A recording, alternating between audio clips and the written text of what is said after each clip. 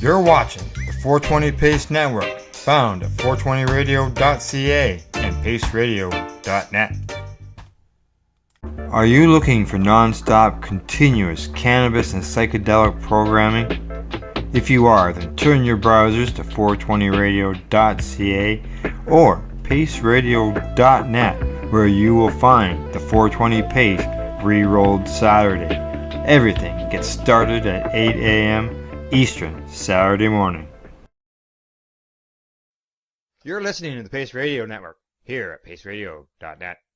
The views expressed by the individuals during this broadcast are their own opinions, and they may not be the same as those of their group or other organizations they may be involved with. All medical advice during our broadcast is not a medical opinion and should be checked with your medical physician.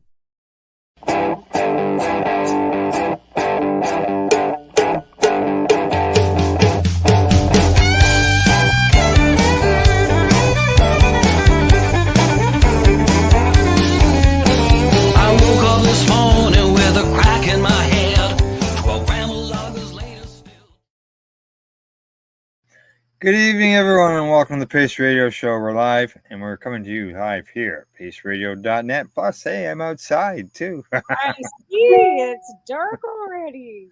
But Yeah, it's 8 o'clock your time. It gets dark here by 8 o'clock now, too. So. Yeah, it's dark here already, as you can obviously see.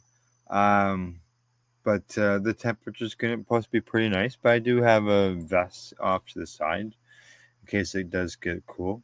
Not as bad mosquitoes this year out there, or was it? Because last year you were swatting mosquitoes all summer. Correct. Well, yeah. Well, now it's fall, right? So let's hope it's not as bad. Well, let me tell you, it's been like fall here in the morning, and then it's like fucking Arizona by 10 o'clock.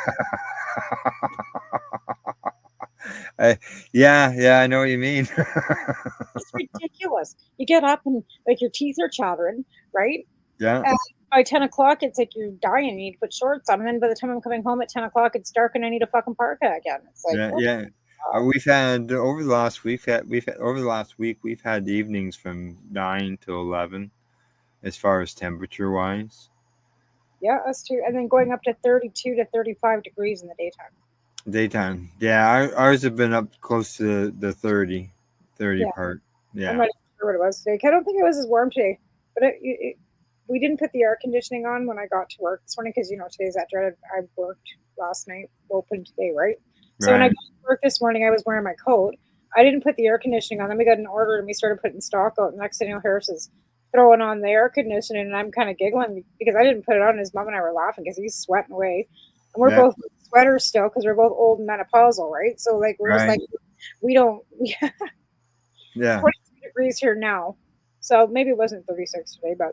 So tonight on the show, we've got a few things we're going to talk about. I'm actually going to do a review. I reviewed this pipe yesterday on the Three High Guys, so I'm going to bring it up tonight as well. And then we got some studies, some reports, some stuff on arthritis, some impaired driving information as far as cannabis is involved in there. We should discuss too. I dug that article. Yeah, and cannabis harvest time is less than a month away for people, and it's probably still not a bad idea to figure out to keep your pets away from your plants, or even if once you're done harvesting outside, you still may have indoor gardens, so you still want to keep your pets away from. I know myself, I always did.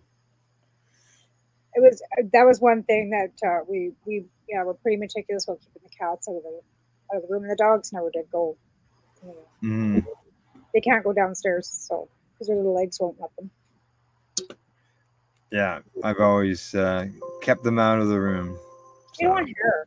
Like it's hard enough to keep the dust and everything else, especially like even in a closed environment.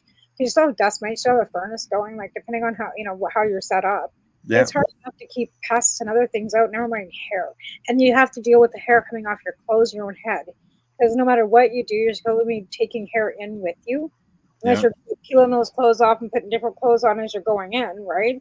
But if you have animals in your house, you're still going to have some remnants of them on your clothing. Yeah, you almost need a reverse vacuum room before you go into your room, right? With a change of clothes. Or like a hazmat to put on, Yeah, and then yeah. white. Oh yeah, it can happen. Just they just ride along. Well, Uh, that's good at times too. Like oh why do well, Glenn, ride you, right? Glenn, our co-host with the news on Thursdays. He was talking on Thursday about a plant that he had that had mites on it, and he said he took it outside, and he says he can't believe like beside this plant, but just the grass itself. He says the webbing in the grass. He says he's got mites in his lawn. Yeah, them fuckers go everywhere, and it's like, and it seems like unless you bake the dirt at like 300 degrees in your oven or somehow before you even plant, Yeah. as soon as it gets to be above a certain temperature, usually about 70 degrees, them fuckers will hatch. Like I have done, like I've never really had a big problem because we've always kept our room at 70 degrees, 70 to 72, right? They don't seem to have. But the one year we had them downstairs here, it was just kind of like a thrower or whatever. And I had a 400 watt down there besides the LED. They were fine as long as the LED were on. As soon as I turned that 400 watt on, them fuckers were everywhere. Oh, it just because it increases the heat. Right. So and they love that. They love that heat. yeah. Oh yeah. This year was so bad for aphids. Like everybody's like, why have we got so many wasps? Well, this is the year of the aphid. So the wasps actually eat the aphids, and that's why we've got an overabundance of wasps this year too, because we've got an overabundance of aphids. And that's what we've got going on out here anyway. Like aphids are just like little green aphids, and they are just covered. That's what fucked my cucumbers was the fucking aphids. I got the ladies are working. I got some pictures the other day of keep them in the yard. The ladybugs are on my plants. I haven't like I bought 2 containers of like the ladybugs and let them go in my. I haven't seen one since. Oh, I always found when I released them in my room that they got sucked into the exhaust. Yeah. Well, exactly, right? Yeah, because I was exhausting through my lights in one of my rooms. Right, because of the cooling tubes and stuff. Yeah, it just pulled them in there. It went into the lights. They were attracted to the light, and they were, Yeah, I've never really had much success with ladybugs because it seems like you bring them in and they're not cheap. And the next thing you know, the neighbors have got them, but we don't. I bought praying mantises too the follow, 1 year or two, and then things are like you have to be like on them, and if you don't have food and water for them immediately, they start eating each other. And there's like 100,000 of these little fucking things. I got 2 of them, and then that wasn't a cheap one either. That was like a $5 pod that I just you give them the pods, and then you had to spray it every day and watch it like a fucking hawk. And then I put it outside because I knew it was getting close to hatching, and it did. When I wasn't, when I woke up in the morning, there was a whole bunch of dead ones and 2 ones on my one plant. Why didn't you allow it to hatch inside? Because it was getting warm enough that you wanted to put them outside, right? Because I had my plants outside. I bought okay. I was thinking your plants were inside. I'm sorry. I've got a Virginia creeper, right? And Virginia and willows seem to attract aphids like fucking crazy. And of course, I've got 2 of them. But they actually kill the Virginia creeper. Like they just eat it alive. So it turns like by the end of August, instead of it being big, green, and lush like it should be, it's turning orange and red because they've literally killed it. The aphids have, right? So I got the ladybugs and the praying mantis and stuff to kill these damn aphids off these Virginia creepers. And I've tried pulling roots and stuff, and every year the fucking son of a bitch and things still come back. So in order to try and get rid of this aphid problem. But I've also got a weeping willow in the front, and I got a willow right here. So, I don't know what I need. Like, I've tried spraying. I've tried everything. The aphids just come back. So, I don't know. It's a real issue. I don't know either. Yeah. They are just, I know that they are a pain. Well, like I said, I just haven't been able to I've never been able to control them for 10 years that I've been here. I don't know how my grandmother did it because I don't remember them looking like that when my grandma was alive. I think my grandpa used naphtha. But that's like a camp fuel. And I'm thinking, how the fuck did he spray camp fuel? Like, how the hell would that? Oh, yeah. No, you don't want to spray that on you. I'm thinking, like, how the hell do you... Garlic. My understanding, garlic. Like planting garlic around it? No, spraying Right. it with garlic. Yeah, that's interesting. I never heard that before. Yeah, garlic water. Yeah, You know, yeah. paper soap, always using like That's the one of my friends one year. This is back like I don't know 5 years ago, 6 years ago, and they had aphids in their on their plants, and that's what she did. She went at it with garlic and something. wow. I know, Yeah, like I said, probably the garlic and water. There when might you have been some soap in there or something as well. I don't have to check that out. But I know, like, when you get powdery mildew, they say, to use like milk, right? There's milk. There's a few different things. Like I've already come across some in my own garden. We've Some got a bad problem with it too. Like, with powdery mildew in it. and then when I was Yeah, working at the garden center, I mentioned that the one time and I got in trouble. Oh, that's a homeopathic thing, and if it doesn't work, don't tell people that. I'm like, okay, well, he was. but it's like I'm in a spot where there's lots of exposure, like lots of wind. There's lots of sunlight. It's just you know, it just gets so frustrating. I know, right? And Yeah, the weather's changing because, like, when I grew up here, we didn't have the wind, right? Like, there was hardly yeah. any wind here. Now, wind, it's like living back in Lethbridge. It's like Oh, it's jeez. I got videos of mine dancing in the wind. Oh yeah, but I mean that's to a point. Like it keeps them resilient, and they are resilient. Like, and it keeps the Yeah, they are. bugs off. So that makes it because you do like if they're indoors, you want to have fans going too, right, to keep the circulation. So with the Yeah, wind, no, yeah, but no, I'm outside, yeah, but and you don't want hurricane winds. I get that, right? yeah. But again, Well, like a little bit of wind's not yeah. too bad. Can you see? Yeah, I don't know how this Oh looks. yeah, I can see that. Oh, that's beautiful. What a beautiful sunset or Sunset, sunset. with some buds, eh?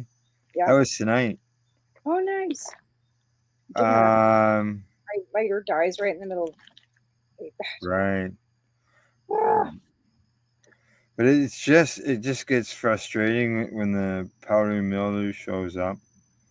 Yeah, no, like I So said, all over my days. I just thought, well, I got the plant given to me as a gift, and then I have other plants that I've got time and money and research into. So this is what I did with the plant. This is what I did with it. Oh. I just said fuck it. Well, if it's because it'll just keep spreading, right? It's good. Yeah, that's my concern. It'll spread. It'll just spread. Did you treat Yeah. Saturday anyways, just to be preventative? What's that?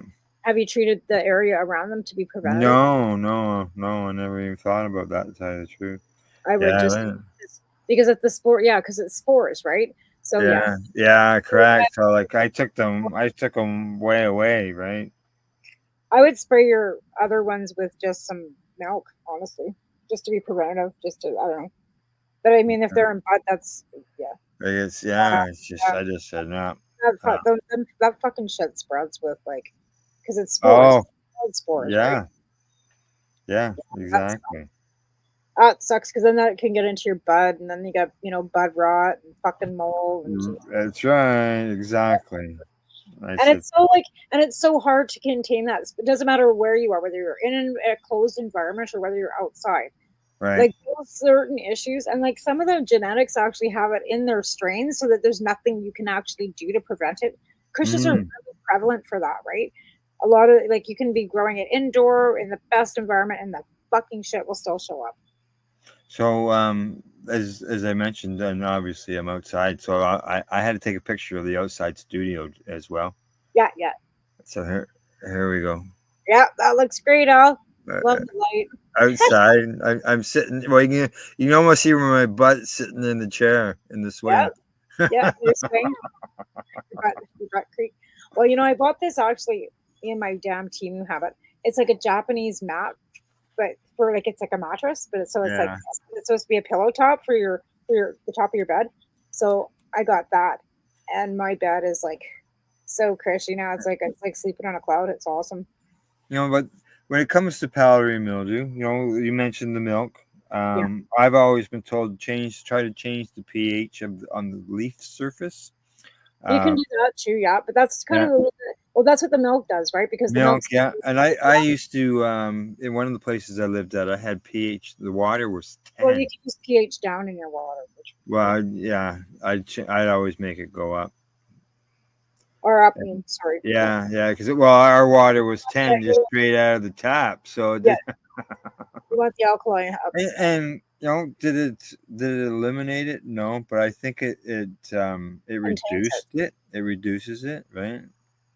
And then some people. I'm thinking about how long it's been since I actually had a grow, like a big one, and it's been 10 fucking years. Wow. Because I've been here 10 years. Well, when you come over to my place and we can have a stripping party, and I'm talking about leaves, okay? Right. Exactly. Right? I'll just hop in my broom and be right over. Okay, all right. I'll expect you tomorrow. Oh, I'm not around tomorrow. I'm busy. I got a couple days. I gotta do the news in the morning, and then I've got a meeting in the afternoon. So, but yeah, like I was just thinking about that because we moved here in October of 2014, and it's October 2024 coming up, and it'll be 10 years that I've been in this house, and that was the last time I had a garden because I didn't even start growing when we had to move from the one farm to the other farm that I was only in for a couple months before I moved here. Right. So it's been 10 years since I had a 200 plant. Wow. Yeah. See, where I've always grown indoors, but now I moved out in the country and got out of town. Right. Well, we couldn't have grown. I literally lived right downtown. I literally live right downtown. Yeah, now. Yeah, you do.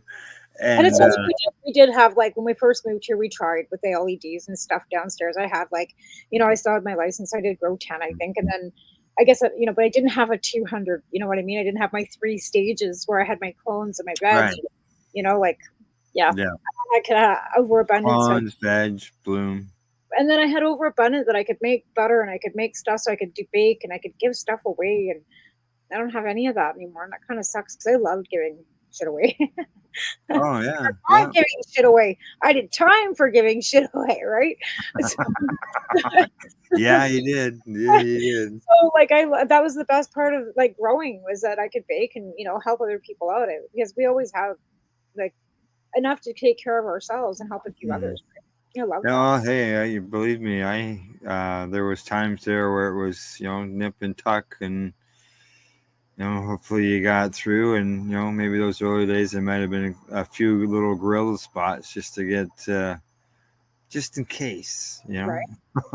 Well, like I said, I tried popping seeds and not one of them. And I still have that bag that I show all the time. I didn't bother because I've tried popping seeds in March and not one of them popped.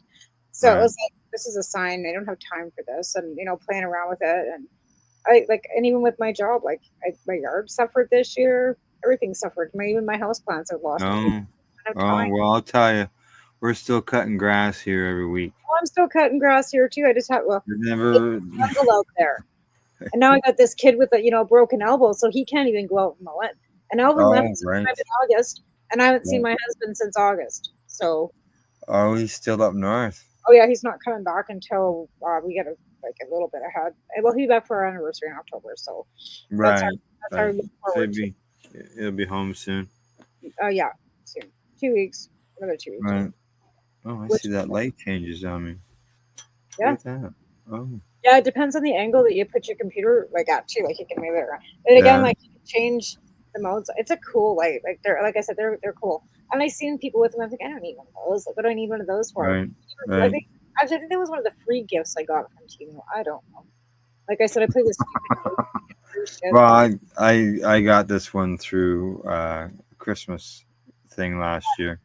That's awesome. Where my wife works, they have a Christmas celebration and give away gifts, and this was one of them. And the other thing she won was a battery pack that comes. I used that all summer at different events to charge up my battery. I use it around the house all the time. Yeah, right. Yeah. It's good and handy because you guys get your power kind of cut sometimes with the wind and the little storms and stuff every once in a while. No? Oh yeah. Yeah, and being out in the country too, sometimes you're not always the first in line to get your power back. No. Right. So. Yeah, no, we've had, like I said, we had a few bit of it's rain and stuff, but nothing like it's green again, but it's like we lucked out and didn't have a whole whack of fires around us this year, so we lucked out not having the smoke Right. too. Nice. Which, the country didn't get the smoke issue because we really didn't seem to have the overabundance of fires. We did, but not like craziness like 2 years before. Correct. Yeah. Okay, let me just see here. We got 10 minutes to the bottom of the hour, and see if there's something I want to bring up in the news. We want to wait until after. Let's bring up this little article here. I'm gonna discuss before we go to break. Okay. And this one here it has to do with how to protect your gardens from your cats, your dogs. And we're not getting into eating things here. They eat the plants, okay? All right. The animals are eating the plants. Catnip is a plant that kind of is similar along the same lines because I grow catnip in the yard right outside. Yeah. So when they see a cannabis plant, it smells fairly similar to the catnip. So they go right for it. There you go. Yeah. So they make some suggestions such as fencing options. They say to install proper fence.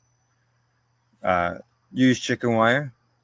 It's apparently an effective way of doing it. Where is it? It's over here. Chicken wire.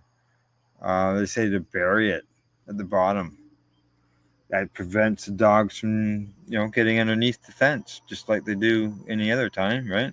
Yeah. Well, you don't want your dogs near because you lift their legs too.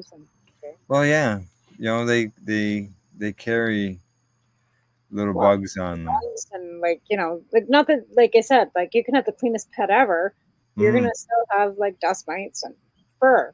You don't want to hit your bud. No, exactly. It doesn't matter what I did, I always had a hair in my bud. They even suggest to put the chicken wire on the ground because it says it makes it uncomfortable, right? Well, you don't walk on it, right? That'll also keep other critters away, like somebody else's cat, skunks too, right? Yeah. Skunks, they'll come and eat them. Right? Raccoons, porcupines, where you porcupines, yeah, exactly. Even rabbits. Right? So Rabbits. whether this might be say cats and dogs on the title, but we just named off like 6 other little deer. Yeah, deer, you need a 7-foot fence. All right, like 7 feet.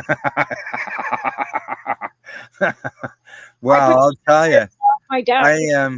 I posted a picture of 4 deer in the field beside me. I see that. Yeah.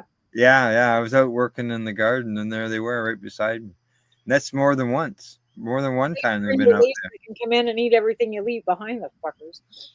Well, hopefully they're eating the leaves that I'm throwing on the ground as I slowly reduce the amount of leaves on them. Right. Yeah. No, it's actually funny because they don't normally like want to hang out, like normally like with the dogs and stuff. But the other day they're out there barking their faces off, and there's mama deer with a baby laying in my backyard, and I'm like, oh god, they're gonna get stomped, and she just laid there. And I'm like, obviously she's used to the dogs and doesn't give a shit. Right. Okay, so deer, yeah, you need 7-foot fence for that. So they also suggest some visual peeling options, such as wooden fence, chain link fence. We need these little strips too that they don't like, which is like a reflective strip that blows in the wind. They don't like those either. No, eh? And you said 7-foot fence. Sure enough, it says 2.4 meters, which is 7 feet, approximately. We only know that because we're not allowed to have 7 feet fence in our bylaws in town. Oh, okay. You need 7 feet to keep the deer out, so everybody builds a 6-foot fence and then puts a piece of lattice on top, so that it's 7 feet. Yeah. They say to some smells to help repel them. Citronella. I have a citronella plant literally 5 feet from me. Yeah, and they don't like cayenne pepper. Cayenne pepper. Oh, they talk about marigolds. Yes. Lavender. These are all plants, right? Right. Lavender, rue, rosemary, eucalyptus, lemongrass. Yep. That's all plants. Yeah, they keep the animals away. And those are all essential oils that you shouldn't burn in your house if you have pets. Oh, good to know. Natural repellents. They suggest citrus peels. Scatter peels amongst the base of your plants. Yeah. So throw your banana peels.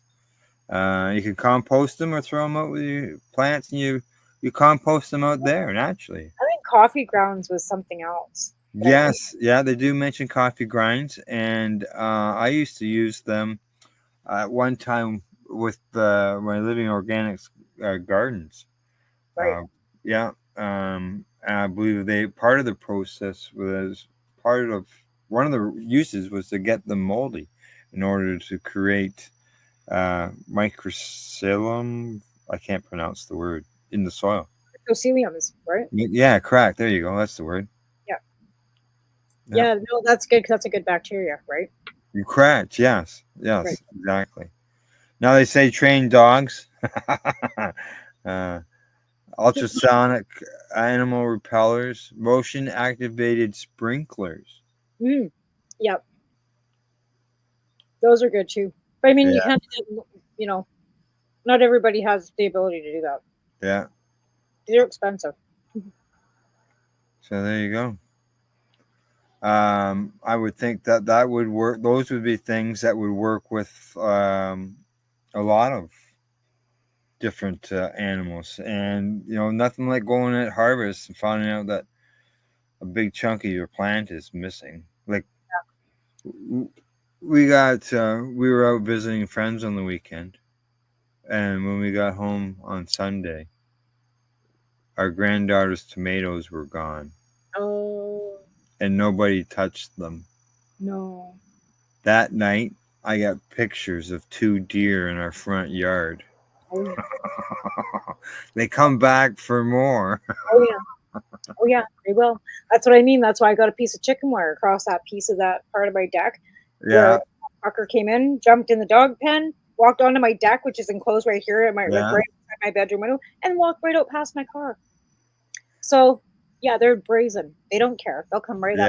Yeah. Now, is there any type of plant that can be grown that would help repel deer? Well, there is some those ones. I can see the ones we were talking about. I can see them being for smaller. There's the thorn. There's ones that got that. What the hell are they called? Oh shit! We used to sell them at the garden center there. They have thorns in them. Caraganas. They don't like caragana. Because caragana have thorn, right? Prickly thorn. Yeah, prickly thorns. But what the hell are they called? Sold 100,000 of the fucking things. Anyways, junipers are not supposed to like those either. Marigolds are not supposed to like either, but apparently they don't mind them anymore, right? Because there's one thing that they predator that they didn't want to go for. But there's a listing of certain things that they don't like, but they seem like our town deer. They're not discriminatory. They'll eat everything. I had them eating my junipers. The town deer. We have town deer. We call them town deer. They were born in town. If we tried relocating them, they'd be looking for cans and coffee on the side of the road. And we've got people that feed them. Like that's the worst. Okay, They'll throw out their lettuce and their tomatoes for them and bring them into their yard. And that's totally illegal. You're not supposed to do that, but they do. No. We've got probably 300 or 400 head. And then there's situations where they do come in and eat a lot of the vegetative material or killing off the young trees because they're eating the leaves. On down instead of eating my lilies, I'd be okay with that. Peppermint's another thing they don't like because they won't go near the peppermint. So maybe grow some peppermint around your plants next year. I've got peppermint all around everything. They didn't touch any of that stuff on the side of the house, but my anything that wasn't near the peppermint, they picked to get my lily. But but they don't like peppermint. That's another one they don't like. But they eat all my hostas. They love hostas. They love hostas. Peppermint. Good to know. Yeah, I mean, I thought with the catnip there that they wouldn't go near it, but they didn't touch the catnip. But they ate the hostas. They don't like garlic, chives either. Chives is another one they're not really keen on either. Interesting. Alrighty. Well, what do you say? Sure. We head for break. And when we get back from break, we'll learn a little bit more about this device. Ooh, is that like the Apple? That is, I'm gonna say that is the supercharged version. You see, I'm glad I waited not to buy. I might buy that one instead. And you don't even want to All get right. decent hash, though. Jesus, What's that? I can't get my hands on any decent hash around here. So. Well, we'll get into that when we get back after the break. Okay, when we return, we'll talk about that. Tamara and I will be back shortly. You're watching the Pace Radio Show. We're live here at paceradio.net. We are people advocating cannabis education here at paceradio.net. Limestone City Hydroponics is Kingston, Ontario's hydroponics shop. Take your growing to the next level and create the optimal environment with a tent kit, or maximize your yield with an ebb and flow flood table kit. Either way, Limestone City Hydroponics has more sizes and options to fit your needs. Are you looking for the power of the sun that adapts to your budget? Then look no further, as they have professional grow lighting. They have indoor grow systems that are easy and cost effective, with many options to fit your living space and lifestyle. Cultivate your growing potential. We have everything you need to succeed. And if you can't make it to the store, they offer local delivery to the greater Kingston area. Remember, when you're looking for experts to help you grow, then look no further than the locally owned Limestone City Hydroponics, 105 Sunderland Drive in Kingston, Ontario. Call them at 613-548-0420. Are you looking for non-stop, continuous cannabis and psychedelic programming? If you are, then turn your browsers to 420radio.ca or paceradio.net, where you will find the 420 Pace re-rolled Saturday. Everything gets started at 8 a.m. Eastern Saturday morning. Enjoy the buzz of legalization with Campbellford Lifestyle Shop. From lights to plant nutrients, books, consumption accessories, and more, we've got all your basics to grow or consume cannabis. Visit our info center or take a look at our piercing services and body jewelry, now available in-store through Campbellford Lifestyle Shop, 17 Bridge Street West, Campbellford. Are you looking to get your medical cannabis grow license? Limestone City Hydroponics can help patients through the process of obtaining their license to grow medical cannabis. What's that? You don't have a doctor. If you meet the medical criteria, Limestone City Hydroponics has a nurse practitioner who can assess and provide medical cannabis prescriptions. What are you waiting for? Contact Limestone City Hydroponics at limestonecityhydroponics.ca or call them at 613-548-0420. Pace Radio is the people advocating cannabis education radio network. Legacy 420 have an awesome array of cannabis-infused beverages, from pop to Nature's Nectar's teas, all in amazing flavors. What a selection! We even have a delicious mango-infused juice, and let me tell you, it's delicious. Everything is infused in-house, so we buy our syrup from the same place where everybody else buys their syrup for their pop, and the infusion is done in the lab. It's all canned here, labeled here, produced 100% on Tyndonega. We have two lines of drinks. One's called our Nature's Nectar. That was our original line that we came out with, and then we also have a line under the Red E brand. We have them in 10 milligrams, 30 milligram, and 60 milligram cans. What a great selection for a get-together with friends or after a long day. Remember, if you want to wet your whistle with on-site lab-tested products, come see your trusted partner. Legacy 420 out on your road.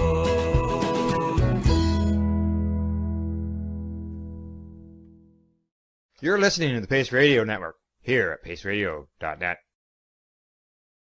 Hey, we're back. We're live here at paceradio.net, and it's a nice night. Is it? I'm telling you. It's fairly nice here right now too. So I got a text message during the break, and they said, "Look at the full moon. It's looking pretty wild." So I looked over, and I had to lean ahead, but it's slowly making its way around the house. Oh, and nice! Big full moon, and it's got here, anyways. I got clouds going through it, and there's a bit of a haze. Well, I'll get a picture when it makes its way around a little further. I made And took some nice pictures the other night because I got an Aurora app on my phone, and it yeah, blinked saying that we had 20% chance of seeing some northern lights. So I don't know, it was 12:15 or something. So I, threw my coat on and went outside. Didn't see any northern lights, but the moon was full. So I took a couple pictures of that. And yeah, but it's still daylight here. okay, yeah, it probably is for sure. It's not here. We got another at least probably hour and a half before it starts getting dark. By 8 o'clock, though, it's definitely Yeah, starting to well, get dark. Yeah. exactly. That's when we started the show. It was 8 o'clock, Yep. and it was dark. Between that 7:30, 8 o'clock is when it really. Right. And I want to just do a quick shout out to Limestone Hydroponics, because I did my show on Monday, and I did the last half of my show. I went live on TikTok as well, and they joined in on the live on TikTok. So I wanted to shout out to them, saying thanks for joining in on my show on Monday. It was good to have you. All right. Yeah, Limestone City Hydroponics. Yeah, absolutely. Yep. Yeah, I was talking to Margaret and Pierre today. Awesome. Nice people, yeah. right? Like, yeah, I was just terrific, right? Yeah, I was talking to them about fans and stuff like that, filters and different things. So, yeah. But, okay, so there we go. You can see this piece of glass here. Yes, I see this beautiful piece of. This is hand blown by Dave, and I'm gonna mess up Dave's name, unfortunately. But Dave's Dave Rowe Pereira's. Yeah, here I'm gonna just bring up his Instagram, and you can see for yourself. That's so awesome. He hand blows those, right? Like yes. Electric Dave on Instagram. Nice. Yeah, and Dave blows these, makes these pieces. He also makes the apple, which I got right here. The apple. Yeah, it looks like an apple. Like an apple, yeah. I've seen you pictures of that one too. We actually didn't review that one on one of the shows too. Yeah. Now this one is dirty. I have to admit I haven't cleaned it. Because it's been used. Oh well. It looks like an apple. Oh yeah, isn't that great? I love it. Right? Looks like an apple. Now it's got a stem on it. Some of the original ones just had a hole here. This one's got a stem on it. That's awesome. And there's no water in that or anything. Okay. Yeah, you don't need water in it. But the other one, the new one, you can put water in it now. Correct. In the new one, I imagine it's optional. Can you put water in the apple? Like, no, it wouldn't do anything. It would just all it would do is. Oh, I see. Because it would just make your chamber smaller. Yeah. In this version, okay, it's got a little percolator on the bottom. Yeah. Nice. That's beautiful. I love it. Okay, and inside, you can see. Can you see the glass chamber inside there? Yes. Okay, so take the stem out. You can see I've got a little piece of hash on the end. This is the piece that I you can see it just stuck there. Yep. This is the piece that I did yesterday with the 3 high guys. You stick it on there. You light it up. Get it burning. Put it in there. And that inside chamber fills up with smoke. Okay? The inside chamber fills with smoke. Comes out through the percolator, through the water, cooling everything off. And then you just have a nice pull. That looks great. Awesome. Yeah. I'm gonna get this one. This one worked earlier, so it should work this time. I'll get it burning here. Just straight hash, right? Nice. That's the thing that I like about this. It's just straight hash. There's no tobacco. Yeah. And even I wasn't even a fan of mixing with cannabis either, because you're competing for taste and everything, right? Well, the thing Okay, is, there we go. I've got it smoking. Okay. And then it goes. Yeah, it's gonna bring it up. Nice. Okay. The thing is, too, like hash, if you mix it, it drops. Just so hash. Have to have Now, like a spray. you can see it inside there, filling that chamber. And you don't have to do anything. It's just filling it by itself. Oh, that's great. Oh, there you go. Yeah. Yeah. And then it just keeps filling.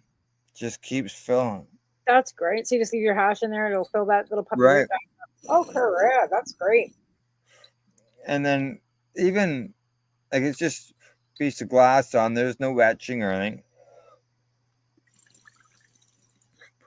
Do not open it up like a choke. There is a harder draw on it. Right. So, which is fine. Right? Use the lid as a choke. Yeah. Oh, yeah. Then you can. Yeah, it works good. Right? Oh, yeah.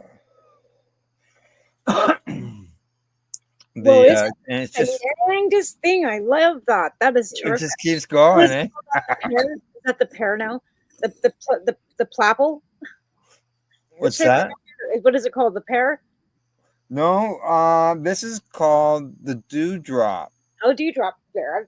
Nice. I love it. That's in his message to me, he called it the dewdrop. I've seen it online where it's called the drop. Now, this one, Dave tells me, is a new and improved stem. You can see the difference between the old one.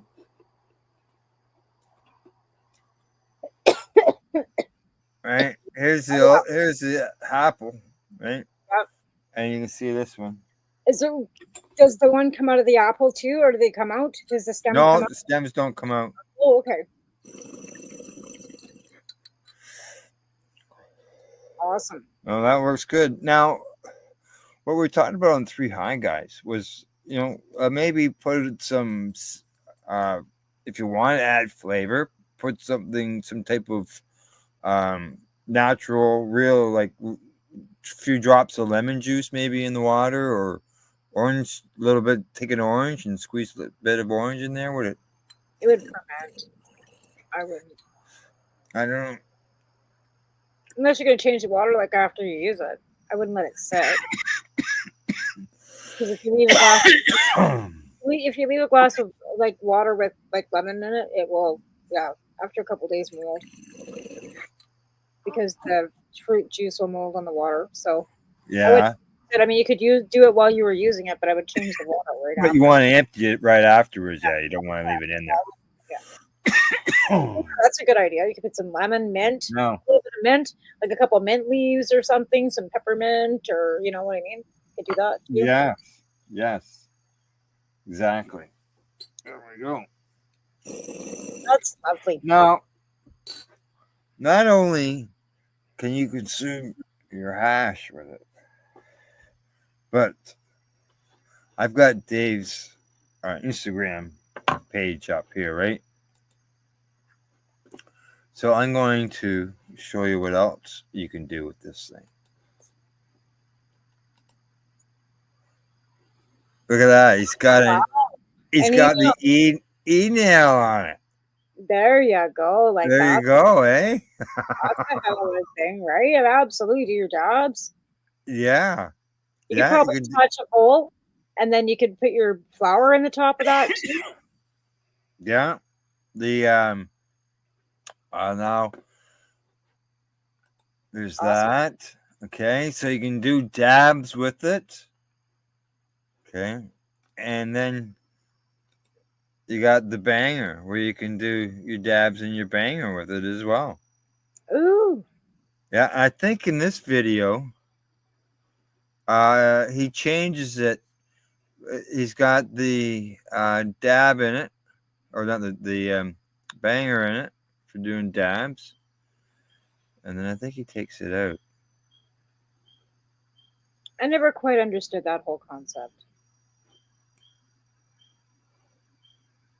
of the ball rattling around. I don't know. Yeah, there. Now he's got a bowl on it. Yeah, that's what I was thinking. There you go. There you go. Got a bowl on it. Hit it with the torch. I used to have that exact bowl, little diamond. So you can do your hash with it. You can smoke your hash. You can do your dabs with it as an e-nail or as with a banger. That's freaking or you can put a bowl on it as well. That's great. I love it. That's terrific. Oh yeah. That's yeah. a 3-in-1 2-0. For sure, exactly. Well, I guess 4. Dabs, and then your hash, and then your flour. I guess 3. Yeah. Now, we've released earlier tonight, actually at 4:20, from the 3 High Guys show. What I did was edit it, just the review of what I did of it at that point, and I released that at 4:20.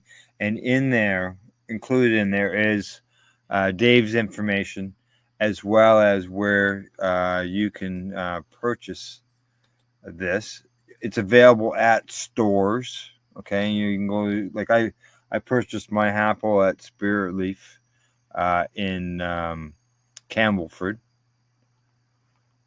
Does he have them just in Ontario though? Yeah, there's he makes them right here. He makes them in Kingston. You can see here a bunch of them sitting on the table, ready to go out. Awesome. They're moving along. That's terrific. Yeah, they're lightweight and the whole bit. Yeah, well, that's the thing. I'd be afraid that I'd knock it over and break it. Yeah. Right. So, I was just looking for the website. That's right. That's what I was doing. And then we'll go from there on to the next subject.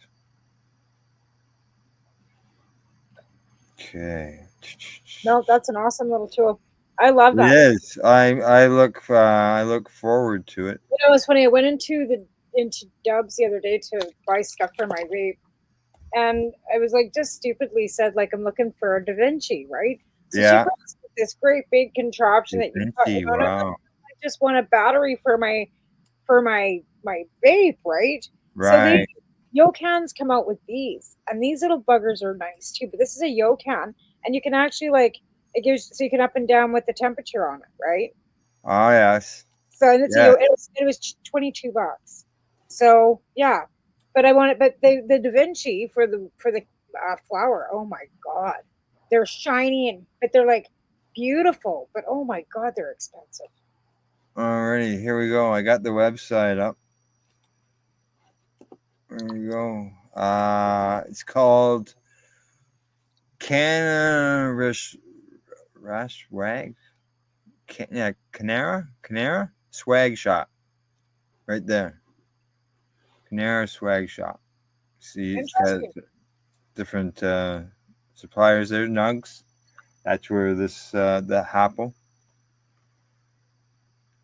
So this is. So you obviously can order directly from him. There you go. You can see where they got the apple right there. Yep. Oh, and there's the Cannabis Glass Art Collectives. Beautiful. Cannabis Glass Art Collection. Oh, look at these. Quite a few of them. Oh, look at the dewdrop. There you go. Right there. Yeah. Yeah. That's a little more than the budget can allow for right now. For me, for sure. There we go. It's beautiful. Beautiful, but little yes. Range right now. $100. Yeah, no, I can't do that. Not right now. Yeah. My anniversary's coming up. I gotta save all my money to pay for that. And yeah, I need a new. It is very nice piece. It is very pleasant. I really enjoy it. Yeah, okay, I coughed a couple times. That's only a couple times. I'll cough a lot more than that smoking a joint. So, Right. and it's straight hash. Right. Yeah, So, absolutely. And like I said, I actually, to be honest, I have never asked for hash when I go into the store. I'm sure it's available. I just never asked for it. because I purchased the Apple. Um, see, Dave does these pop-up shows or pop-up markets, whatever you want to call them, and he goes into a store and he's there. He might spend 2 hours in the store, talking to people, talking to the owners, whatever, promoting his thing. Right. And so there was not only Dave, myself, the owner, three of my friends, local friends that just happened to come by. One of them has a store right next door. That was Wayne. Oh yeah. Camel for Lifestyle Shop. They're right beside them.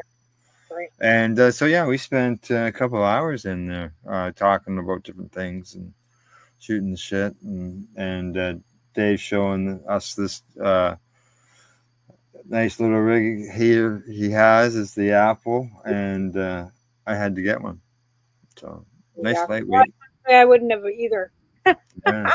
To be fair. So to be able to try this this dewdrop, it's great. Yeah.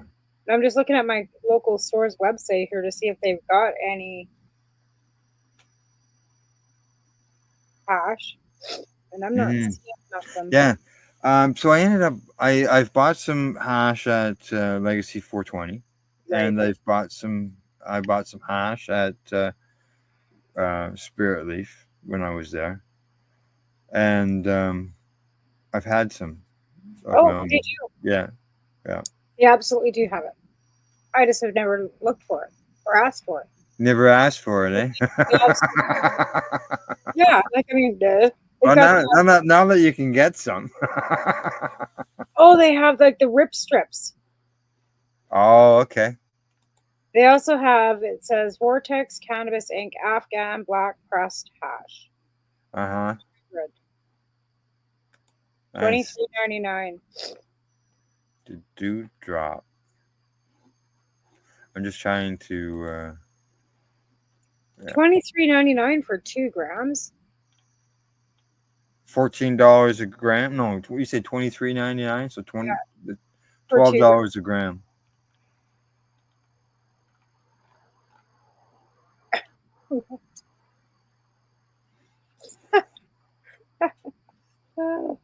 Yeah, that's a good price.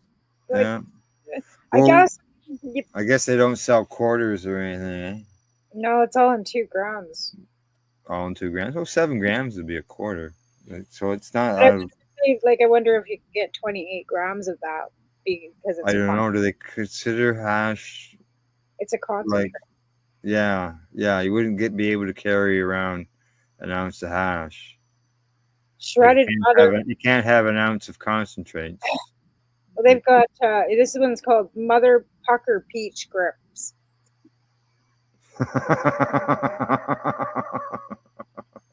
Right? Like, holy shit, who comes up with this shit? And they've got like sativa drops. Yeah. Well, mine is Heinz 57 because mine is a mixture. 6,000 milligrams CBD soft gel, 60 pieces. Yeah. Okay. What we got? We got 7 minutes left. That's craziness. We already did the animal thing. Okay. Like, how the hell would they do that? Empress Canada, 6,000 milligrams CBD soft gels. Right. Hey, just closing some stuff off here. We got 5 minutes. I'm just trying to see what we got here for topic for 5 minutes. Okay. Yeah, let's go with this one. Being that I got more years behind me than I do in front of me. I don't know. You and your list. I can have 10 lists and I'll never follow any of them anyway, so I don't make them anymore. Oh, I just touched my screen and everything just moved. Okay, I don't know how well this will burn. But when I was involved with Treating Yourself and doing the different shows and helping out at different things and educating people in the public about cannabis, at that time, a lot of people had a negative impact about older people that consumed cannabis, and always called them prohibitionists, and they were always the bad side of it. But when I was doing those shows, I always found that they were the people who were coming to the booth a lot of the time were people that were over 50 years of age. And it wasn't the young people and all that. So I always thought that older people got stigmatized when it comes to cannabis. That according to this report that I've got here, it says that 21% of older Americans used cannabis in the last year. Right. Which is up.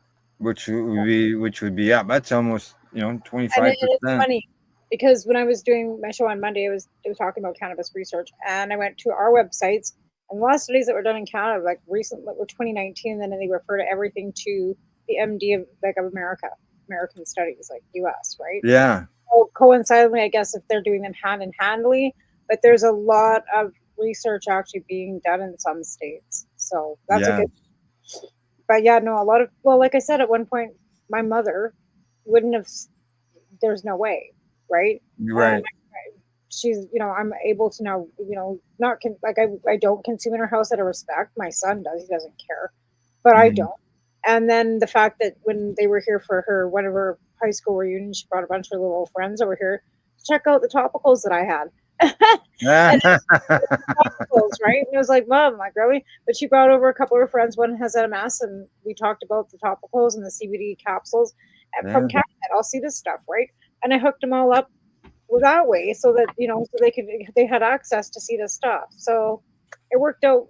But my mother, who worked for the RCMP, right? She was like, and when, especially once it becomes legal, being able to licensing, like once I got my medical, like it was almost like the validation. Like I think we all feel that. Yeah, I agree.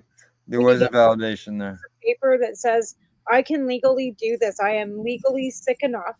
Like it's like I said, it's not a badge of fucking honor because you have to be sick enough to be able to get that piece of paper, right? Yeah. So when I finally got that pink piece of paper, which validated the fact that I did have colitis that she ignored for fucking, for 20 years of my life. Never mind the fact that I wasn't even told about it until I said, hey, I'm having some issues. Like, I'm going to go see a doctor. She goes, oh, you got colitis. I'm like, what the fuck? Like, seriously? Right? So when you're told by your mother that, when you're in your fucking 40s that you got colitis and you're wondering what the fuck, you quit drinking and you still got the tequila shits and you're going, what the fuck? Right? Right.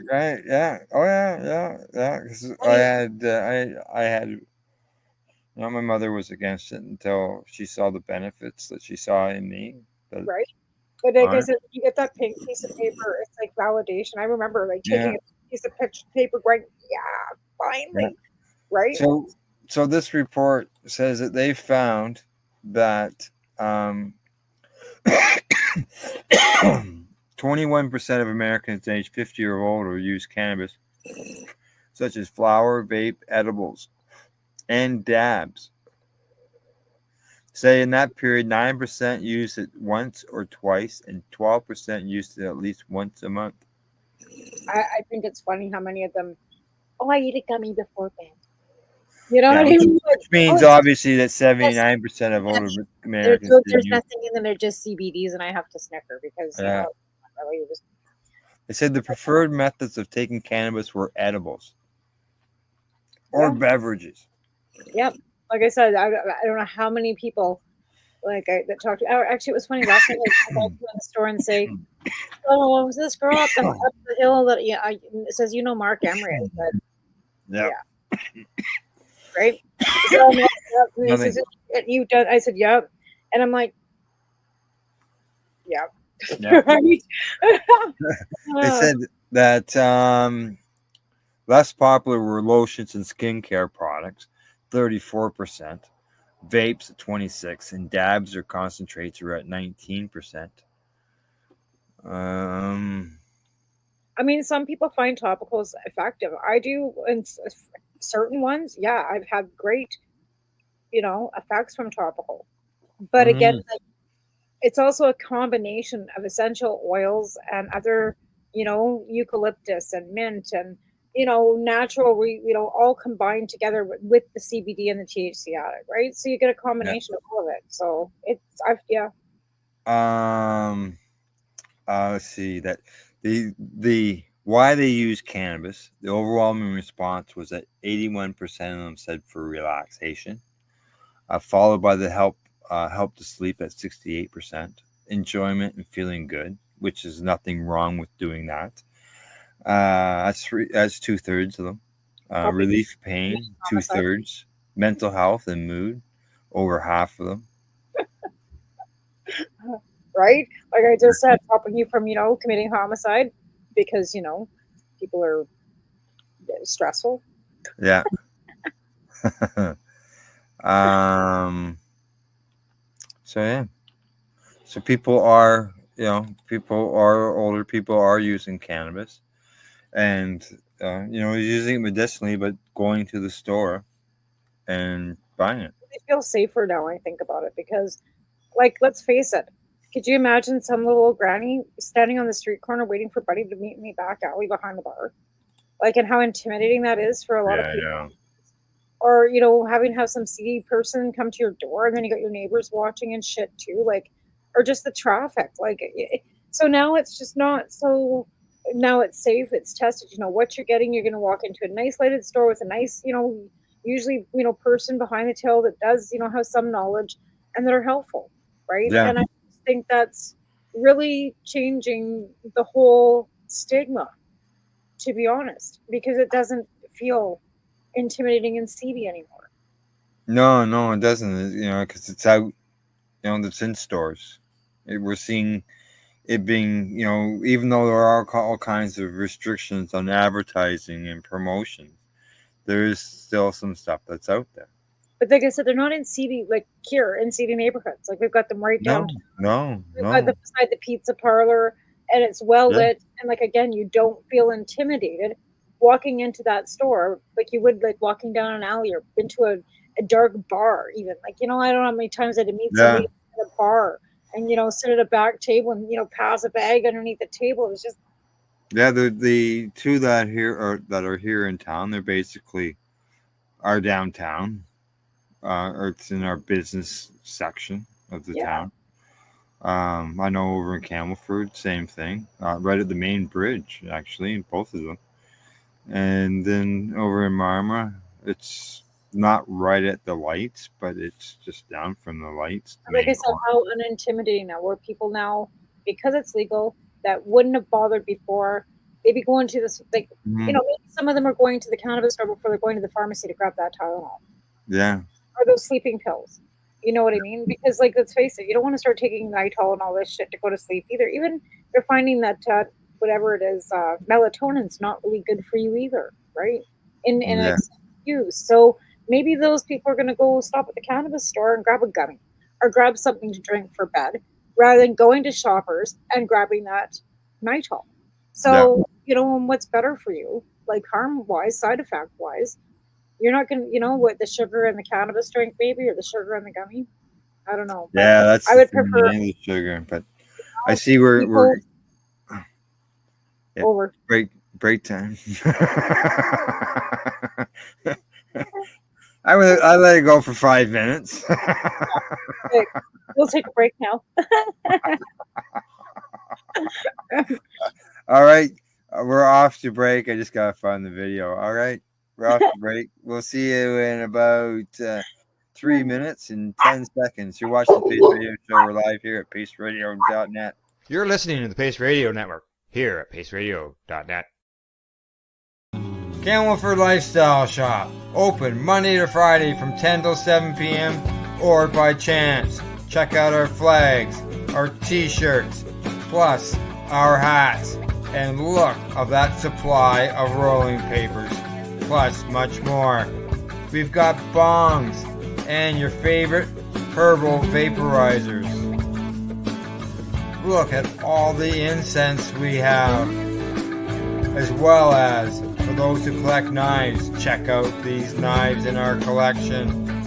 And while you're here, stop in to see Shay at the piercing room, where you can get poked by Shay. Daily deals, check them out. Camelford Lifestyle Shop, 17 Bridge Street West, Camelford, Ontario. When you have a pain that's reached its peak, Legacy for 20 is so unique. If organic cannabis is what you seek, here's your trusted partner 7 days a week. Suppository salves, vapes and drops, topicals, edibles, infused pop. Just when life seems like it ain't easy, at Legacy 420 enjoy a pop freezy. Lab tested products make them the GOAT. Legacy 420 out on your road. Legacy 420 in Tyendinaga Mohawk territory. Indigenous organic cannabis at its finest. What do you find at paceradio.net? People advocating cannabis education. Limestone City Hydroponics is Kingston, Ontario's hydroponics shop. Take your growing to the next level and create the optimal environment with a tent kit, or maximize your yield with an ebb and flow flood table kit. Either way, Limestone City Hydroponics has more sizes and options to fit your needs. Are you looking for the power of the sun that adapts to your budget? Then look no further, as they have professional grow lighting. They have indoor grow systems that are easy and cost effective, with many options to fit your living space and lifestyle. Cultivate your growing potential. We have everything you need to succeed. And if you can't make it to the store, they offer local delivery to the greater Kingston area. Remember, when you're looking for experts to help you grow, then look no further than the locally owned Limestone City Hydroponics, 105 Sunderland Drive in Kingston, Ontario. Call them at 613-548-0420.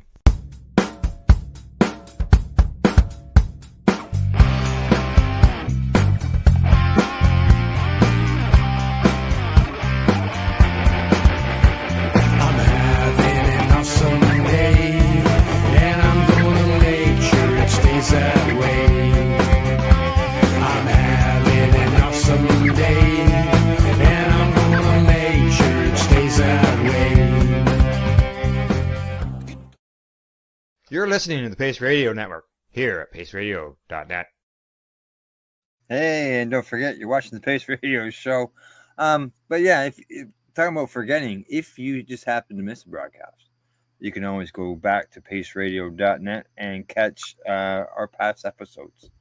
Just click on our logo, and it takes you out of the past shows. Okay. Tomorrow, we have...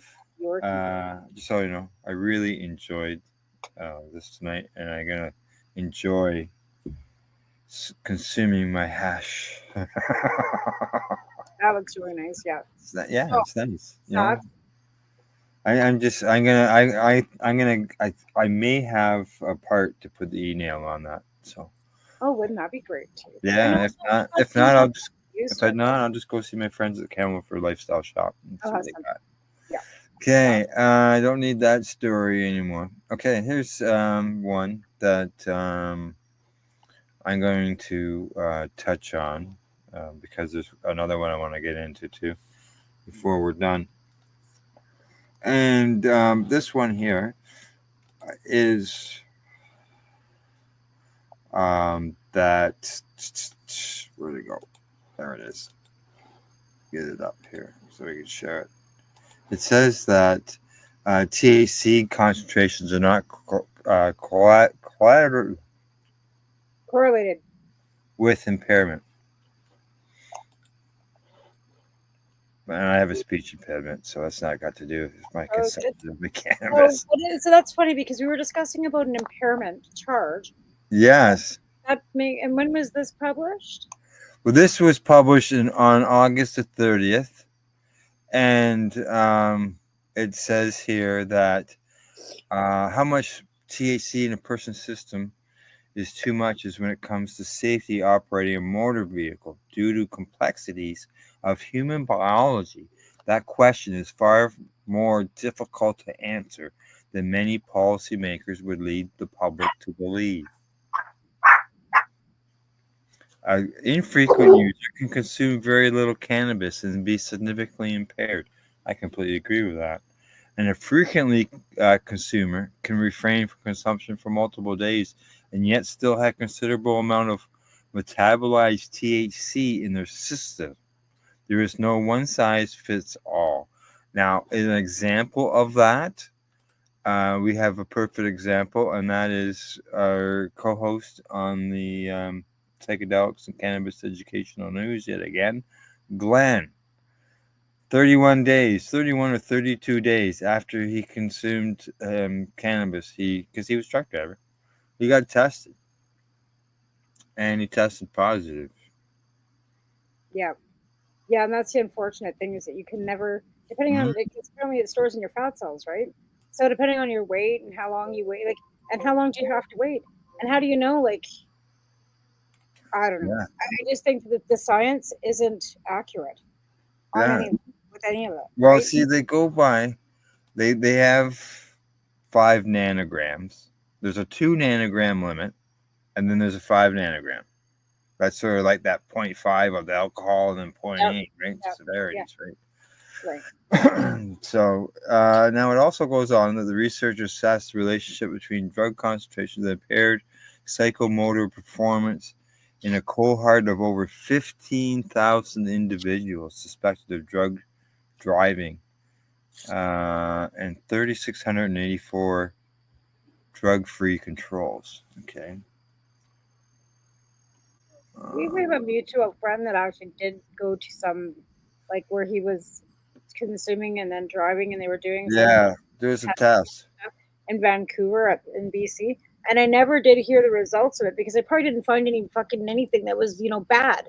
So you know how you notice how when they do these studies, unless they can find harms or something that's actually negative about it, it just kind of poof disappears. You never hear anything more about it. Okay, it says here some more. I always like bringing it up when I'm reading it out so people can read along with me. It says here specifically, authors determined for THC the median drug concentrations changed little between drivers assessed as not impaired and impaired. They concluded the lack of a close relationship between drug concentration of THC and degree of impairment at the individual level is in accordance with several observations from experimental studies. Controlled intakes of cannabis. Yeah, you could take somebody's blood and catch them right after, and then do testing, and they'd still be not impaired. Yeah. Like, how many of us that are, daily consumers for medicinal purposes could absolutely do the alphabet backwards after smoking 10 joints, or walk in a straight line, or do any of the, alcohol sobriety tests that they expect as somebody that has consumed alcohol for, right? It says in the final thing I just want to check off here, it says the author's findings are consistent with those of other numerous studies reporting that neither the detection of THC nor its metabolites in blood or other bodily fluids is predictive of impaired driving performance. Right. So there you go. It doesn't. So again, that's ridiculous, and that's legislation that needs to be changed immediately because people are being harmed and actually going to go to jail for killing people. Yeah, we've sat here and smoked joints tonight. I smoked some hash. Tomorrow afternoon, technically I'll leave to go to an appointment, and by law I'm impaired, but yet do I look like I'm impaired? Or do I sound like I'm impaired? No. And that's no. Never mind in another 12 hours, after 15 you slept hours. and you know what I mean, and everything else. Like even if you had consumed alcohol now and got like you would have slept and ate and everything else, because it takes 24 hours for alcohol to get out of your system. If they took a blood test, then you'd still not be within the legal probably perimeters of being impaired, maybe because the alcohol timeline, but you'd still have alcohol in your system. Yeah. I've driven into a ride program. This was years ago, back before I was sick, at 8 o'clock in the morning on a Saturday. And I said to the officers, "What are you doing setting up at 8 o'clock in the morning on a Saturday?" Because people are still drunk from the night before. People are driving home from Friday night. They've only slept for a couple hours, and they're grabbing people on the way home. Yeah, and they're still impaired because they haven't eaten, gotten enough sleep. They drank till 4 o'clock in the morning. It's 8. They've had 3 hours sleep, but it's not 20. Yeah. Yeah. They would still blow. Yeah, they would. Correct. So. Yeah. They're All sneaking right. that new law in BC here that if you can been seen in a bar, they can come to your house 2 hours after you've been home and charge you with impaired. Yeah. So I brought that up because there was another article that cannabis suspensions were high in Saskatchewan over the Labor Day weekend. So. Oh, and then back to Saskatchewan, yeah. that's being charged with murdering or what is it? A car accident where she hit a child, and they're using THC impairment as the cause. And the accident was in 2021, and she's just coming up on going on to court now in 2024. Now her lawyers come back and said that she has now had her charter rights violated. Now with this new study that you just come out with, if the lawyer doesn't catch that, they should, and that would be another reason to dismiss that case completely. Yeah. I mean, or take the THC impairment off the table. Like there's no different. Yes, she hit this child. Yes, unfortunately the child passed away, and I'm condolences to anybody. But again, the THC was not a factor in her, in her. Yeah, because the report didn't. I think the report that you were reading didn't mention what her nanogram results was. Let me see if I can bring that back up, because I don't know if that was in, because it was just a news article, right? Right. Correct. But it was. I know I'd seen it somewhere before. I think it was on TikTok, because the mother was on there. So Saskatchewan woman was charged in a fatal THC driving case, had charter rights violated, and this was July the 18th, 2024. So she'd been charged prior to, the accident was in 2021. So she struck and killed a child while driving. Says a number of her charter rights were violated now. So a 9-year-old was going to school on September 9th, 2021, pushing her scooter across the crosswalk, and she was hit by a truck, or struck by a truck. The driver was the first person in Saskatchewan to be charged for causing a death while driving under the influence of THC at the crash scene. Kennedy told the police she had smoked weed and microdosed magic mushrooms the day prior to.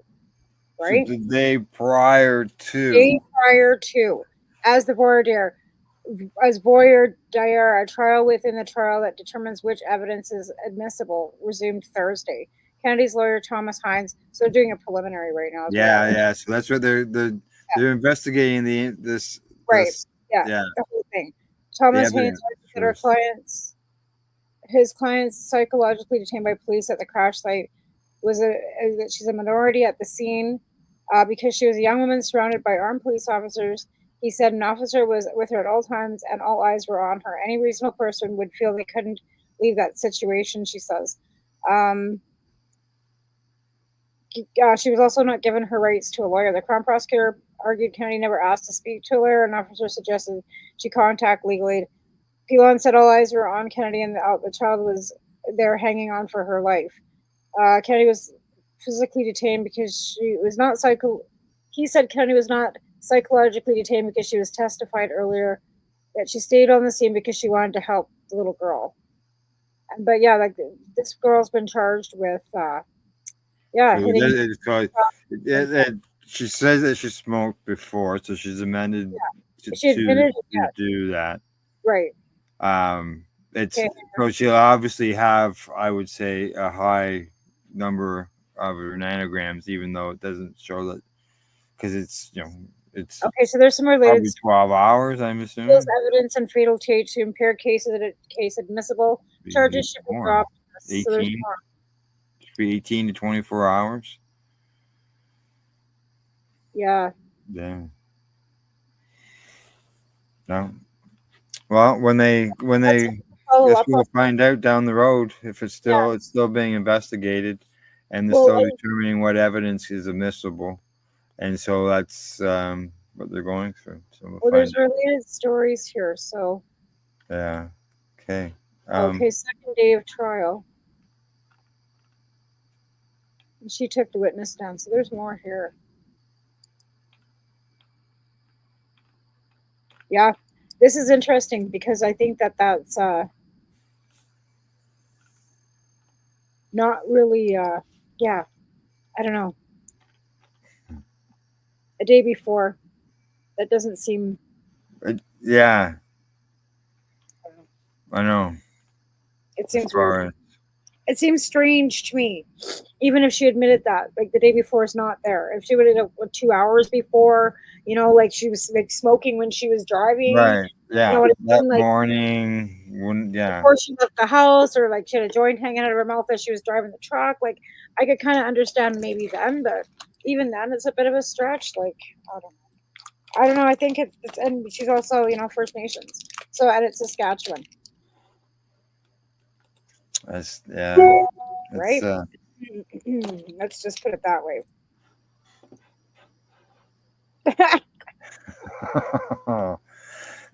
Excuse me. Well, let's hope that it's they go through the court systems and they come up with the results that they come up with. There's always appeals on both sides, and it could be years in the courts before it's final determination. Because if somebody in this situation, if obviously I look at it, what either side loses in this battle, there would be an appeal on it. There's been a death of a child, so I just what can't see happened to the Jordan law? Where you Pardon were? Me? What happened to the Jordan law? Like, why is it taking 3 years for her to? That's the right to quick. Right, like what happened to that?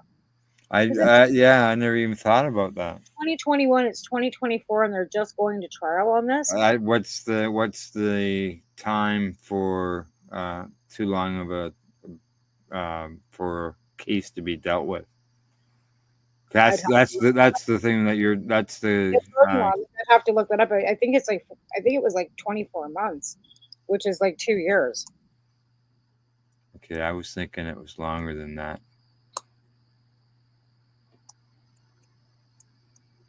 It might not be effective depending maybe what province she's in. I'm not sure. Okay. You look that up. I'm gonna run a little promo here. You look that up, everybody. Are you looking for non-stop, continuous cannabis and psychedelic programming? If you are, then turn your browsers to 420radio.ca or paceradio.net, where you will find the 420 Pace re-rolled Saturday. Everything gets started at 8 a.m. Eastern Saturday morning. There you go. Did you find it? Yep. It's establishment timeline that trials must be heard by 18 months after charges are laid for a province main entry point into the court system. So why is it you're saying? Is this the first? This is the first time through? No, I was thinking no, because she was. This is her preliminary. Now she was charged in 2021, but did she appear in 2021? The accident happened in 21. She was charged in 21. She's going to court now. This is her first. Like, do the preliminary now, right? They're doing the voir dire, so that means they're just going into preliminaries. That means that the trial hasn't even started yet. So they're going into they're doing the preliminary to see if there's enough evidence to even go to trial. Mm-hmm. Yeah, see what happens. Wow. Matter of time. Right? All right. I got this other story here. I'm just going to glance through it. Okay, I'm going to bring up the headline so you can see it. Okay. When we reported on this during the news, I apologize for not giving a reefer madness warning to this. Canada's cannabis use has become a serious problem. Oh my God, who wrote this? Okay, who wrote it? Okay, I'll take you to the bottom. Was it Rebel News? No. The writer is Ottawa Citizen. he is a general counsel who has worked in the private and public sectors. He was a Conservative candidate in Toronto in the 2021 federal election and does not plan to run again. Good. Right. So that's oh, this is an editorial, right? Yeah, this is it's opinion piece. So it's his Correct. opinion. It's opinion piece. So he says that 21 months after legalization, more than 350 children under the age of 9 were rushed to the emergency rooms, and there was a lot of kids. I never counted up the age of the numbers, but I remember reporting on them and telling people, like, come on, you got to be responsible with your cannabis. You just can't be leaving it laying out for kids to grab. You know, it's like when why are you rushing your kid to a hospital when you know they've ate it and they just have to sleep? Like, why make a deal of it?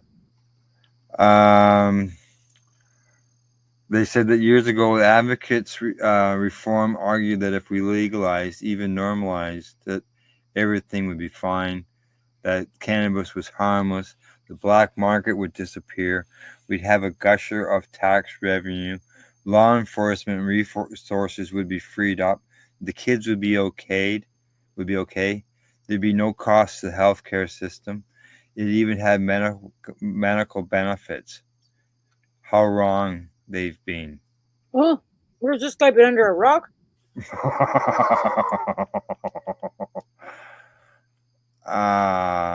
It says we're the first major Western country to legalize cannabis. Canada has been a fascinating experiment for researchers. 2022 study in New England Journal said that it concluded that legalization in Canada was associated with marked increases of hospitalization of cannabis poisoning in children, which has already been addressed. They say drug driving is now a significant factor in serious car accidents, oh my according God. to a study that was published in the University of British Columbia. Canada has the second highest rate of cannabis use in the world, behind New Guinea. New Guinea's got pot. Yeah. Now it says prevalence use of youth has increased to 19%, increased 19% since legalization. I know that because youth aren't able to go into a store to buy it. Yeah, they're not. There's. I didn't think I'd get to this article, so I closed off an article that refuted that. Cannabis use disorder, 18 to 23 years old. They say has increased. Cannabis use disorder. That'd be greening out. Where are they getting these stats from? Well, they do provide a link. They say to each one. Stats Canada, anything relevant or reliable, right? Yeah, I don't know. I haven't clicked on them. They say there's an increased evidence of regular cannabis use, particularly in youth, may cause serious health problems, including psychosis, anxiety, depression, altered brain functioning, and addiction. Among those with predispositions. I'm glad to see that he put that in there. You know, it's kind of funny because it seems to me that just sounds exactly like somebody wrote something 10 years ago. I know, from the left or the right side of the aisle. Just shut up. Like, now they say that if you think pot shops seem to be more prevalent than Tim Hortons, you're right. There are more than 3,600 legal cannabis shops across Canada, not including the illegal ones, and that would not include the ones on the reserve either. Okay, these are just legal. This guy's a capitalist. What's he got against people making money? He goes on. He says, as you know, you often can't walk down the street in Canada without breathing in rancid pot smoke. You can't take your children to pro sports games without walking through a cloud outside the gates. Some streets and parks reek of pot, with addicts magnifying the climate of decay and disorder in our cities. Oh my fucking God. We have to rebut this. I'm writing the Ottawa Citizen. Okay, now I do have to say, in all fairness, and it's I know at cannabis events such as at the Lift, okay, or at Champs or at the Treating Yourself Expo, you can't really smoke joints inside. So people had to smoke outside, and they were required to smoke out in front of the building. And when the Blue Jay games were on those particular weekends, and it wasn't every weekend, okay, it was just whenever that event was held, people would walk through there on a Sunday with people standing out front. It's not like it's an every weekend thing, because a cannabis event doesn't happen that time. But yeah, who fucking who? And like we it's because we were forced to go out there. Now some people were stuck. The first year we, That's exactly it. Like, why are we forced to be out in public, making it so that because there's no lounges for us to go to be able to be out of public? Bingo. Yeah. I know it seems to be a no-brainer for me, but hey. That's right. There's the unofficial Tracy Curly Vapor Lounge that happens out in front of the Metro of Toronto Convention Center. Yes. So, righty. Well, anything else? I see we're at the bottom of the hour. No, I think I think I'm like I said, I think I'm good. You think you're good? But we got that article about that poor girl. I'm gonna, like I said, I want to follow up with that. Yeah, follow that up. Find out what's going on. And I want that clip to the Citizen guy, because I want to write them back, because that's bullshit.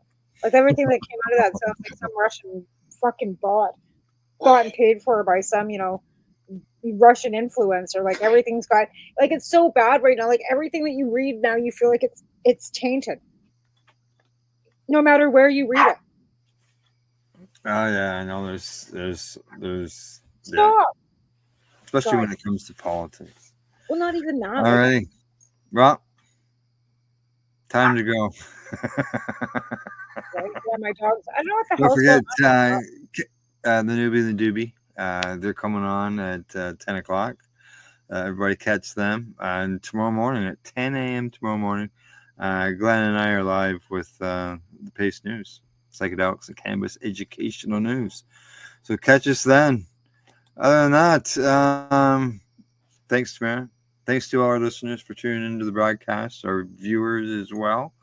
And you can catch all our past shows at paceradio.net. Other than that, thanks for tuning in, and we will see you next week.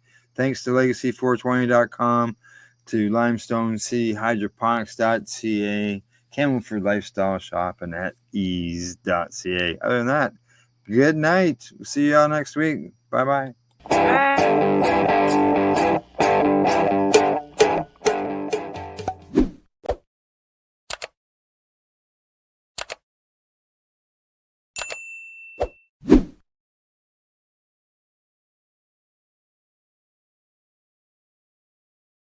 Let's share Pace everywhere. That way it can help create peace. People everywhere advocating cannabis education. You're listening to the Pace Radio Network here at paceradio.net.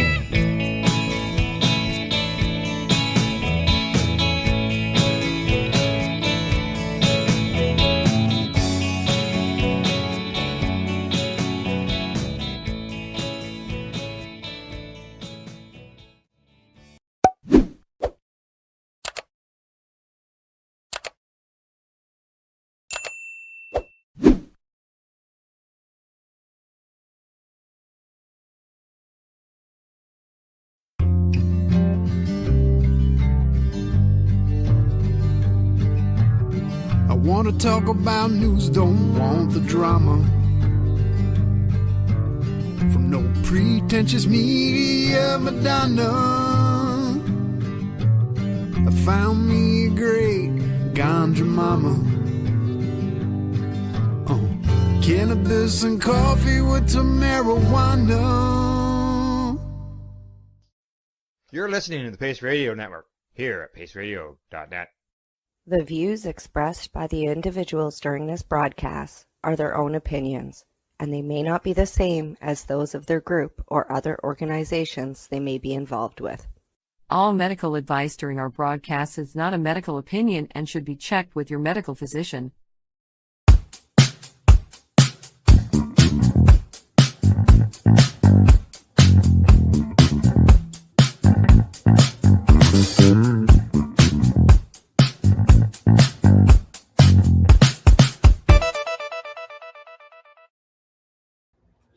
Good day and welcome to the Mushy Moment for Tuesday, September 17th, 2024. And as you can tell, today it's not Cindy. Please welcome John Sayer as the co-host for today. Cindy's down in Tepoztlán, Mexico, where she's learning to be a 5-MeO facilitator. And she's down there completing her program. When she's back in 3 weeks, we'll have her on the show. And in the meantime... So explain what exactly that is, a 5-MeO? 5-MeO, what does that mean? 5-MeO is a psychedelic form of DMT.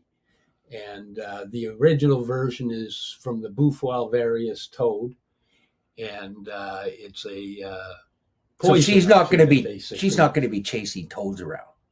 No, she's going down to learn to facilitate these synthesized versions. Okay, because I just visualized her in the jungle chasing a frog. No, they're the toads in the Sonora Desert, so it's not in the jungle anyway. Okay, but no, she's down there at a very well respected facilities down there in. Now, can anybody go to this facility, or do you need a waiting list, or do you have to pay? Or you've got to pay to take the program. It's a pretty extensive and intensive training program. Now, can she bring her knowledge of that program up to here and do it for other people up here, or does it always have to be down in Mexico? No, the training is down in Mexico. A lot of people facilitate down there. The toad itself is down there, but the medicine has been brought up here, and it's been helping people. Now, is it illegal up here, or is it legal? It's in a weird spot, but at this point, you would pretty much consider it illegal to facilitate a journey unless the journey's yours. So if you want to use it, it's legal for you to use, but it's not legal for you to use on somebody else or with somebody else. Okay, so it's not. So it is legal here. Until the pharmaceutical companies find out about it, and then they're already on it, and that's all.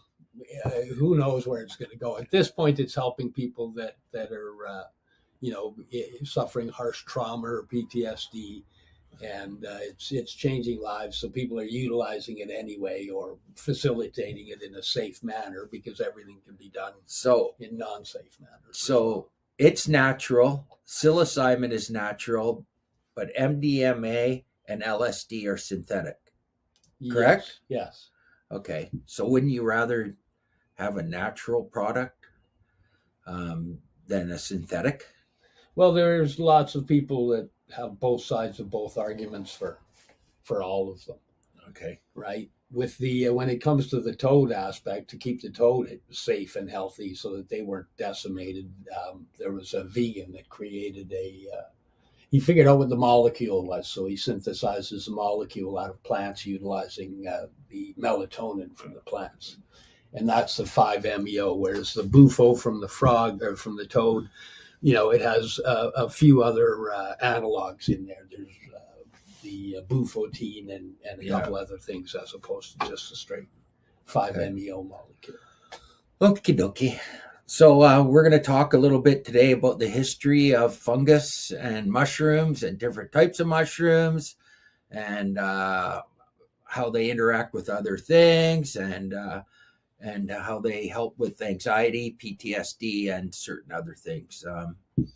I've been studying about the history of fungus, and fungus and plants started in the ocean around the same time, over 1 billion years ago. But the fungus came onto land about 1.2 million years ago. They found a fossil in the Arctic that's a billion years old of a fungus. And plants have been around for about 470 million years. So the fungus was around a lot longer. And what happened was the fungus was taking nutrients out of the rocks and creating soil, which started the first plants, which was called the liverwort. I don't know why anyone would name the first plant a liverwort, but hey, I've discovered the very first plant that ever lived. Let's call it a liverwort. Okay. So anyways, yeah, a liverwort. I don't even know if livers can have warts. Are you going to look up liverwort? I'm going to look up liverwort right now. Anyways, one of the largest living organisms in the world is a fungus in the forests of Michigan.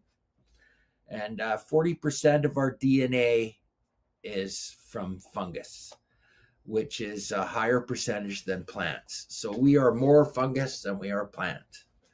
And the fungus fossils, I've seen some in documentaries that are over 20 feet high. And they look like giant stones. And they're pretty fascinating, actually. Speaking of fossils, what is this behind us here? That's a fossil. Yeah. Yeah, I found that in my backyard digging. And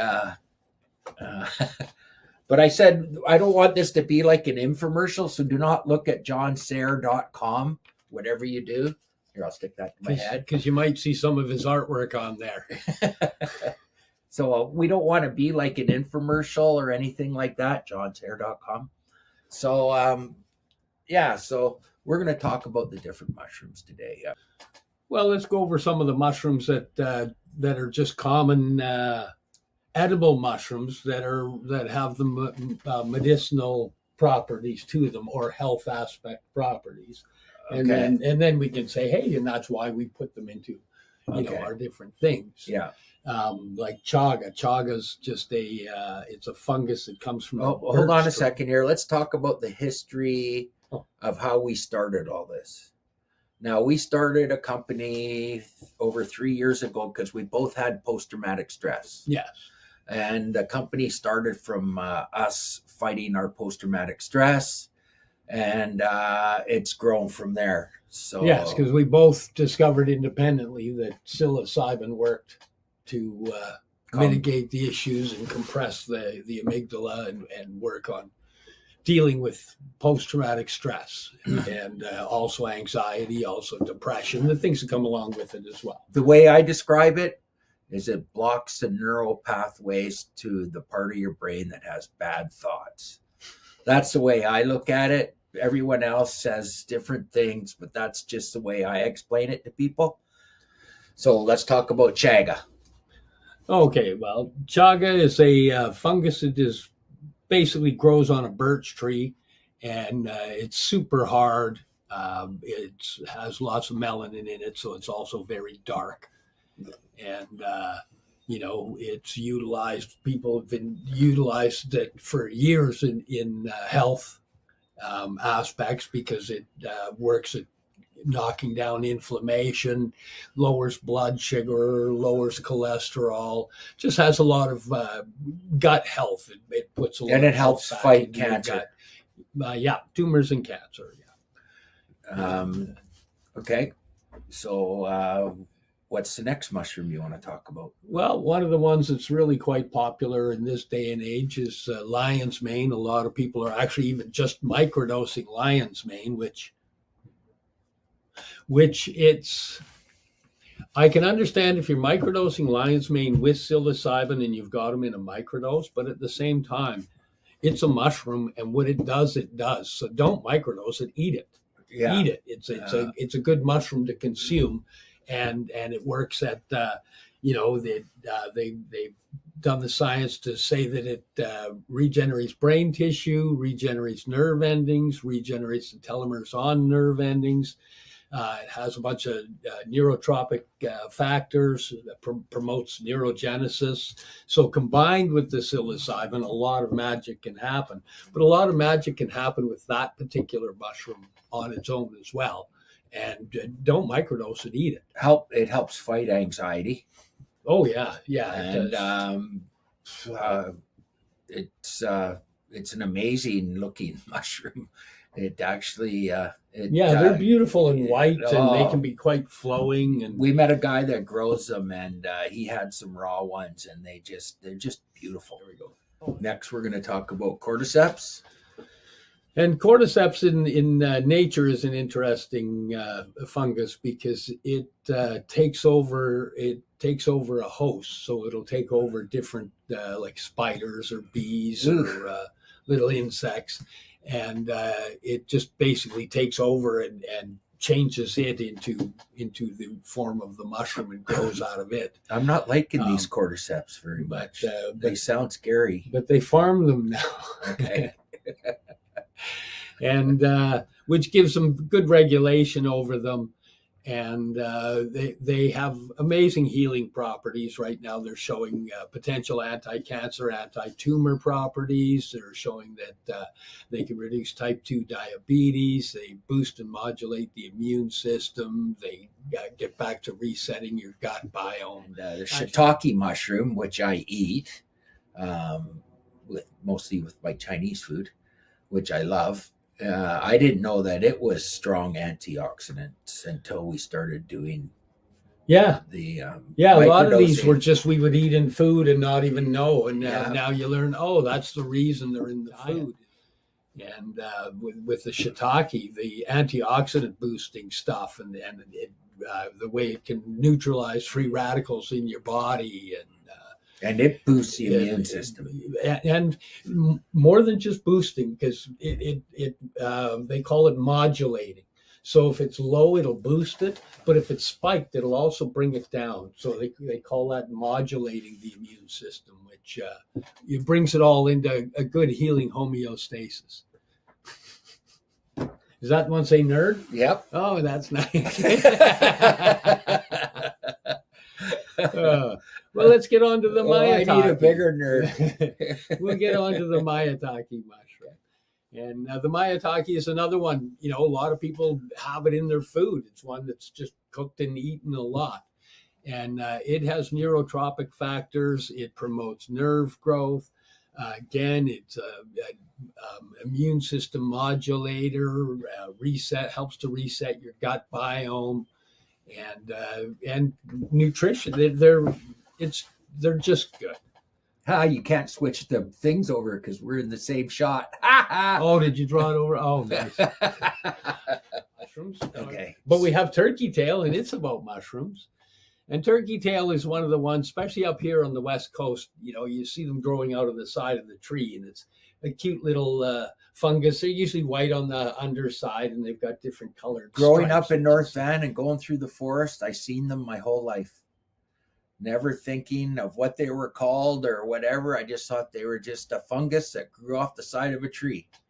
And that particular one is one that Paul Stamets just rants about, because that's the one he used for his mother when his mother had breast cancer. And in his videos, he outright says it got rid of her breast cancer.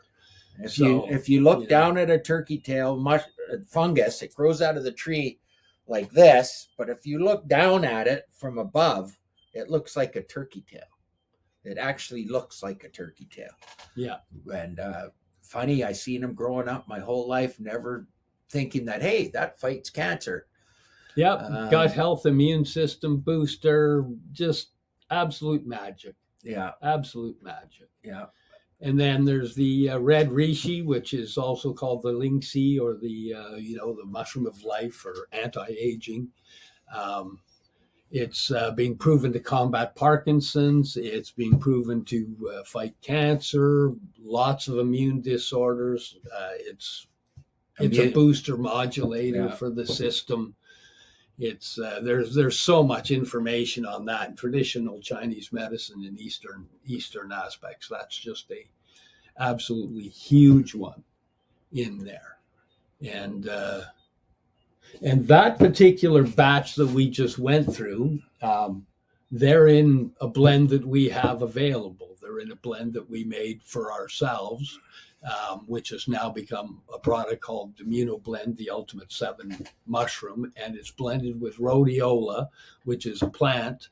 And the rhodiola is an anti-stress, anti-aging, gives you physical energy, takes away mental fatigue. It's immunostimulating. It's got properties for fighting cancer as well. And then we added in raw organic cacao, which, that combined with these, it's serious magic. The raw organic cacao is a nutrient-dense superfood. It's loaded with antioxidants and flavonoids. It's been proven to lower the risk of chronic heart disease. It improves blood flow, lowers blood pressure, reduces LDL cholesterol. It's an anti-inflammatory, boosts brain cognitive function. And more than that, it generates stem cells. And I was watching a doctor. He's been on a few different shows over the last little while. I can't remember his name. But he was talking about how people over the age of 50, their stem cell growth can drop to in half. And stem cells is your cells that make everything up. Those are the raw cells that are coming up. Do I have to be muscle? Do I have to be skin? Do I got to be, what are they going to be? And by the time you're 50, they can drop to in half. That's part of what aging is our stem cell growth drops. And he was saying that 3 to 5 glasses of raw organic cacao a week can up to double your stem cell growth. And it regulates blood sugar and enhances gut health.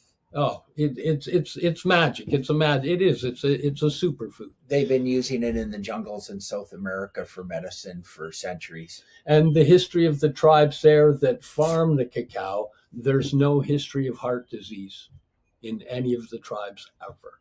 Yeah. So it's a pretty monster thing. So we've put together a blend. It's the 7 mushroom blend with cacao and the rhodiola and those particular mushrooms. It's like the superest superfood. It's supery superfood. Mega supery superfood. It was the ultimate 7 mushroom blend with rhodiola and cacao. Yeah. But, it exists because we do it. It's a product that has been helping us. And as it's helped us, it's helped others. And actually growing out of this product came another product for pets. Next, we're going to talk about a mushroom blend for animals, for pets. And it started 3 years ago when Steve was going to get his beloved Mika put down. She was sick, she was blind, and she was in very bad shape. So we decided, Steve decided to give her some of our CBD and the mushroom blend. And she lived another 3 years. Her eyes cleared up. The fogginess went away. I never would have believed it in 1,000 years that the fogginess in the eyes would clear up, but they did. And she lived till last month, 10 days shy of her 19th birthday. And she was a fairly large dog. So now we're helping so many pets now, and people are just ecstatic of the turnaround in their animal and the tumors going down and just the dog having more energy. The CBD is an anti-inflammatory, and then the immune boosters from the different mushrooms. And I see what it does in the pets. So imagine what it does to the humans, because I see the turnaround in the pets and how healthy it is for the pets. You don't get to see it in the humans, but when you look at the dogs and you go, okay, this has got to be helping us just as much, but we don't see it. So anyways, there's no placebo effect with the dog. Yeah, that's right. So when you see the results, and this mix came about because of the using the CBD, because to begin with, I gave her the same CBD I was using, and I've told this story on the podcast before, and she was down, she wasn't able to get up and go to the bathroom, and I booked somebody to come and put her down, and my buddy said to me, "Have you tried CBD on her?" And I said, no. He told me, "Hey, they've got an endocannabinoid system just like people do, and it works like people do, and it's imperative to their healing." And he said, "Why don't you try some CBD?" And I was like, "Well, how much should I do?" He said, "Well, do whatever you use for yourself. You're going to kill her anyway, so try the CBD." Gonna put her down. So, no, he said, "You're going to kill her anyways," which, it rattled a bell. And it was like, well, yeah. So I did. I gave her, I gave her 1 milligram of 1,000 milligram CBD, and I gave it to her 3 times a day. And the day before they came to put her down, I woke up and she was standing at the door, and she was shaky, but she was standing there. She hadn't been able to get out of her bed. So I let her out, and she went pee, but she was shaky, but she was standing there. So I phoned and I canceled them. I said, "Hey, I don't know how much time I'm going to take, but I'm going to use anything that I get." And then I went, well, if the CBD works on the dogs, what about the mushrooms that we use? So I started to go down and do different searches. And when I did the searches on the mushrooms, I put in for canines and for dogs and published studies. And, what it came up with was a lot of the same things. And we'll go through them, because we spoke about what Chaga did on the last batch. And that was what we found for people. When I went down the research for dogs, it again showed that it had anti-cancer potential, that it regulated the immune system. It was an inhibition of cell mutation and cell proliferation. Well, that's, what is cancer? It's a cell mutation and cell proliferation of that mutation. The same with cordyceps. It was anti-cancer, anti-tumor.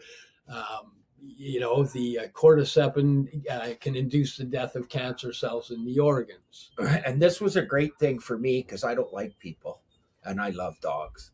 So this was a big thing for me, because I'm not a people person. Yeah. Right? So and again, we didn't make this to be a product. We made this to help my dog. Yeah. And it did. It helped her so much. Like we ended up putting together, I was giving her the 7 mushroom blend, and John noticed the changes in her and was going, "Hey, you got to share this." And he had some friends with some older dogs, so we shared some of the product. And one of them actually is the reason that there's, in this particular product, there's a freeze-dried, shredded, and powdered beef liver. And it got added in. And then you met your friend at the dog park at McDonald Well, no, Beach. this is before that. Oh, this is when the liver gets added into it. Because when I first make it, it's just 7 mushrooms for Mika. And then one of your friends had a dog that wouldn't eat it, and they were like, "Well, can you put something in to stimulate them eating it?" And when I did a bunch of research, you can get right now, there's freeze-dried liver, there's freeze-dried chicken. But the liver was, fish. And the fish one.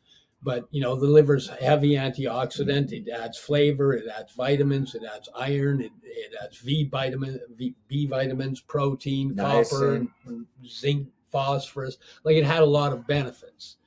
And I was paying to buy a product because my dog was already 16 and old, and her joints were a little stiff. I was paying for a joint product.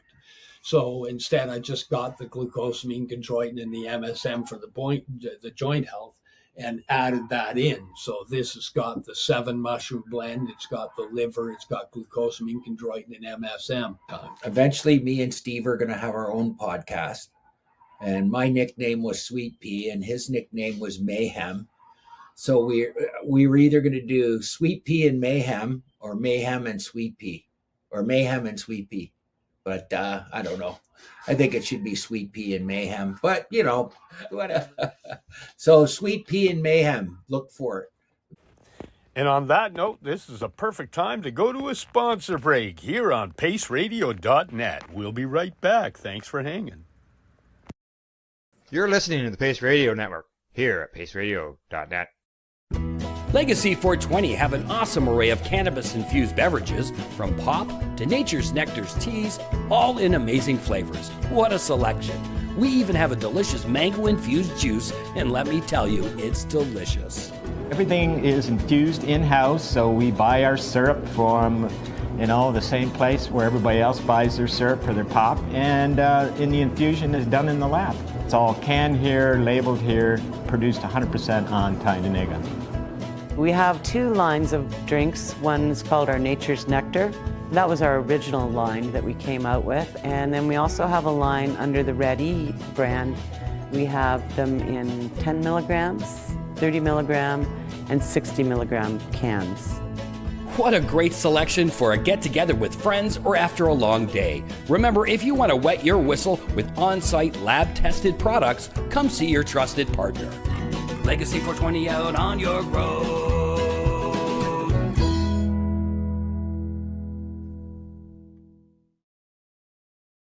Camelford Lifestyle Shop. Open Monday to Friday from 10 till 7 p.m. or by chance. Check out our flags, our t-shirts, plus our hats, and look of that supply of rolling papers, plus much more. We've got bongs and your favorite herbal vaporizers. Look at all the incense we have, as well as for those who collect knives, check out these knives in our collection. And while you're here, stop in to see Shay at the piercing room, where you can get poked by Shay. Daily deals, check them out. Camelford Lifestyle Shop, 17 Bridge Street West, Camelford, Ontario. Limestone City Hydroponics is Kingston, Ontario's hydroponics shop. Take your growing to the next level and create the optimal environment with a tent kit, or maximize your yield with an ebb and flow flood table kit. Either way, Limestone City Hydroponics has more sizes and options to fit your needs. Are you looking for the power of the sun that adapts to your budget? Then look no further, as they have professional grow lighting. They have indoor grow systems that are easy and cost effective, with many options to fit your living space and lifestyle. Cultivate your growing potential. We have everything you need to succeed. And if you can't make it to the store, they offer local delivery to the greater Kingston area. Remember, when you're looking for experts to help you grow, then look no further than the locally owned Limestone City Hydroponics, 105 Sunderland Drive in Kingston, Ontario. Call them at 613-548-0420. At ease.com, at-eze.com, for all your microdosing needs. You need information, you need supplementation, you're tired of anxiety, PTSD, depression, at-eze.com, at ease.com, for all your microdosing needs. Made by PTSD sufferers, for PTSD sufferers. You're listening to the Pace Radio Network here at paceradio.net. And we're back with you live here at paceradio.net. So, Sweet Pea and Mayhem, look for it. We're going to be having our own podcast, interviewing people that we've helped, interviewing different people, and it should be exciting. And of course, you're going to have my sense of humor with his nerdiness. So it should be a perfect and my sense of humor with his nerdiness. Should be a perfect combination. Look, Cindy, I'm using your pen you gave me. I love it. I love it. So anyways, I use psilocybin to sleep. And I decided to try our Addie's original blend to try and sleep. And it did the opposite effect to me. So I went to Steve and I go, look, this is not working. There's something in this that's not helping me sleep. So I think it was Siberian ginseng. Yeah. Found out was a stimulant. So we took out the Siberian ginseng and added a few other things that help with sleep. And we came up with an evening blend microdose, which helps you sleep. Now, me, myself, I'll wake up in the middle of the night and my brain's going 1,000 miles an hour, and I'll just take a bite of chocolate, psilocybin, and then chew a little bit of gum to get it out of my teeth. And then boom, 10 minutes later, I'm out for 4 or 5 hours. But the evening blend really helps with people that just can't sleep. And there's reishi in it, the same one that fights the cancer and the immune system. So not only does it help you sleep, it also helps you fight different cancers, and it helps with your immune system, a massive immune booster. Yeah. It has some of the main mushrooms that are, utilized in the 7 mushroom blend, because of their healing abilities that they have. Also, they tend to help reduce anxiety in the system, because as the system in the gut biome gets reset, it just takes a lot of stress out of the system. So, this particular blend has got it's got reishi, it's got the lion's mane in for the neurotropic factors and the nerve growth, neurogenesis. It's got the chaga for, the lowering of the blood sugar, the anti-inflammatory, anti-cancer, resetting your cholesterol for type 2 diabetes aspects. It's got shiitake, it's got the turkey tail, it's got maitake. Then it has 0.11 or 110 milligrams of golden teacher psilocybin. It's a psilocybin cubensi. And that has neurotrophic factors. It helps the brain with its neurogenesis. It combats depression, anxiety, helps with anorexia. It helps with addiction. It helps with PTSD. Because it allows the brain to self-heal, or the neurogenesis aspect of the brain. It helps if you have post-concussion syndrome, if you've had a stroke, same with the PTSD aspects. So, that's really what the microdosing is of that. And then everything else is just things that help further along or get you to a destination of that microdose. Well, kind of the way I think of it, remember I was talking about how it blocks the neural pathways to have bad thoughts? Yeah. Well, I think it helps you sleep, because you're not having any bad thoughts. You're not having any nightmares. I don't know. That's just my theory. Well, and it helps heal damaged brain areas. And sometimes when you're dreaming, you can go through the damaged brain areas, which is a different part of your brain you're using when you're sleeping than when you're awake. So these particular ingredients allow the healing of the pathways to happen, as well as, it's got things like spirulina and GABA and magnesium L-threonate, so that it just brings the system down, puts you into a nice, better, calm. And ashwagandha, what is ashwagandha, a plant or a fungus? It's a plant. It's a plant. Okay. Yeah, and it's neuroprotective. It's heavy antioxidant. Anti-anxiety. It's an anti-Alzheimer's and Parkinson's. It's neuroprotective. And the GABA, what is it? GABA's a plant too? This stuff is derived from a plant. Yes. And all these things help you sleep. Yes. Now, do they help you sleep because they help with, what's that one chemical that people take to help them sleep? Melatonin. Melatonin. Does any of it have melatonin in it? Well, they help your body develop its own melatonin. Okay. We tend to take a lot of melatonin, but our body should be, creating the melatonin and utilizing our own system to create the dopamine and the serotonin to make things better in our brain. And these actually, they do that. Like the magnesium L-threonate, it enhances synaptic plasticity in the brain, crosses the blood-brain barrier, and supports restorative sleep and neurological health. And the magnesium prevents neurotropic pain in chemo patients. Yeah. So yeah, pretty amazing stuff. But anyways, that's a evening blend of the, which is also a added calm. Some people like it. Like I myself actually like this during the day. If I just need a little extra added calm, I'll go with these. If I've got enough energy, I just need calm, then I'll take one of these rather than like one of the main events or the Scoobies. Yeah, for sure. Now, if you don't know the history of how we started microdosing and started a company that does microdosing, it's from me and Steve having post-traumatic stress.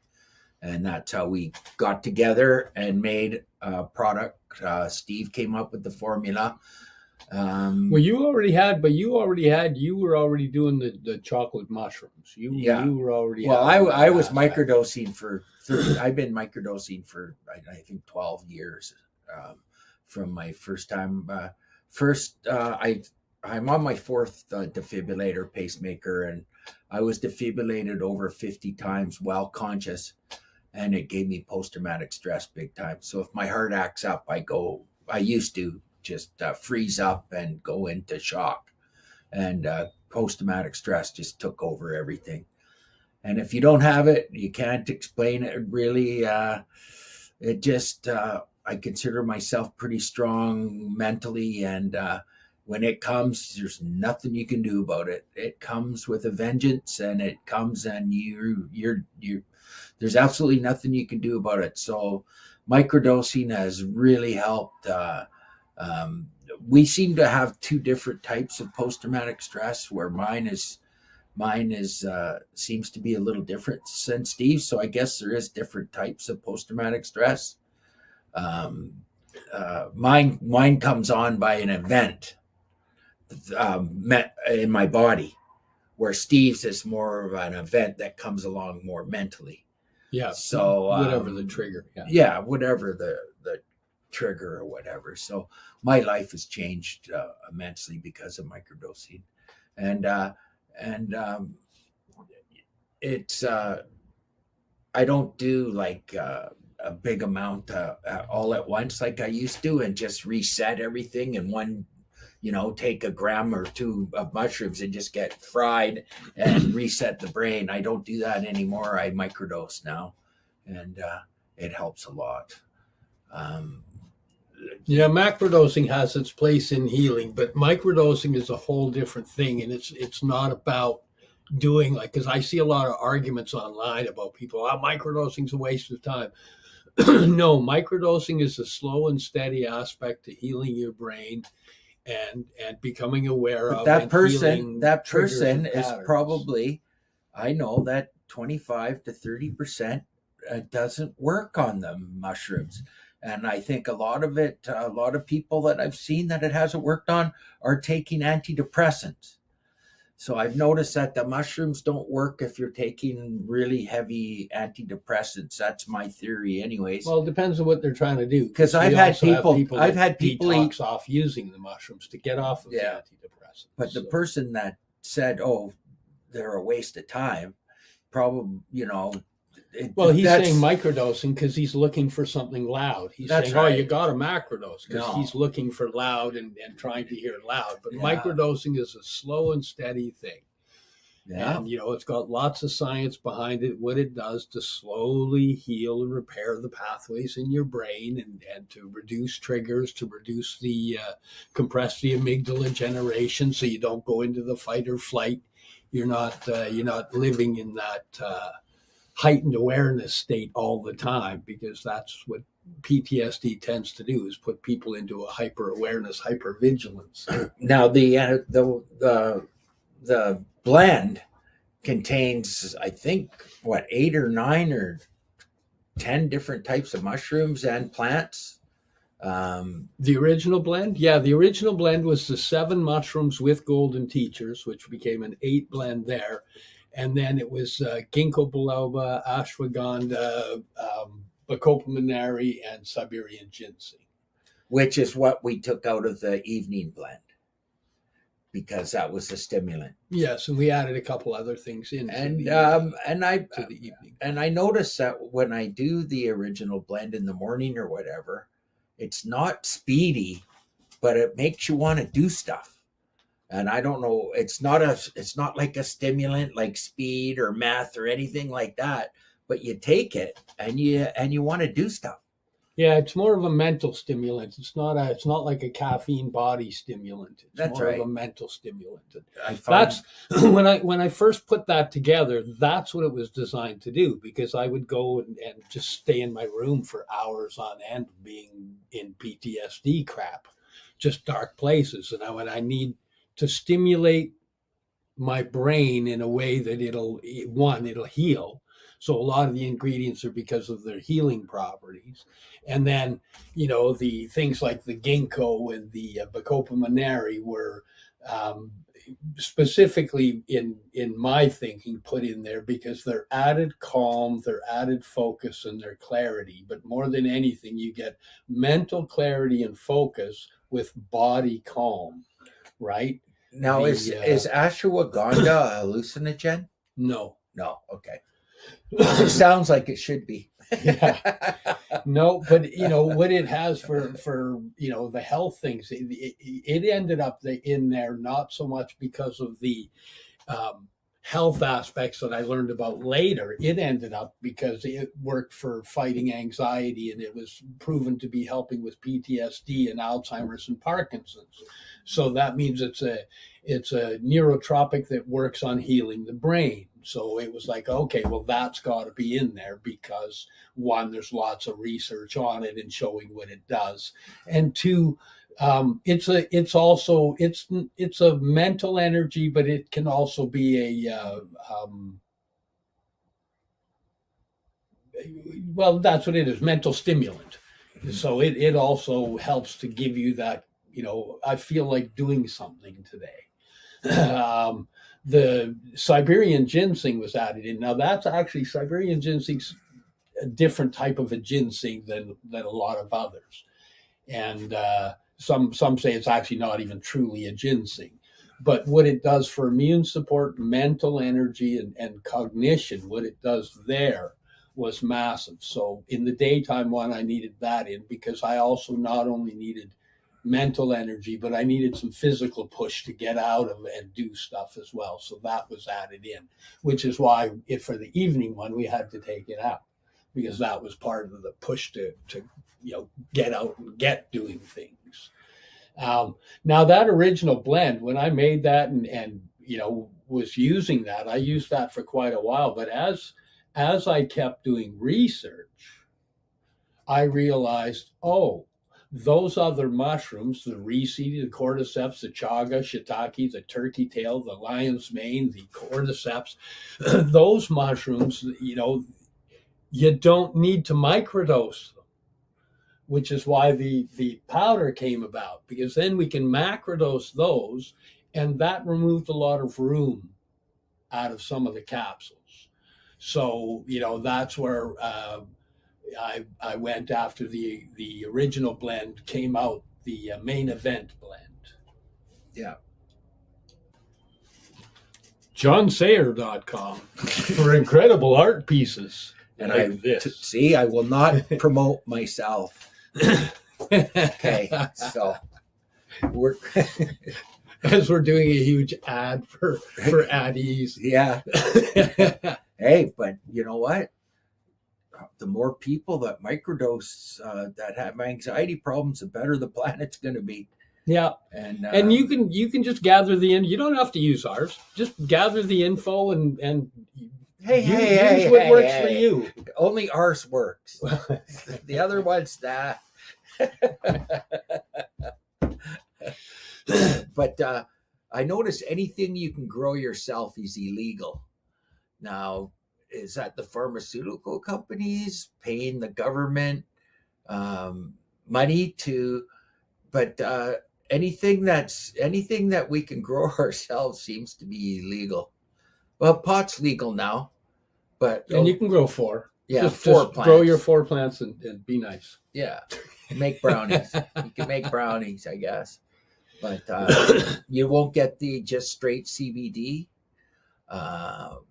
if you do it that way. So, because a lot of people, they don't want the THC, they just want the CBD. So, but you think well, now even for the sleeping, people are looking for the CBN. They're going, oh, the CBN is what really helps. So that's what they get with the gummies. Then that people like to take the gummies to sleep. It seems. Well, the gummies have both CBD and THC in them. I tried it. I tried it once, and I woke up in the middle of the night with total lung mouth and way to promote them. Looking for water. I was it's bad. I had total munchies. I think I ate everything in the cupboard and then went back to bed. So edit.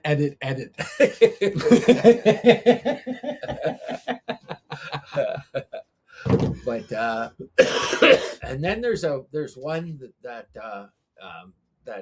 has quite a bit of lion's mane. It's a main event, and it's the calmer, I think, of.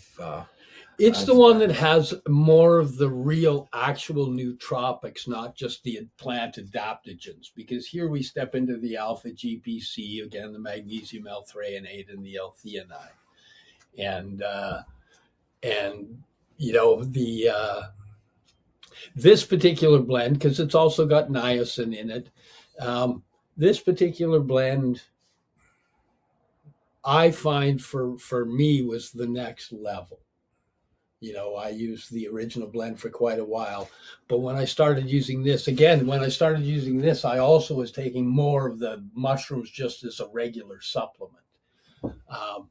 But what I found here was this brought me a lot of calm and focus. This quieted a lot of my brain chatter.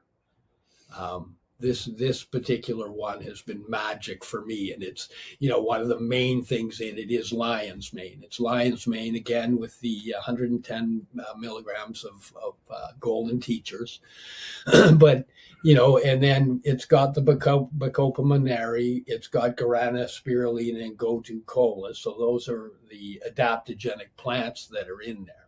And Gotu kola alleviates stress, anxiety, depression. It's an antioxidant. It's neuroprotective. It improves memory after strokes. Spirulina is an antioxidant, anti-inflammatory, anti-cancer, anti-diabetic, repairs damage from oxidative stress, which is the main cause of cancers, regulates the progression of various cancers. Guarana is an anti-cancer, neuroprotective, anti-anxiety, reduces chemo fatigue, stabilizes weight, increases appetite, increases heart health. So how much is there golden teachers in main event? Because I know the regular blend has 0.1. All of our blends are 0.11, except Scoobies, which is 0.25.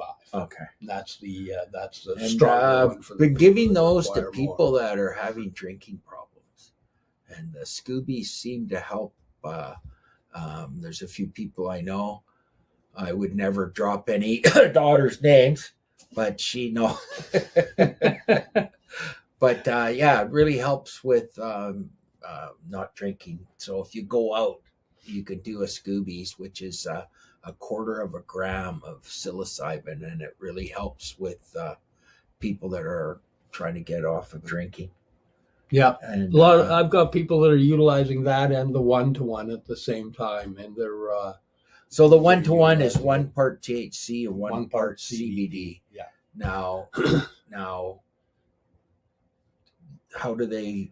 If they did 1 milligram, like a 1 mil dropper of that, they'd be getting about 16 milligrams of THC and 16 milligrams of CBD. Yeah. Okay. So the CBD is an anti-inflammatory.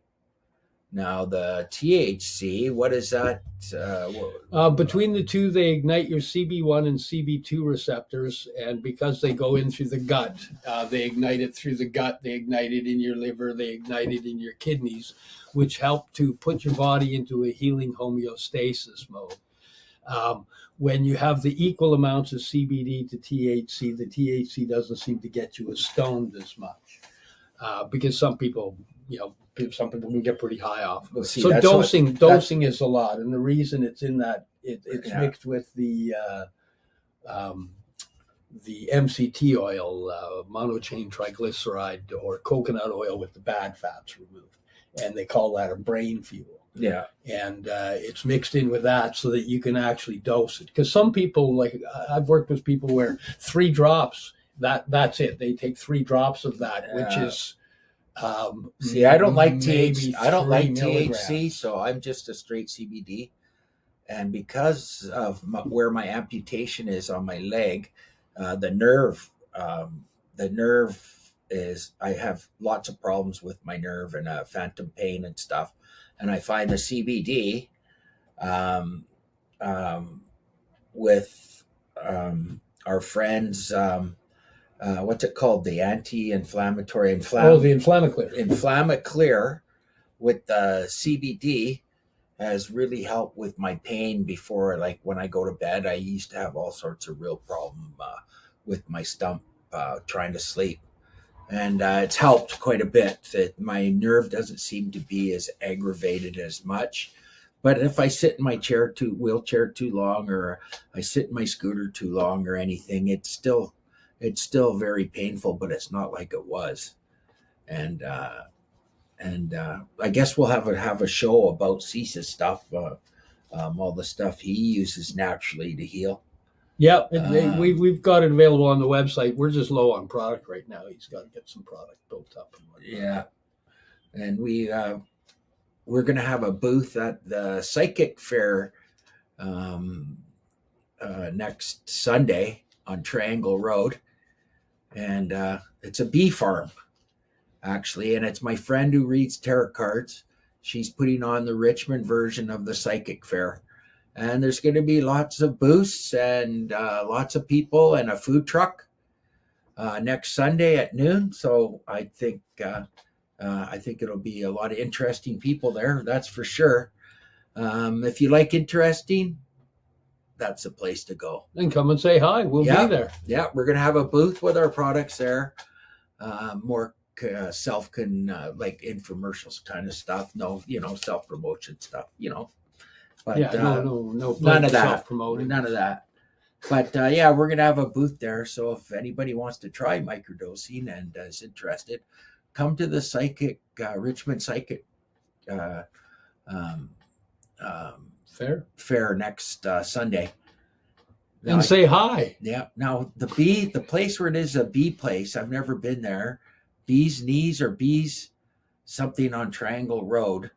But I've seen pictures of it. It looks like a pretty cool place.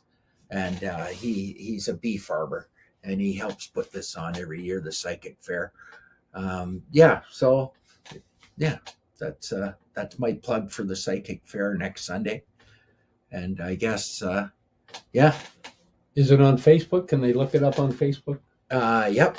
Yeah, and I'm gonna post it on my Facebook and then tag everybody or whatever. So it's going to be on my feed. Okay, so I'll share it under the Mushy Moment. Group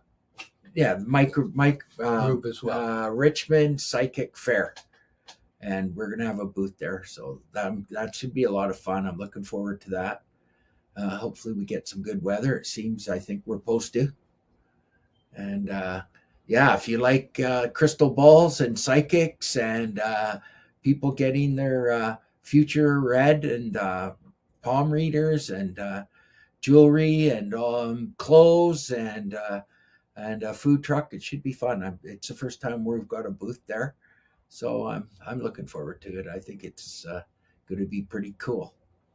I'm pretty psychicked up about it. Hey, I predict you're going to be there. Oh, psychic! It's a gift. It's a gift. Oh. Or a curse, depending on which side of the table you're on. Oh, yeah, well. So don't forget to vote. Sweet Pea and Mayhem, or Mayhem and Sweet Pea. Yeah. I'm called Sweet Pea, my nickname, because I have them tattooed all the way up my arm up to here. And Gary Winkler started that rumor about the Sweet Pea. And then mayhem, well, that's self-explanatory. What's funny is if you look at the if you look at the avatars, you go, oh, that guy's got to be Sweet Pea, and that guy's got to be Mayhem. Yeah. We did like that movie Switch, you know? Yeah. Yeah, that's pretty cool. So, are we going to talk about anything else, or once again, thanks for the pen, Cindy. Yeah, she should be having some fun down there. Yeah. I know she sent me some pictures today, and she sent me some pictures yesterday, and we chatted yesterday. She was now. Is Cindy excited. coming? Is Cindy coming to the Spirit Plant Medicine Conference this year? Yeah, good, yeah, she's going to be there for the Spirit. Because she helped. She took my place on 2 of the days, which helped us immensely because I can't sit in my wheelchair for 3 days straight. So I did. I think I worked. No, I couldn't even work half a day. I just couldn't take it anymore. So Cindy took my place and she did an awesome job. I couldn't have think anybody better to take my place. So that's good. That's good news. And we might see if maybe my daughter can take a day for me, like Sunday or something. It's a 3-day. It's all to do with natural healing. Spirit Plant Medicine Conference. There's a lot of great information there. They bring in some great speakers. Last year they had Paul Stamets and Gabor Mate. This year they've got Akasha Lewis and a bunch of others. It's just amazing. I absolutely love being there. And it's cool seeing all the natural medicines too that have been around. You know, there's a tribe from South America there doing artwork, and people from all over the world with natural healing. Yeah, which is all different forms. Which has been around since we've been a species. Well, when you go there, you get to learn how long some of them have been around. And it's absolutely amazing. But they've got carvings in South America that are 9,000 years old of mushrooms. So the tribes in South America have been using mushrooms since they've been using medicine. Well, there was a point I think it was about 10 years ago where they said that 85% of the medications in circulation in North America had been driven from a plant in South American jungles. And they're slicing it all down. I looked at, I don't want to be a downer, but I looked at the Amazon basin on Google Earth a couple of weeks ago, and it was depressing. And then I'm thinking, okay, well, let's do one of BC. And Vancouver Island looks just as bad, if not worse, than the Amazon. So who are we to sit there and bitch about whatever? There's my rant. Well, on that note. Well, I'm a left-wing atheist tree hugger, so. I try not to put any labels on. I do. So, so that's about it. And then what are we going to do next week? Are we going to have someone on, or? Well, I've put out for a couple of different guests. We'll see who we $5 says I can make them cry.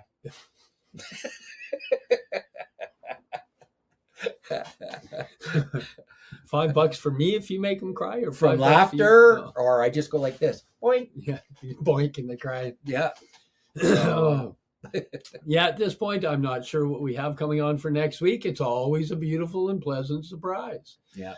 But for now, thank you for joining us here on the Mushy Moment, and we look forward to John's blatant self-promotion at johnsayer.com. I'm gonna have a bigger sign next week, I promise. Because I wouldn't want to do any blatant promotion for www.at-ease.com, where you can watch the documentary that we were both in I don't know, quite a few years ago now. Psychedelic Frontier, I think it was. Yes, Psychedelic Frontier. 2000 and yeah, I don't know. I go back and I watch it. I go in and I watch so that I can see where I was then to where I am now. You're totally different. Because it took me 2 weeks to talk you into just going on the documentary, and you didn't want to do it.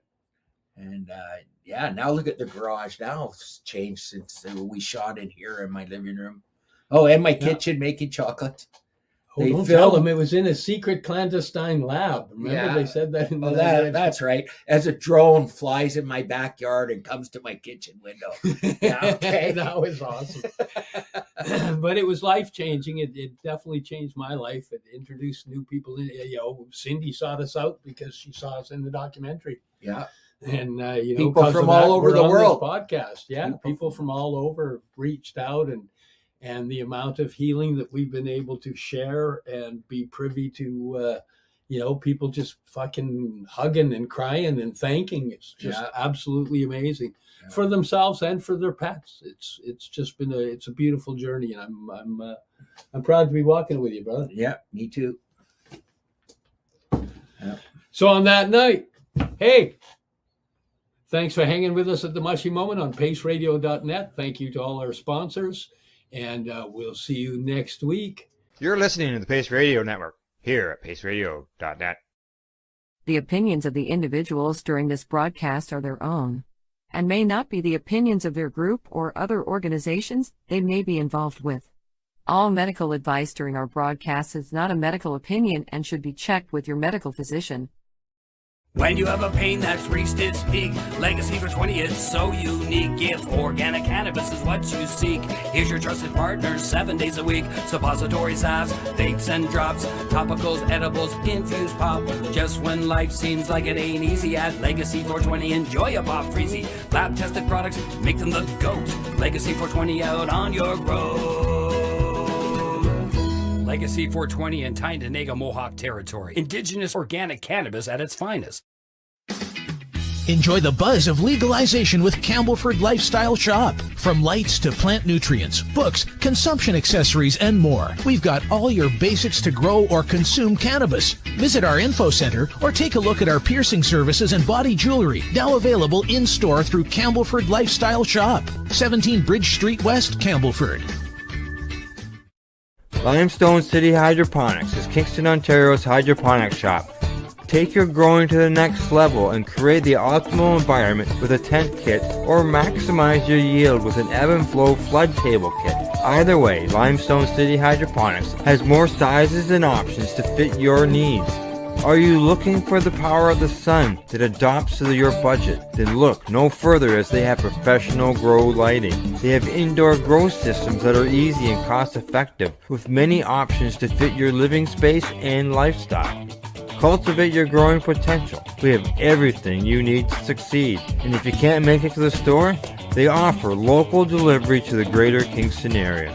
Remember, when you're looking for experts to help you grow, then look no further than the locally owned Limestone City Hydroponics, 105 Sunderland Drive in Kingston, Ontario. Call them at 613-548-0420. We are people advocating cannabis education here at paceradio.net.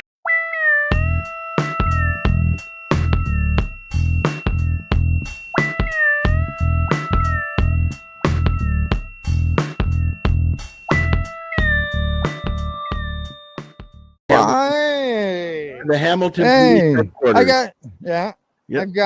I've got 11 here, and I've got a question for 11. Okay, you All go ahead right? And I asked this question of everybody I've been talking to during the march. Okay. Why do you march? 7.5 inches. Oh, sorry, what? Why do you march? I thought it was something else. I thought you were going to ask me something else. I mean, one, it's just great to see everyone. Let's be honest. Should we keep walking? Let's not lose the herd.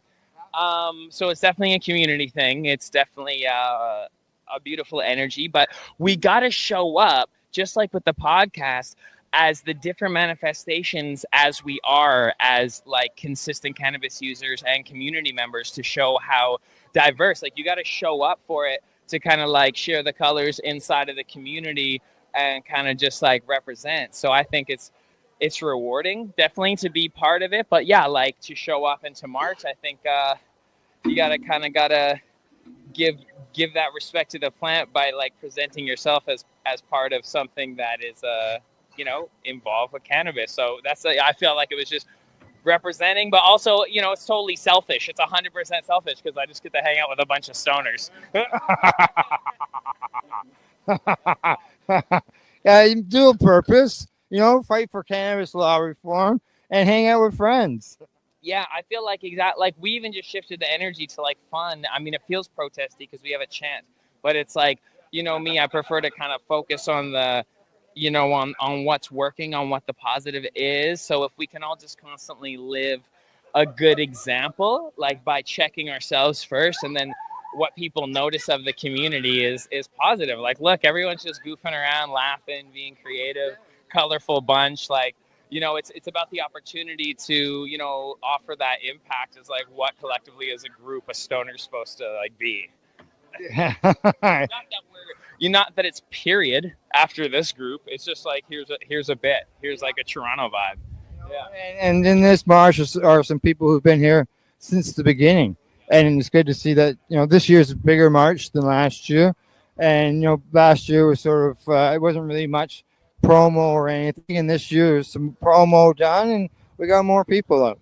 Just keep moving with it, man. That's it. Let the momentum build. Do it all again next year. Just try to build again, rebuild. It's always a fun time, and it gives you the opportunity to probably try some new shit or smoke a joint with someone you ain't never smoked a joint with before. Somebody maybe you only knew through Facebook. Well, that's what I said. I was joking about that when I was getting the chance together. I'm like, it's like this is a fucking bunch. Like I see a bunch of faces that I only see online. Yeah. Well, it's true. It's true. So, all right, 11. Well, let's shout out to where people can find you, man. Disciplined Stoners. Me and my wife, Winnie Clark, have a podcast called Disciplined Stoners, and I mean, a bunch of people who are here have been on it and will be on it. And we just are lucky enough to be documenting this time period in history and going at it through the lens of mindfulness. So that's like what we talk about. And yeah, we do canna covers, all sorts of stuff like that. So you can check us out. Discipline. Have a show about the march. And after, yeah, I don't know. I don't know. Yeah, maybe a song. Yeah. Damn, didn't someone catch the ball? I think Spliff McKenzie. We just made history. I was just freestyling, and then a homie comes up and starts freestyling next. It was awesome, and like there's always those moments that happen authentically, and when you exist in the cut, Yeah, exactly. All righty. You're documenting it. Oh yes. Been doing it for years. We used to just do it in audio. Now you got the cameras going, so yeah, that's right. Cannabis. There we go. All right. Thanks, 11. Yeah, buddy.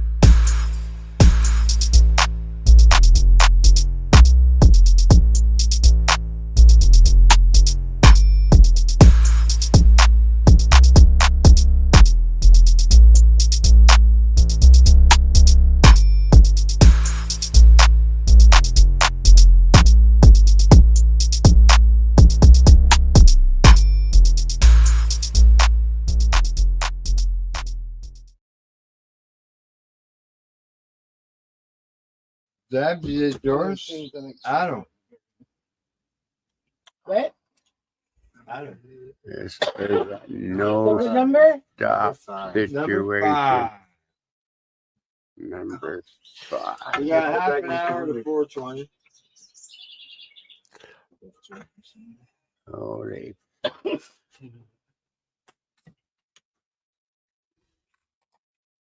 Oh. There you go.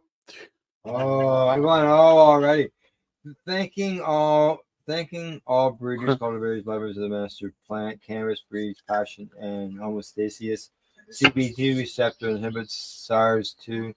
She is medicinal treasure to trove, peace, and love. And that comes to us from No insurance. Yo. Be careful. Be careful.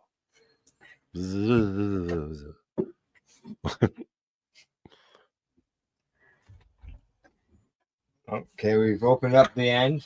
So we're on number 5 then. We're on number 5. Very nice to look at. Next. Really? Raw filter. Wow. You spotted that, did you? There's no cannabis that's going to leak out. Like the rules. They're pretty much Maybe put in try shaker Jack's way machines back. anyway. It's not like the hand rolling. Right.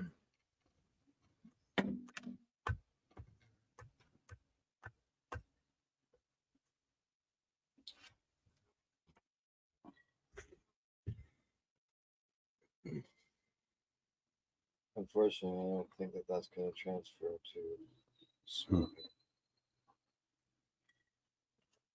I did find one part of it appealing, but that spot.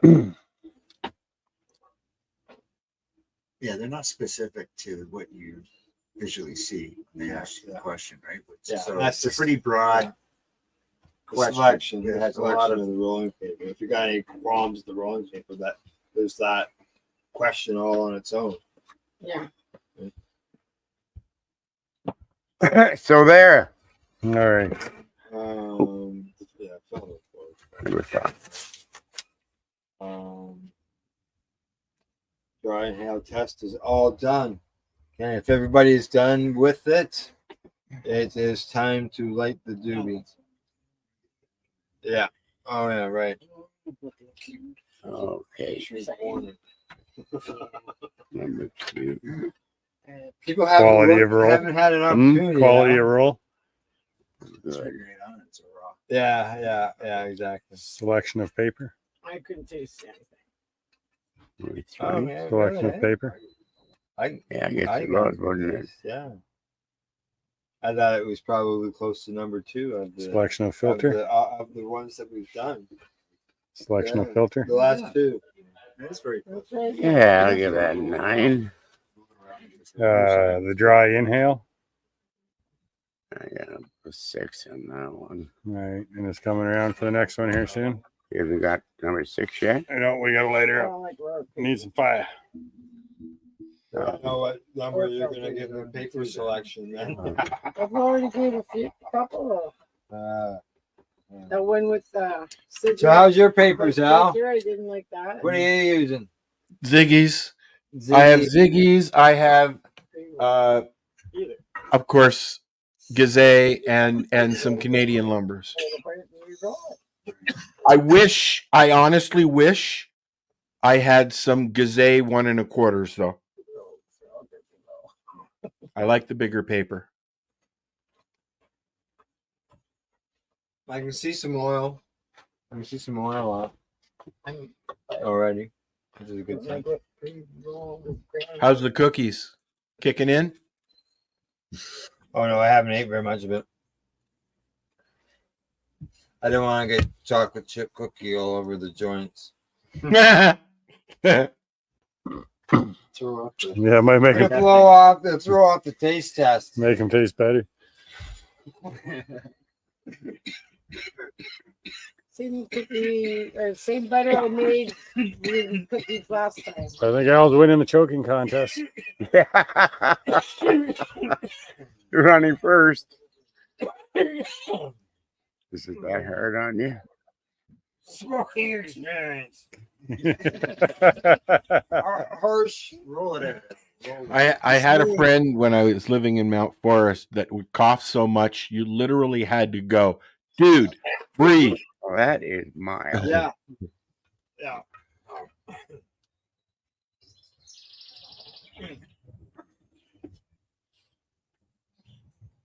You okay, Al? Tastes like it smells. They're up here, eh? Yeah. I don't think the ash is as dark as some of the first couple. You don't need CPR or anything, Al? You're good? It's dark. Harsh to smooth. It is dark. What's that, Al? You don't need any CPR or anything? You're good? No. Fine. No. Okay. Ash color. Right. If you say so. Mediocre. Mediocre. Not pleasant. I enjoyed it. Enjoyable, not enjoyable. Yeah, I think that's the same question. Almost six again. Indica buds. And what do you buy? Like there was a lot of white ash in indica buds, but I'm not seeing a white ash in these pre-rolls. We're two more to go.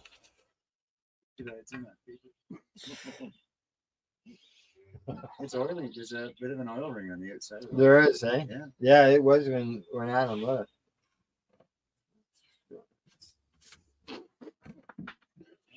Yeah, I give you that. Okay. Tiny ball. No. It's better now. Yes. I'm not going to give you. All right, I'm on to number 6. Number 6. Number 6. Okay, well, number 5. It's still burning. Coming around. Man.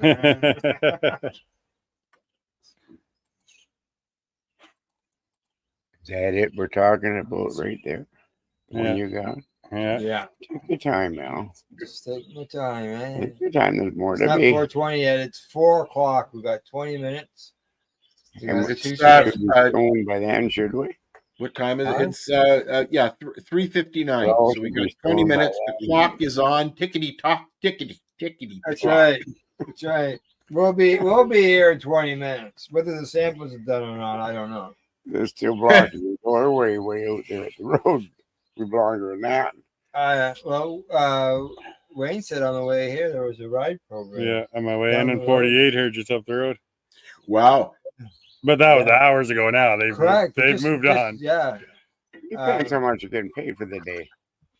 They got the locals that are going up to the convenience. Yeah, I was thinking it was an awfully weird place for him to be. Smoke responsibly, people. They're what?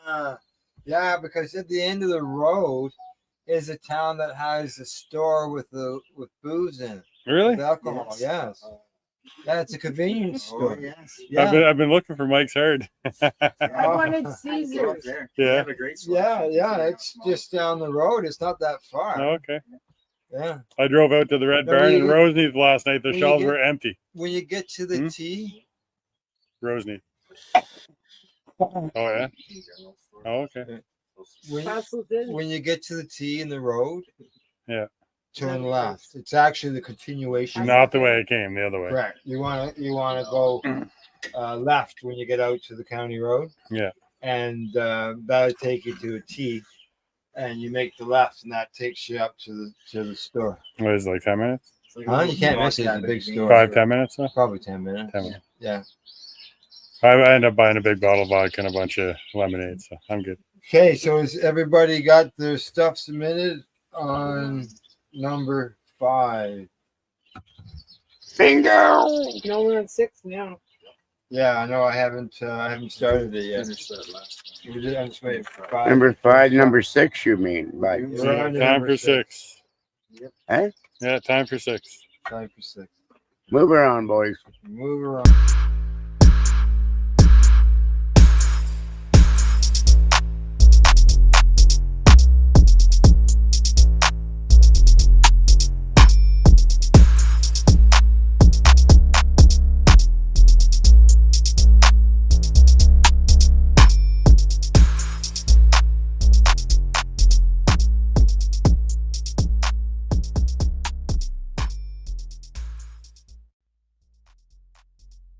Coming up on today's show, we're celebrating poetry at work with some really interesting cannabis-related poetry written by others and by us. Ooh, I look forward to that. I love how you I sound didn't so know excited about things we It's prepared. like we were doing that today. Oh yes, it's Poetry at Work Day. Then we're going to discuss the book Green Buds and Hash. And I remembered we're doing a Teaching Timmy, and I'm going to teach Timmy how to clean a bong. Don't you just put it in like the dishwasher? Ew. Don't do that. This podcast is for adults only, should not be used as a meal replacement, and may contain nuts. Hey everybody, and welcome back to another episode of The Newbie and the Doobie. My name is Timmy. I am the newbie. Mary Jane, I am the doobie. Today is Poetry at Work Day. And seeing as we're at work, we figured we would talk about poetry. Yeah, I was a little nervous. I forgot it was Poetry Day, and I had to write a couple really quickly. So hopefully they're good. Well, we're going to find out very shortly. I think poetry is very simple, actually. I don't think it's necessarily a very difficult process, especially if, like 4-year-olds in school, they'll say, hey, why don't you just sit down and write a poem? And people write poems like that. Comedy, difficult. Poetry, Well, poetry has to, like, there's rules you have to follow. And honestly, when I heard poetry, I was like, haiku. I remember haiku. Oh, I hated that kid. He was so annoying. Do you ever watch that cartoon? No, that was Haiku, the little bald kid. Caillou, and he was Caillou. horrible. He was horrible. Oh, man. But haikus are better than Cailloux. Yes, and I always remember the haiku because it made me think of haiku when I was a kid. So that's why I remembered it. So I immediately went and on Google and I was like, what are the rules for the haiku? So I wrote all haikus. I don't think there are rules for poetry. Well, there is for haikus. There is for haikus, but in general, we're going to talk about this in a little bit. The whole conversation of what actually defines poetry. Like, when does something not be poetry? Because I did a little experiment in my own life, which we'll get to later, where I was like, I should learn poetry, and I quickly discovered that there's a lot of rules within different poetry styles, but very, very difficult to determine what is poetry. And in fact, what you've got on your right-hand side there is something that kind of falls into that discussion as well. So we're talking about that coming up as well. But you said you wrote some poems. I did, yeah. I was like, oh crap, it's poetry at work day. Would you like to share your poems, or would you like to hear some cannabis-related poetry that I found that I was actually really, really struck by? Okay. Can we do 2 of mine and then your cannabis poem and then my cannabis poem? Oh, okay. All right. Should we mix it up and not tell people what is what? Well, I guess they'll know who's reading. They'll know. You said what is what? What is what? That's a song lyric and could actually be confused with a poem, because the lyric is, they know what is what, but they don't know what is what. They just strut. What the? I almost said it. I didn't want you to bleep that out there. Well, now I'm interested. It sounds like it, right? It Okay. sounds like a poem. Well, I bet you there's a lot of musicians out there would probably say that a lot of music is. This is the whole thing. Like, what is poetry? They would be called a poet, not a musician. I think as soon as you add the element of music to it, it's no longer poetry. No, it's music. It's just like if you're a rap artist, you still write poems. I guess it's not a poem. You're a poet, but you're not a poet because you're a musician. See, it's not easy to define. All right, so let's do. So these are 2 poems. You literally wrote these this morning. Yeah, I was like, crap. Okay. All right, so let's see how you did on your, just like going, I got to write a couple poems, and you went the haiku route. I did. Which for those who don't know what haikus are, it's a Japanese style of poetry that is 5 syllables, 7 syllables, 5 syllables. That's the only, its only rule. It doesn't have to, although it's usually about nature. Lines. It's 3 lines, 17 syllables in all. Yeah, 5, 7, 5. But it doesn't have to rhyme. No, there's no rhyme. There is a reason.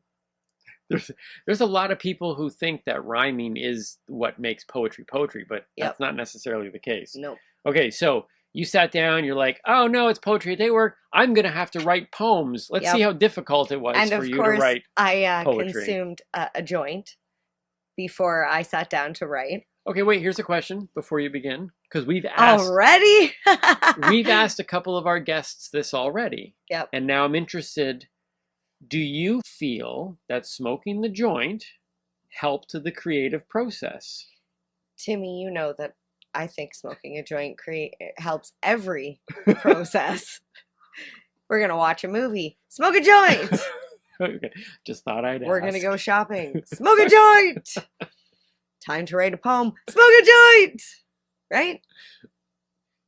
I know that to be true. Yep. I just thought I'd ask. Okay, so here we go. So here's your 2 haikus that you wrote this morning. Haikus. I like that. Maybe that's why I like the poem. Haikus? Hi. Oh, hi. Mary Jane's haikus. Ooh, haiku. Yeah. Anyways, okay. So let me begin. Okay. The day that I died was also when I was born. Figure that out. I really don't know how to snap my fingers. I hope you can hear this a little bit. That's how poetry people clap, apparently. I already messed it up too. It was figure that one out. Okay. Because figure that one out. Okay, say that one again. The day that I died was also when I was born. Figure that one out. That's deep. Yeah. That's well done. Okay, next one. Yesterday is gone, and tomorrow never comes. So live for today. Wait, you wrote that this morning? Yeah. Deep, right? That's really good. Thank you. You're a poet and you didn't even know it. Oh, I knew it. Okay, you're a poet and I didn't even know it. Okay, you know what? I'm just gonna go on. I'm gonna finish. Oh, you're gonna finish yep, yours? Yep. I'm just gonna keep going. Okay. Those first two were very deep. Okay. So Okay. This one is cannabis related? Or no? No, I'm gonna save the cannabis related one. See, I'm really throwing things off. It's a new year. So you woke up and went, "Oh, it's poetry at work day," and you riddled off like 4 poems. Sure. Okay. All right. Why not? Okay. Let's go. Let's do Okay. it. I should say this one's not a haiku. Okay. Mistakes are always mistakes, or so I've heard them say. But if you learn a lesson, the mistakes will go away. Please don't mind my bad snapping. I got to admit, I didn't write that one though. Oh, I thought that was yours. No, it's from one of my favorite kids series, Hucklebug. Hucklebug? This is, do you know Serendipities? Oh my gosh. I don't know Never mind. Serendipities. You know what? That's a radio station. Back when I was younger, I used to write in my books, and instead of writing I love boys, I wrote I love Kiss 95 FM. I've always loved radio stations. Not a paid advertisement. I don't even think they're around anymore. Here are here's some poems. Because I was looking up, I was like, well, I wonder what, because I had never really heard a cannabis poem. No, that's funny, because I wrote the other two, and you were like, MJ, can you write like a weed one though? I know. How weird is that? That I'm like, maybe you should write a weird one. A weed one? A weed one? It was weird. So I had found a couple though online that really I thought were super interesting. So here we go. I'll put a link to the website. hellopoetry.com is where I found these. And these were just a couple that really stuck out to me for different reasons. So this was a newbie reading these, and so okay. they might not resonate as much with a doobie, but as a newbie, I was like, I really, these 3 in particular really kind of hit a nerve for me. So here we go. This one's called Marijuana by Stephanie F. Krulik. Motivated by the light, I sit in the darkness and plan my escape. The lighter reminds me of the sun. I drift off to a faraway land. It is always sunny here. Now, when I first read that, I was like, wait a minute, that doesn't even have to do with marijuana. But it does, obviously. She puts that title in there, which brings clarity. So here is somebody who's sitting there with the, lighting the joint, and then maybe even just in the dark, just seeing the end lit, and about planning the escape. And could you imagine like sitting in the dark, you just see the end of your joint lit, and just picturing that as like kind of this distant land that you can escape to. That's how I pictured it. I don't think that was marijuana or cannabis. That sounds like what's called acid marijuana or mushrooms. Like you can't. It's her title. You can't say it's not. It's deep. It's deep, Stephanie. It is deep, Stephanie. That's deep. That's deep. Okay, so try. Okay, this one I really like. I'm so literal in mine. I guess that's where I'm like. Yeah. See, poetry and art is you can't be literal. No.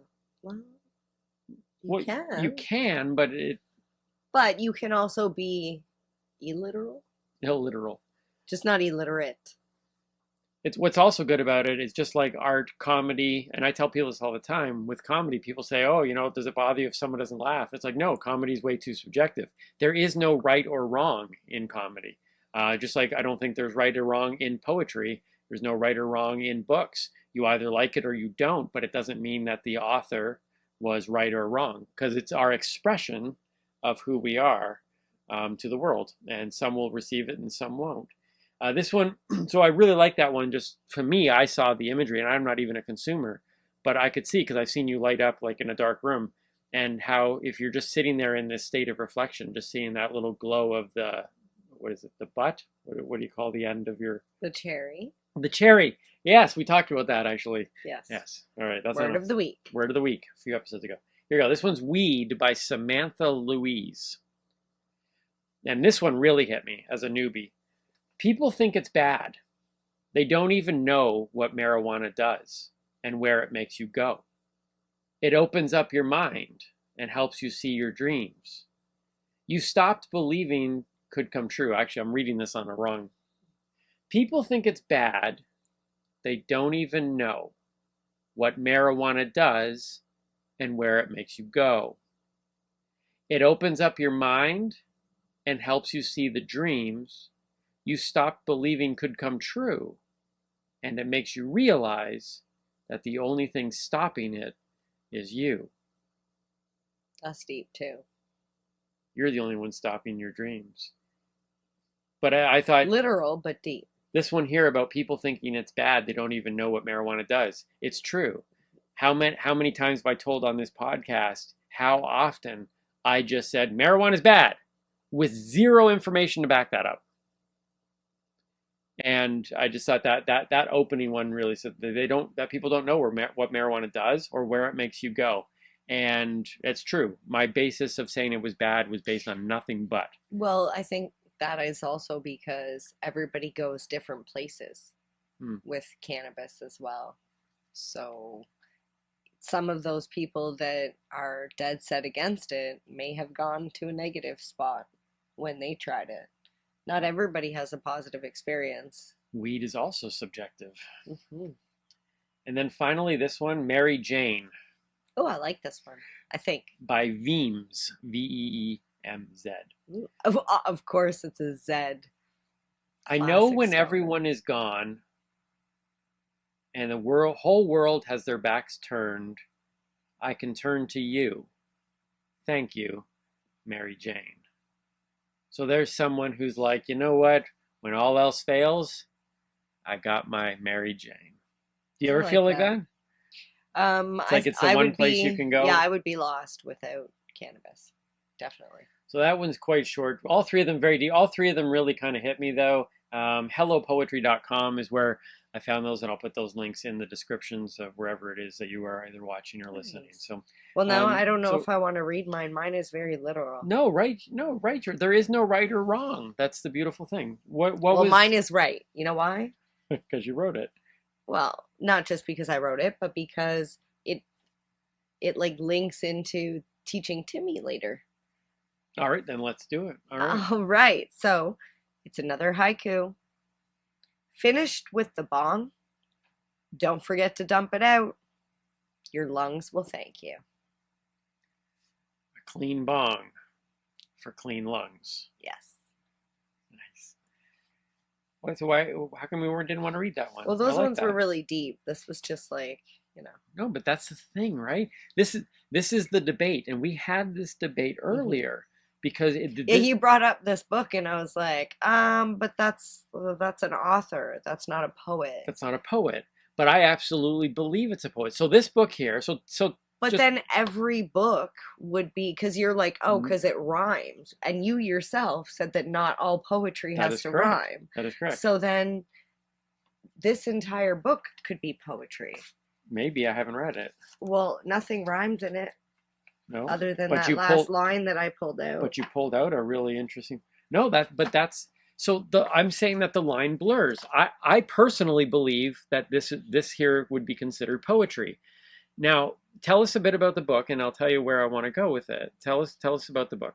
Okay, so it's called Green Buds and Hash, and it is a pot-filled parody by Dana Larson.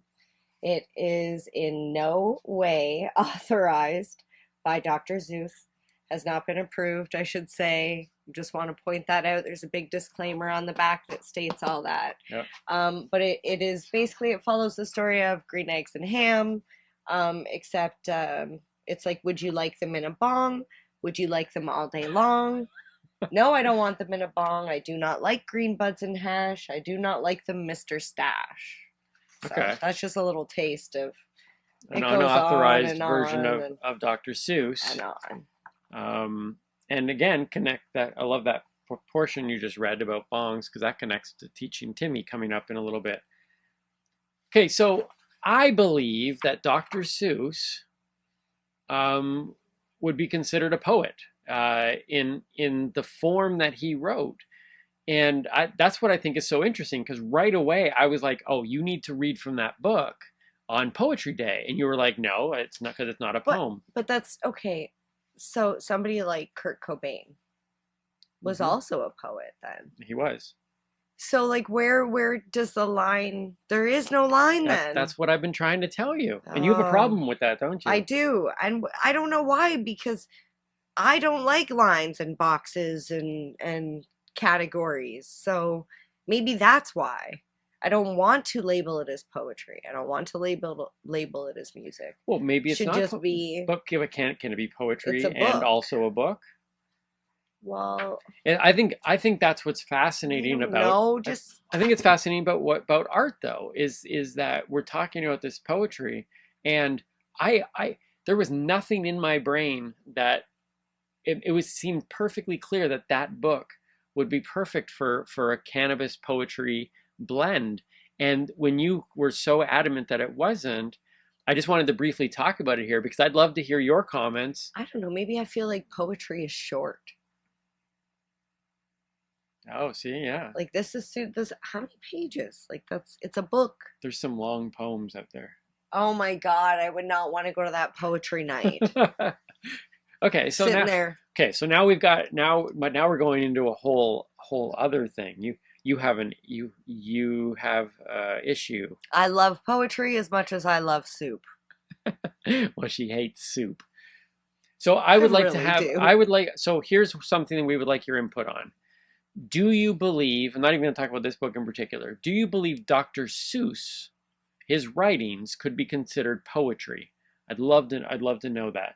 And I think it's just a very interesting discussion. And we're obviously not going to solve anything here But today. then where does it stop? Robert Munch? I don't know. Is Robert Munch a poet? I don't know. Exactly. All right, there you go, folks. We have now created this thing of poetry. All I know is this. One day, I decided that I would sit down. What does Google say poetry is? What you want to know right now? You figure all the research that you do. Poetry definition. Poetry definition. Here we Yes. go. What does Google say? Google. Look it up. Literary work. This is I don't even know which Literary, one so is that's written. Literary work in which special intensity is given to the expression of feelings and ideas by the use of distinctive style and rhythm, and then in regards to poems collectively or as a genre of literature. It's something regarded as comparable to poetry in its beauty. That's other synonyms. So yeah, so it's with special intensity given to the expression of feelings and ideas by the use of distinctive style and rhythm. I'm more I confused think now. I think that book has a distinctive style and rhythm. So does music. That's literary, isn't it? Okay, maybe it is. You have a problem with this? I don't know why I do. Wait, is it getting close to that time of the month? I don't know. Here's what I did though. I sat down. I was trying to think of something. It was a few years back, and I was trying to think of something that I had never done before. And after a few months of processing and not being able to think of anything, I was like, oh, wait a minute, I've never written a poem. I had back in school, like years ago, where they just tell you to like, but I was like, I'm going to do poem. But the way Timmy does things is he doesn't just learn a poem. He sits down in an afternoon to write 10 poems in 10 different styles. And so I went online and searched the number of styles of poems. This leads where your brain is kind of having a problem. There were so many styles of poems. It was unbelievable. So I narrowed it down to 10, Googled up the exact way that these poems were written, and in one afternoon, I became a poet. Yeah, but you made it so difficult for yourself. No. You went and you narrowed it down even further. I didn't make it difficult for myself. I found this whole process very simple. Deep down, I'm that talented. I'm that good. I know, I won't disagree because I've heard these poems. Now, so these poems can be found, I'm not going to read them all today, but these poems can be found inside Timmy's mind. The link will be below in the description boxes. The funniest book I've ever written. It's called The Yellow Poetic Buffet. Not only did I want to learn 10 styles in one day, but they all had to do with the color yellow. I narrowed it down even more. I'm hoping you're going to read the ones I have my own favorites. Okay. Well, how about this? So if you don't read any of my favorites, I'm going to like... No, let's do this. You tell me some of your favorites. Let's read. This is our MJ's favorites. No, I don't want to say. Oh, that one for sure. Okay. All right. I'm going to do a few of MJ's favorites from Inside Timmy's Mind, A Yellow Poetic Buffet. This one is called Rubber Duck. Oh, this whole thing is called A Few of My Favorite Yellow Things. 10 poems in 10 styles, of which you're going to get a few today. Rubber Duck as an ode. It is more beautiful than a rainbow. It is even more precious than a rare gem. More pure than water and fresh fallen snow. More needed than legs or eyes or brainstem. It is more refreshing than a cool rain, desired more than beauty or wisdom. More powerful than a dump truck. Worth more than gold, and sleeker than a train. And tastier than strawberry lip balm. There is nothing compares to my old rubber duck. Thank you.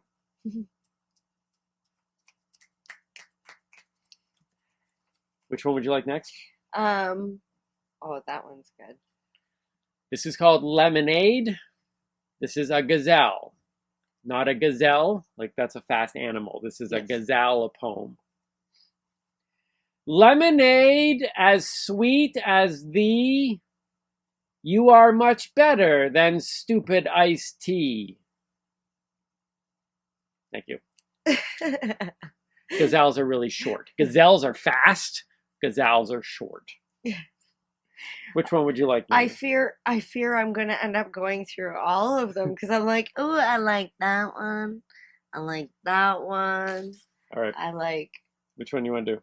I don't know. Big Bird's funny. I'll end with this one. Okay, do Big Bird and then do that. Okay, Big Bird. Yes. This is Big Bird. This is in a pantoum. Pantoum. Big Bird is massive. Big Bird is by far the biggest bird I've ever seen. There is no bird like Big Bird. I wouldn't want to clean Big Bird's cage. Big Bird is by far the biggest bird I've ever seen. I don't think Big Bird would make a very good pet. I wouldn't want to clean Big Bird's cage. That mess would be crazy. I don't think Big Bird would make a good pet. Big Bird is just too big. The mess would be crazy. I think Big Bird would be too much to handle. Big Bird is just too big. There is no bird like Big Bird. I think Big Bird would be too much to handle. Big Bird is massive. Thank you. It's a I very like Big Bird. It has this very you have to repeat certain lines or the thing. But I literally mastered all of these styles in one afternoon. I am going to do one more before. Is it this one? Yeah. I knew you wouldn't skip that one. That's why I didn't pick it. Okay, this is Hulk Hogan. So just so you know, I talk about Hannah Montana's hair, Bumblebee, SpongeBob, smiley faces. So you want to check that out. You're an inside Timmy's You said mind. Hulk Hogan, and I want to like rip my shirt. Oh, rip it! You can check that out on our OnlyFans page. This is Hulk Hogan for those who are young. Well, if you're younger, I don't know. You're not really watching. Well, I guess a 20-year-old might not know. Hulk Hogan was like a great role model from the 80s. And he wore yellow shorts. Well, wrestler. I think they know who Hulk Hogan is. They probably just know him by the mustache. The mustache and the shorts. And the hair, because he stopped wearing yellow, right? That's right, he did. Yeah, he became Hollywood Hogan. Yes. This is this is Hulk Hogan when he wore yellow in the 80s. It's a Seho. Or a Sejo or a Saijo. You know, a Seho is a mermaid, right? A Seho, yeah. A Seho is Ariel. No. No, just a mermaid. Yeah, her sisters. Anyways, here we go. Hulk Hogan. He comes to the ring pointing to the crowd like he can't hear them. In moments, he is out cold. But you can't stop the Hulkster. Shaking his arm, he rises up to leg drop his stunned opponent. Thank you. Well, we all know how it ended, so that's actually where the poem ends, but we know he gets up and it's crazy. And finally, to close off this one. Oh, this one's my favorite. This is called The Sun. I made this one up after doing 9 poems according to the rules of those poems. I like how you say you made it up. You made all of the poems up. That's true. So this one's called The Sun. In a style all my own, I call it poetic license. And this is the thing that drives you crazy, because there are no rules. No. I just made this one. Here we go. Without the sun, there would be none. No light, no heat, no day. Where would we stay without its ray? The dark, the cold, the night. Oh no! May it never be so. No heat strokes, no sunburns, no melanoma. A dark, cold night wouldn't be that bad after all. Thank you.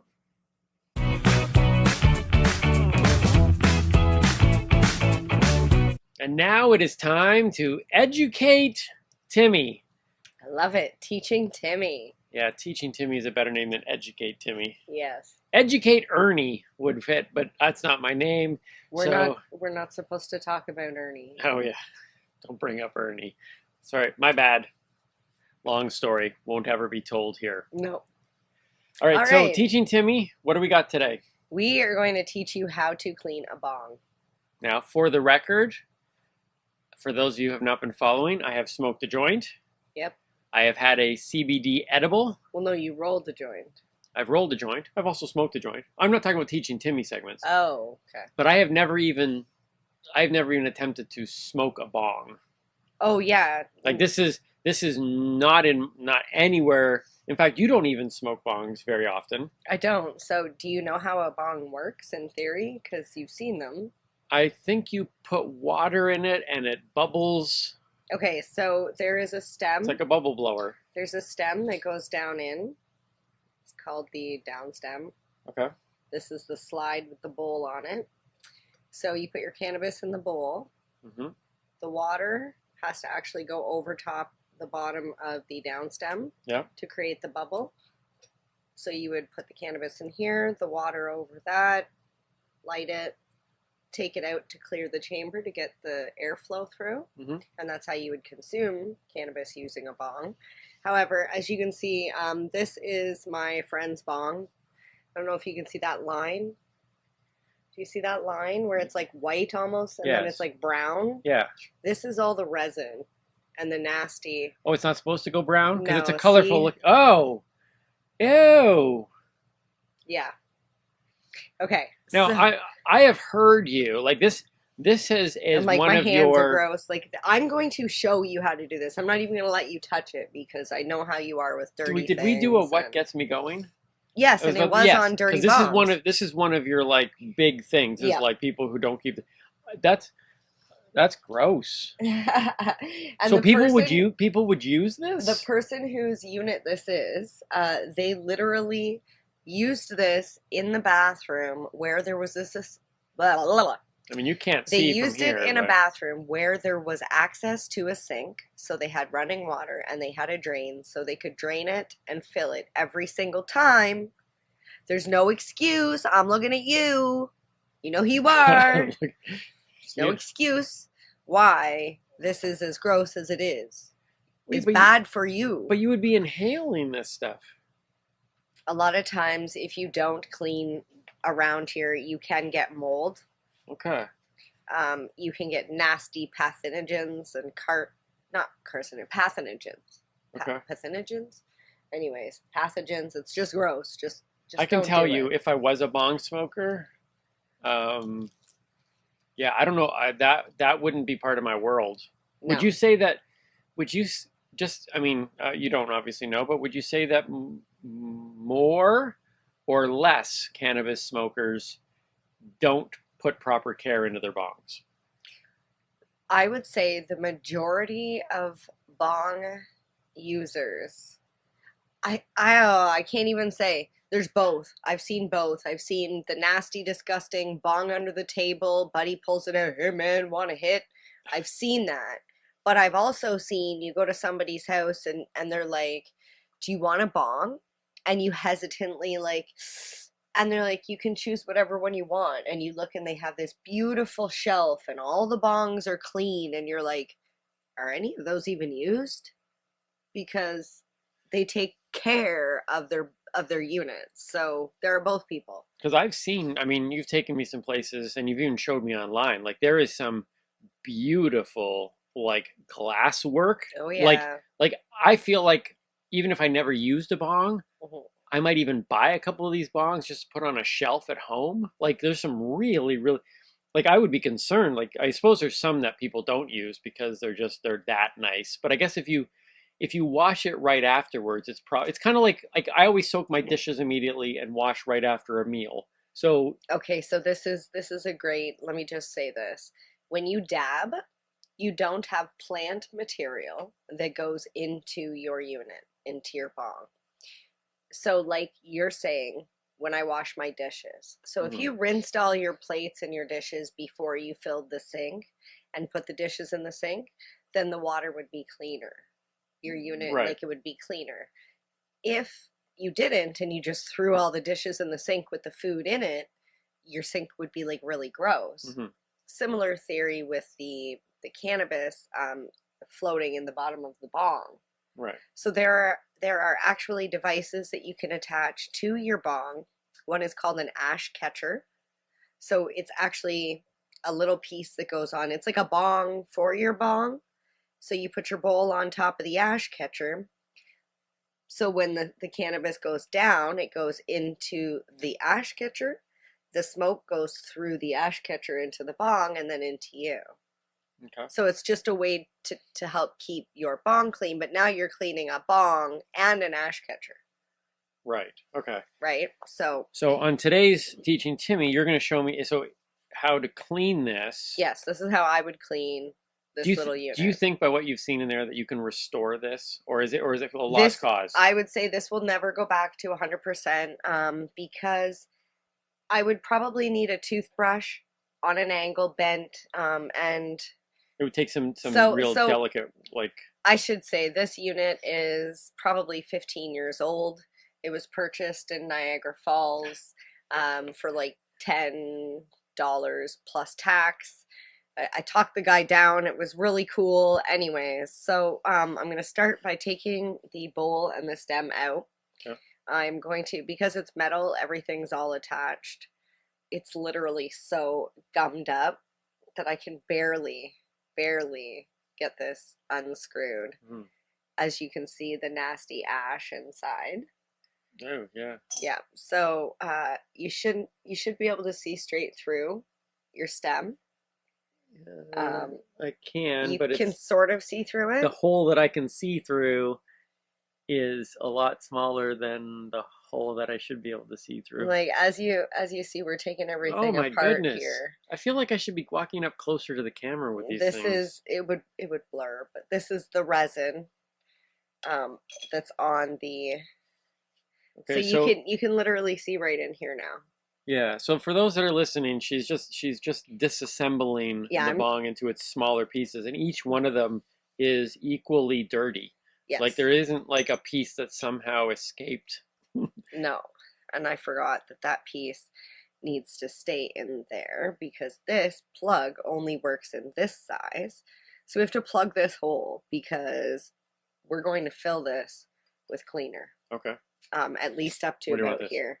That can go in this little jar. Anything we want to soak, we're going to soak in a jar. So it's like a little small mason jar. Yep. I went and picked up some orange chronic. It's the cleaner that was available at my local store. Thank you, Puff Puff Pass. So it's called Orange Chronic? It's called Orange Chronic. It smells like oranges. That's why it's called Orange Chronic. You could use, I think it's isopropyl alcohol, and that's rubbing alcohol, Isn't that just rubbing right? alcohol? Yeah, okay. So rubbing alcohol and rock salts. I say coarse salt. So any sort of like coarse salt. Don't use table salt. You could use Epsom. So you're filling the bong halfway. Over the line that it normally would. Okay. So I'm really hoping that I plugged that up, or else that's just gonna And then you're covering the other stuff that's in the little mason jar till it's covered basically, so it's fully soaked. Yeah. Just trying to keep the listeners. Yeah, in I the forgot. loop. And then I just put the lid back on the Orange Chronic. Very important, because if you do not, you might end up knocking it over and losing some product. Is that expensive? Not overly.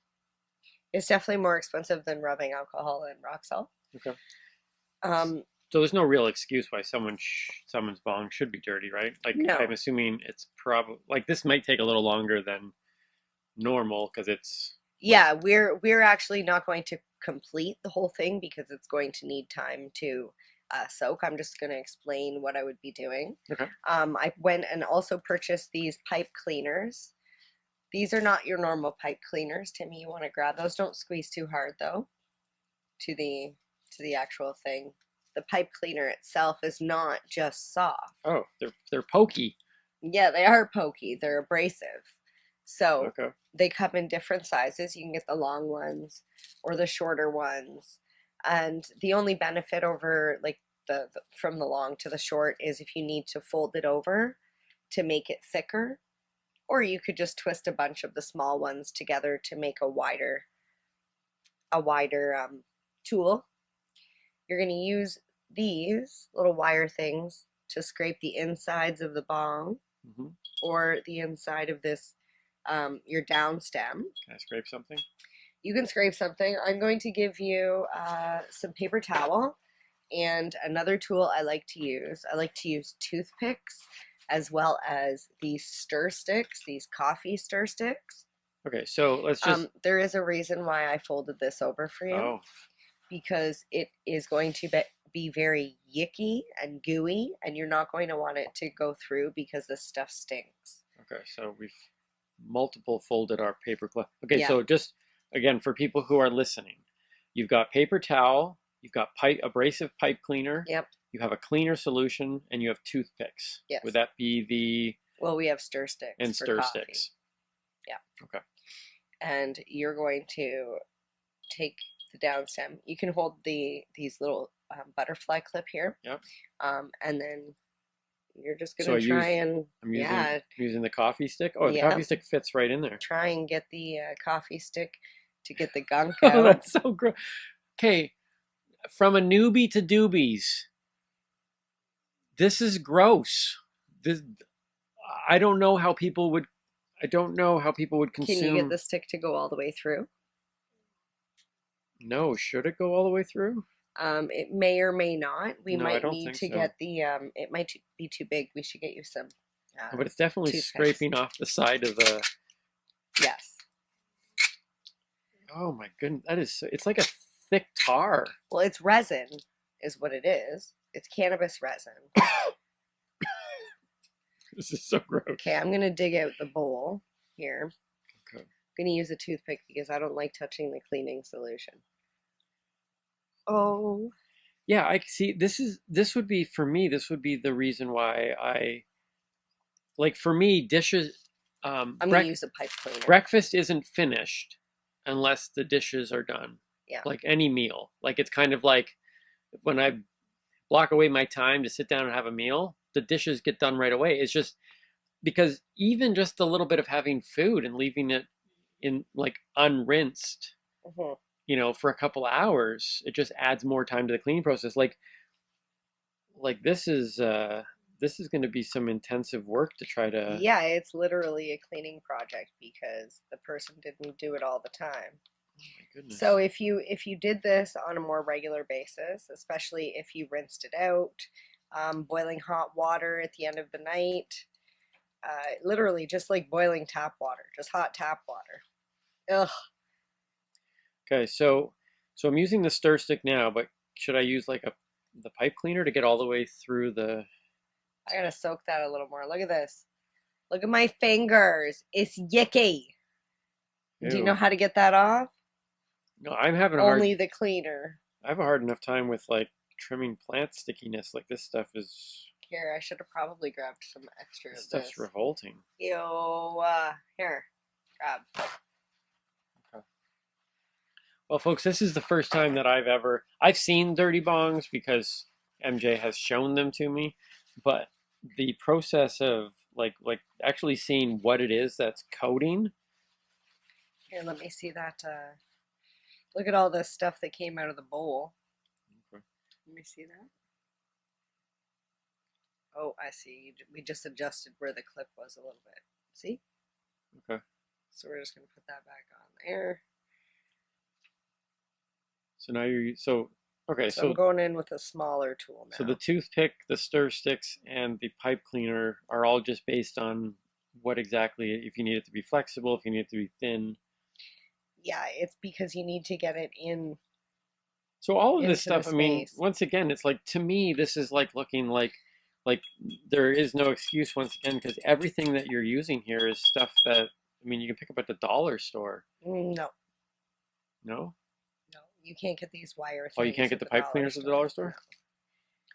No, those are special from the cannabis store. You Oh, can so get rubbing alcohol. These are specifically for cleaning bongs. For cleaning bongs, pipes. Sweet. Okay. Yeah, how much would these cost? A pack of these. That was $3.50 for the pack of those, which is really not that expensive. And say your bong was clean, how many of these would you use to just kind of get the residue off? 1 or 2? 1, maybe 2. Yeah. Yeah, so it looks like there's 48. So I mean, for like, $10, you could have a whole year's worth of. Once again, I think I'm looking at all this going really affordable, real easy, and if you just maintain it on a day-to-day basis, like, it just doesn't seem. Well, it also depends on how much you use your bong as well, because you have cannabis consumers that might hit a bong 2-3 bowls every night. Then you've got the cannabis consumer who smokes 2-3 bowls every hour. So there is a difference. So people would consume a bong as frequently as you would do a joint? Sure, why not? Absolutely. Okay. Yeah. So you can see just on the outside there the difference. Oh yeah, that looks much better. And that's just from soaking it and wiping it down. Yeah, and we can see through there. Oh yeah, I can see much better through there. So after you're done soaking it with the cleaner, you're not just going to want to put it together and then smoke it because it's cleaner. Right. So you're going to want to take it and put it through boiling hot water and just like rinse it out. Make sure you rinse it really good so that way it's not gross. But if you look at the nastiness in this, yeah, that stuff would be in your body, in your lungs. do yourself a favor and clean your bong, please. Right. Yeah. And then we would just basically do the same thing to the inside of this. Did we get the bowl out? Can I just try something with that? And then... in a moment, because this needs to come out of here first. Can you fish that out of there? Okay, so I'm currently trying to get the bowl. bowl. Trying to get the cannabis bowl, the bong bowl out of the jar. Here, I don't know why I gave it to you. You're not the fisher. Why I gave it to me. You're not the fisher person. Well, you're not exactly a fisher person. I don't know about you folks, but if you're watching this right now, I think you can see that she's having the same amount of problem I was having. I don't think so. Wabam! Oh, I used my fingers, but shh. Yes, yeah, I wouldn't have put my fingers in there. All right, so I'm just going to very quickly scrape this off here. Yep. Please tell me that that's just the cleaner smell that I'm smelling. That's not like the gunk. No, that's gunk. Oh. That's orange mixed with the resin. Yeah, it's not a pleasant smell. And I'm probably gonna have to use some peroxide or some rubbing alcohol to wash my hands after. So it's just piece by piece using those 3 tools to kind of. Yep. Okay. And then now I'm gonna unplug this, and it's all gonna come out. So now you're just emptying the entire bong. Yeah, pouring it into this jar because I want it to all stay in there. That's like when you unscrew a clogged drain. The water just starts pouring, and then all of a sudden the big clump of hair. You know what I'm talking about? Yeah. Okay. So you want the big one, eh? I just want to just test it briefly. So I'm using this. Okay, so you need to clean the bottom down in there. You got to try and get that stuff off. That's the yicky stuff. Really, really caked on. Yeah, you know what, folks? This is not a job for me. My hands. I thought you said you wanted to do that. Well, I do, but like you just asked for it. I know, but I didn't realize how far I was gonna have to dig in here. Careful, don't fling it everywhere. It's like a monkey flinging poop. Oh, don't do that. Okay, I think I understand the process. I don't think I want to go through the entire thing of cleaning this. Can I see that? Sure. I think I just made my pipe cleaner go weird inside. Ow.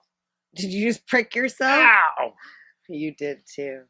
I am never going to use a bong again. You little prick.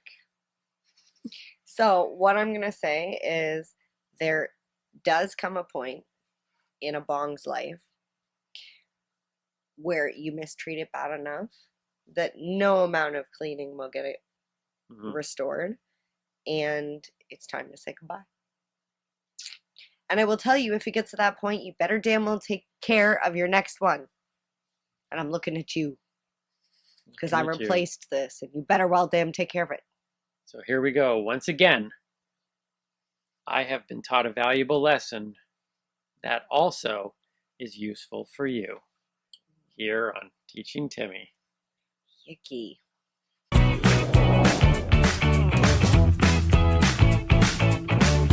Well, it is that time again. Time for a smoke? It's always time for a smoke for you. Not for me, but for you. We want to thank you for joining us again here on The Newbie and The Doobie, whether you're watching or listening. Please do us a favor. If you do download the episode, subscribe to it in whatever podcast form. That's really helpful, and that way you don't miss anything. And if you're on YouTube, take a moment again to subscribe to the channel. Like this video, and remember that at Newbie Doobie Clips on YouTube, you can go over there and actually watch individual segments, like the Teaching Timmy episode is on there just as that segment alone. So if you just like watching Teaching Timmy stuff, or Word of the Week, or High Five, whatever it may be, you can watch it in kind of smaller bite-sized bits here on YouTube. And don't forget to share with your friends and family, whether they're a newbie or a doobie. And you can find us on any social media at The Newbie and the doobie. And as well, please, if you really like what we're doing and are excited about where we can go with this, consider supporting us for $4.20 a month on Patreon. If you go over there at the Newbie and the Doobie, patreon.com or whatever it is, if you go there, or a small donation a month will allow us to expand what it is that we're doing and keep us doing what we're doing. Continuing to entertain and educate in a pro-cannabis environment. I would like to say before we go that I didn't get a chance to read my poem earlier, my weed poem. That's right. Let's hear that. So we will end with this. Oh, and by the way, link as well for if you want to read my poems as well, Inside Timmy's Mind. The link for my book will be down in the descriptions in whatever form you watch this. I just want to show off the nice clean bong the nice now. Clean bong. The bong is Wonderful. finished. Yeah. Looks much better there. And so we'll end with this. This was my haiku cannabis themed poem. Weed does the body good, but side effects always include red eyes and dry mouth. Is that it? Are we ready to do the stay lifted? I remembered this time. Okay, do it officially. Okay. Stay lifted. And keep on laughing.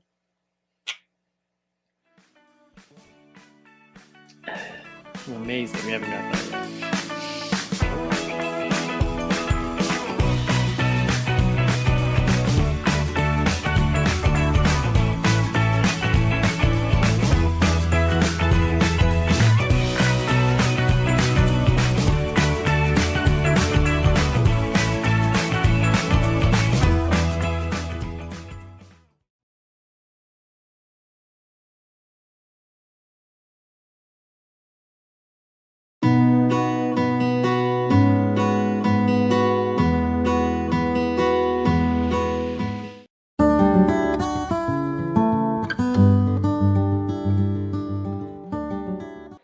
JJ.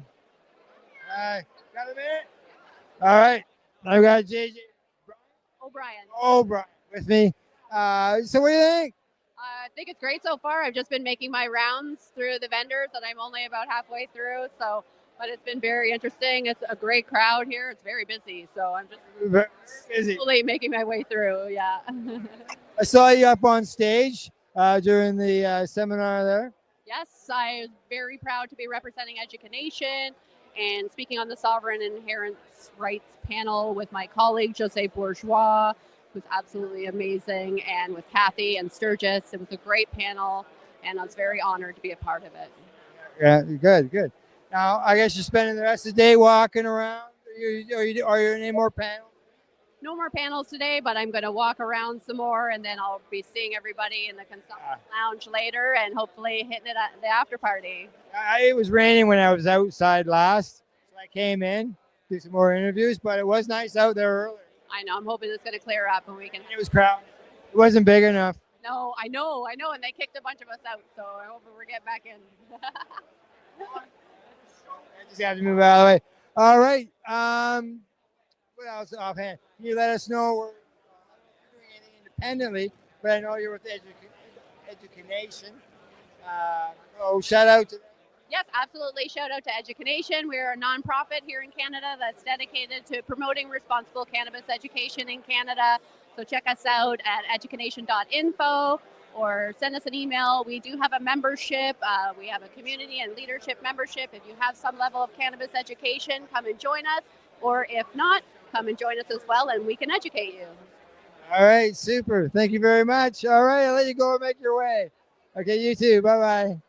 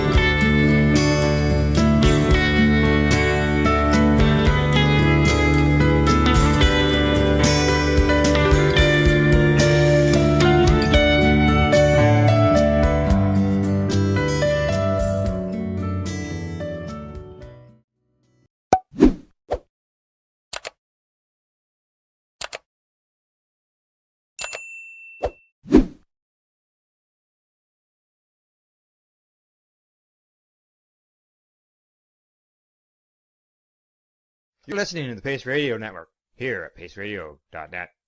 The views expressed by the individuals during this broadcast are their own opinions, and they may not be the same as those of their group or other organizations they may be involved with. All medical advice during our broadcast is not a medical opinion and should be checked with your medical physician.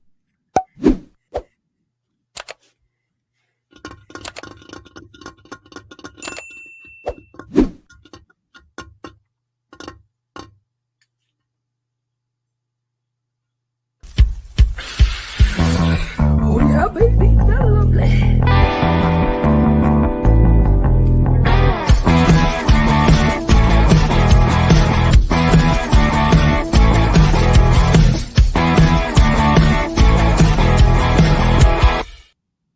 Good morning. It's September the 19th, 2024, and welcome to Psychedelics and Cannabis Educational News. I'm live here from the Legacy420.com news desk at paceradio.net. Just as you noticed, I'm all by myself. That's because Glenn called in sick this morning, and Rev Cindy is in Mexico furthering her education on psychedelics. So today I'm going to go it alone. But as far as news-wise, I've got news from Health Canada. I've got cannabis taxes being put to work, how billions of dollars can be saved on healthcare due to cannabis. So plus more. So before, other than that, we should get right at her. And the first story of the day comes to you from StratCan, and it says personal designated medical registrations increase in early 2024 following years of declines. That's right. Number of people registering to Health Canada medical cannabis in Canada continues to decline according to Health Canada's most recent quarterly report. In contrast, those registered for personal and designated cultivation of cannabis for their own medical purposes showed a reverse of this trend. Medical client registrations with federal licensed sellers fell 2% from 183,909 in December of 2023 to 180,878 in March of 2024. Such registrations have been on a downward trend since 2019, followed by a brief spike in 2020 related to COVID-19 pandemic and brief restrictions on accessing brick and mortar stores. Those declines were most pronounced in Ontario, Manitoba, Saskatchewan, and Alberta. Other provinces have shown a relatively leveling off for the past 2 years following a brief spike in new registrations in 2020. There you go. There's a chart here. You can see how things were going down there on the left. And on the right, how things have gone down, but have made some bit of recovery. Now, as far as the personal and designated production licenses go, it says similarly, active personal and designated production registrations have declined since the peak in September of 2021. That trend began to reverse in November of 2023 and increased month over month through March of 2024. The number of individuals registered with Health Canada for personal and designated cultivation of cannabis for their own medical purposes increased 15% from 13,672 to 15,726. Well, that's even down from what it was years ago. Interestingly, this trend is seen in each province and territory as well, although increases were most pronounced in BC, Quebec, and Ontario. Health Canada also continues to note the number of grams per day associated with these personal and designated production licenses continues to trend much higher than the average gram per day associated with those registered to access cannabis for medical purposes from a licensed producer. The average daily amount authorized by healthcare practitioners for those accessing medical cannabis from an LP has been between 2 and 2.5 grams per day since legalization began back in October of 2018. Participants in the designated or personal production program have an average daily authorized amount of 34.5 grams are about 15 times higher than the average daily amount authorized by healthcare practitioners. Now, as far as the authorized amounts by healthcare practitioners, they say that while there were 4,728 healthcare practitioners associated with registrations made in the previous 12 months with federal licensed sellers, there were 1,015 healthcare practitioners associated with active personal designated production registrations. So there's only $1,000 doctors that people can go to get their grow licenses, really. Of those 1,015, there were 233 healthcare practitioners associated with authorizing amounts equal to or above 25 grams per day, and just 10 authorized amounts equal to or above 100 grams per day. Most, 78%, of healthcare practitioners who authorized more than 25 grams a day were in BC or Ontario. All who authorized more than 100 grams a day were in BC and Ontario. And authorizations of 100 grams a day will equate to a limit of 487 plants at any given time. Such licenses can also be combined to up to 4 per location, meaning a designated grower with several authorizations could be growing hundreds or even thousands of cannabis plants with potential to produce the hundreds of kilograms of cannabis a year. And that, I'm going to say, this is where the municipalities are screaming about a loophole in the federal program because they're complaining about the numbers. Now, as far as inspections, they are up, and I'm going to get more into this in a further story. Now, as far as imports and exports of cannabis, the products, Canada continues to increase with the last month in the most recent quarter, showing a record amount of dried cannabis. Cannabis flower has been exported by more than 12,000 kilograms. Monthly exports of cannabis oil have also shown annual increases, although not as pronounced as for dried flower. Now, January 2024 showed a record number of liters exported, several times higher than the average at more than 3,200 liters of cannabis oil exported. You see the graphs right there. Wow. They say that imports and exports of cannabis to and from Canada are only allowed for medical and scientific purposes. Imports are very restricted, with a small amount of dried flower and cannabis oil ever making its way into Canada from abroad. Only 28 liters of cannabis oil and 28 kilograms of dried cannabis have been imported into Canada since 2018. That's it, 56 pounds. This compares to 45,286 liters of cannabis exported, cannabis oil that was exported, while 21,000 kilograms of dried flower was exported. I said maybe that comma's in the wrong spot. That could be 212,534. Now, the increasing amount of cannabis being exported from Canada, combined with an overall decline in the amount of cannabis being produced in Canada, has led to the wholesale cannabis market finally beginning to move from a buyer's market to a seller's market. And I look at that as that means prices are going up. This means a slight increase in how much the average cannabis grower will put in to get the cannabis. There you go.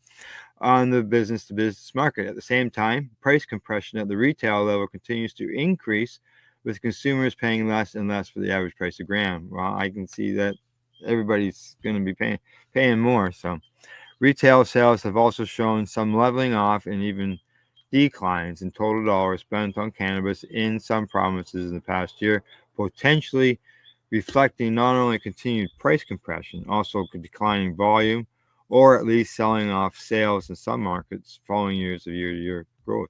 I don't know if the price is going up at the business-to-business end.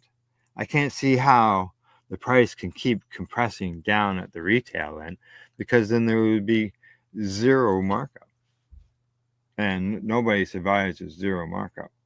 So, alrighty, from there, I'll move on to the next story.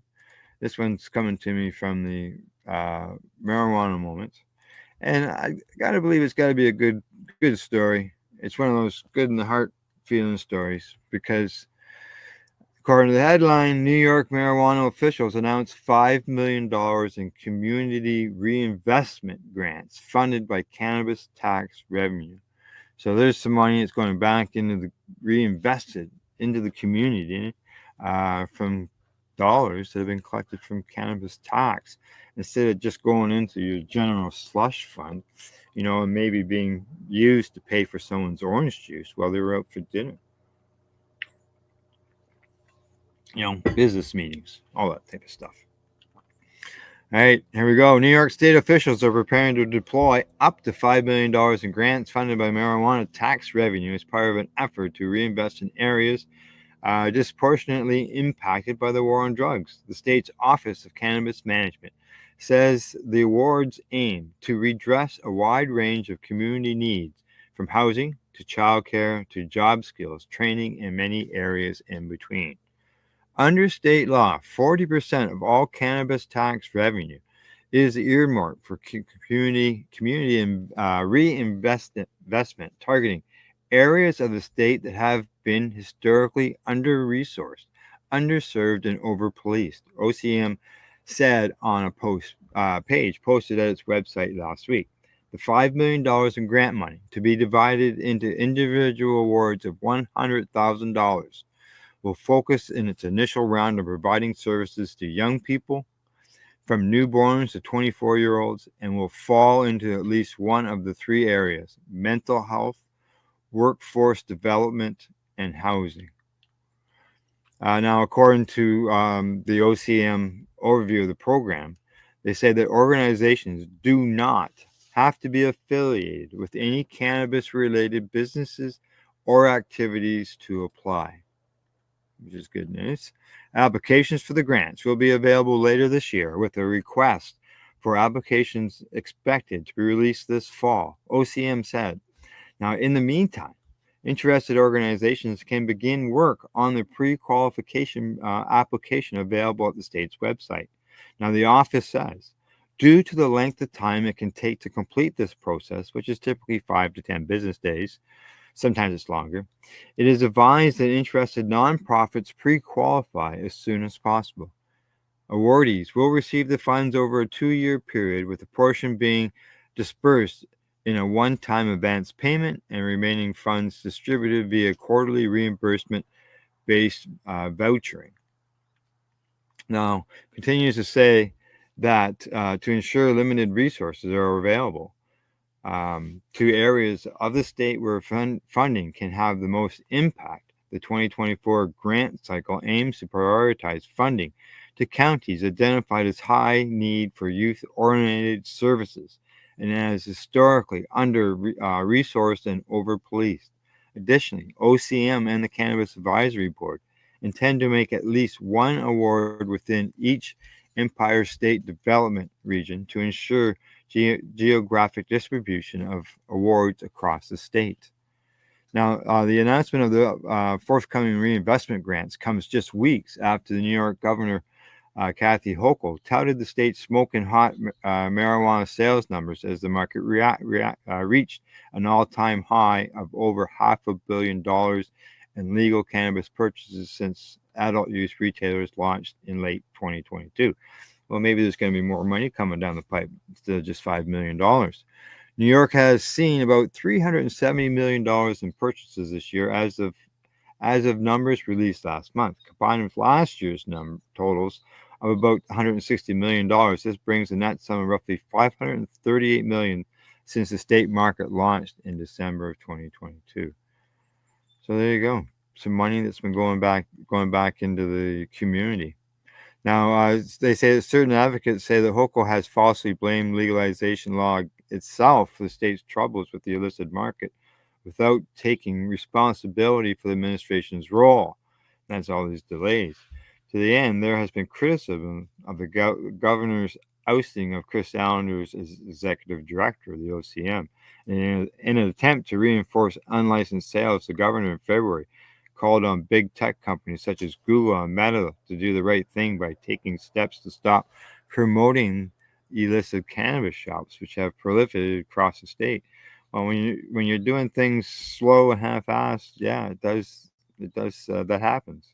And they even had the farmers markets, where because the stores were opening so slowly, they had this farmers market for legal businesses.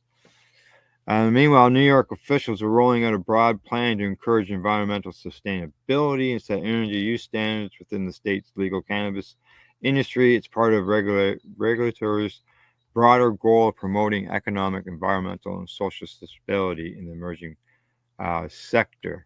So let's see what it says here. In June, state regulators also formally approved rules to allow adults 21 and older to grow their own cannabis plants for personal use. So yeah, there you go.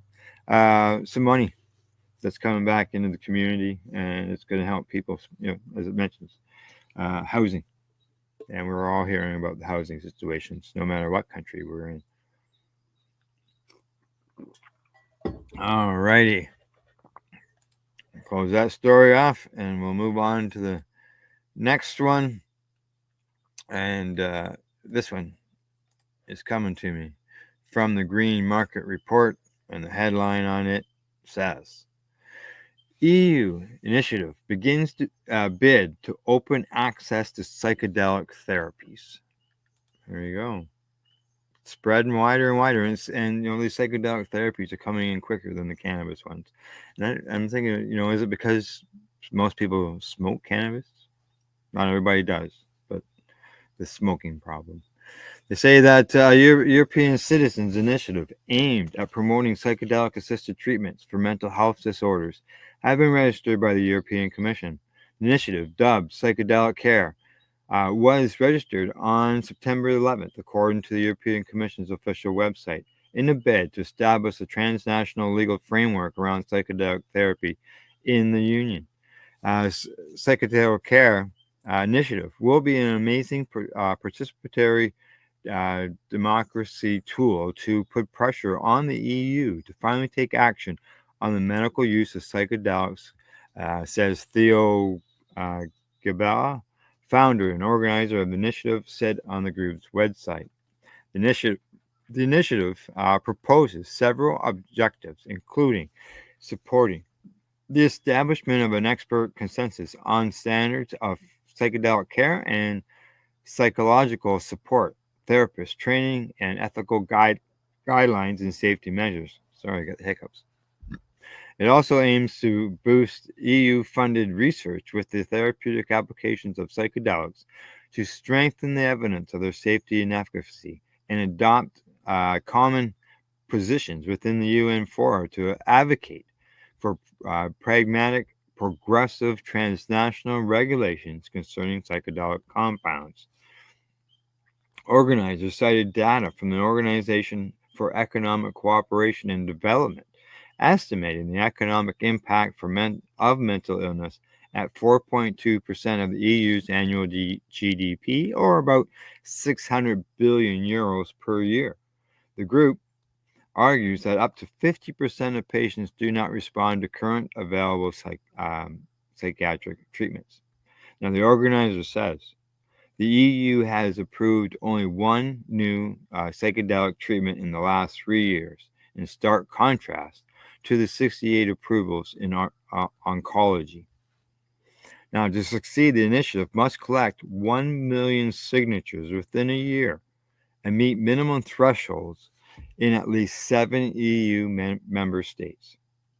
Now, the organization says, we call on the commissions to recognize the unique specificities of psychedelic therapies and their potential to meet high unmet needs for mental health conditions and substance use disorders. Now, the group noted that the U.S. Drug and Food and Drug Administration has already granted several breakthrough therapy designations for MDMA, psilocybin, and LSD treatments.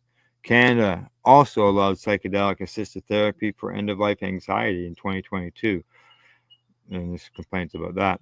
While Australia recently authorized prescriptions of MDMA for post-traumatic stress disorder and psilocybin for treatment-resistant depression. This news follows the European Medicines Advocacy call earlier this year for psychedelic drug developers to target the EU market. The proposal also calls for the creation of a European Union for mental health research and development and the implementation of incentives to spur innovation in the field. And what's good to see, spur innovation. It's to get things going, get all this, get the research going, and that's perfect because that's what they're always saying. There's not enough research. There's not enough research, and knowing that people are doing that research, that's good to know because it will come out eventually. Alrighty, I'm halfway through. It's medication time, so I'll be right back. And after I medicate, you'll be watching Psychedelics and Cannabis Educational News. We're live here at paceradio.net. You're listening to the Pace Radio Network here at paceradio.net. Limestone City Hydroponics is Kingston, Ontario's hydroponics shop. Take your growing to the next level and create the optimal environment with a tent kit or maximize your yield with an ebb and flow flood table kit. Either way, Limestone City Hydroponics has more sizes and options to fit your needs. Are you looking for the power of the sun that adapts to your budget? Then look no further as they have professional grow lighting. They have indoor grow systems that are easy and cost effective with many options to fit your living space and lifestyle. Cultivate your growing potential. We have everything you need to succeed. And if you can't make it to the store, they offer local delivery to the greater Kingston area. Remember, when you're looking for experts to help you grow, then look no further than the locally owned Limestone City Hydroponics, 105 Sunderland Drive in Kingston, Ontario. Call them at 613-548-0420. Are you looking to get your medical cannabis grow license? Limestone City Hydroponics can help patients through the process of obtaining their license to grow medical cannabis. What's that? You don't have a doctor. If you meet the medical criteria, Limestone City Hydroponics has a nurse practitioner who can assess and provide medical cannabis prescriptions. What are you waiting for? Contact Limestone City Hydroponics at limestonecityhydroponics.ca or call them at 613-548-0420. What do you find at paceradio.net? People advocating cannabis education.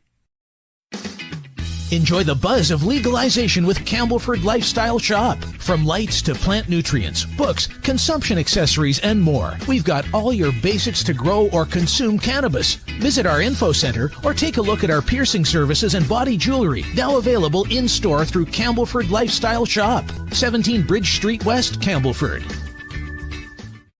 Are you looking for non-stop, continuous cannabis and psychedelic programming?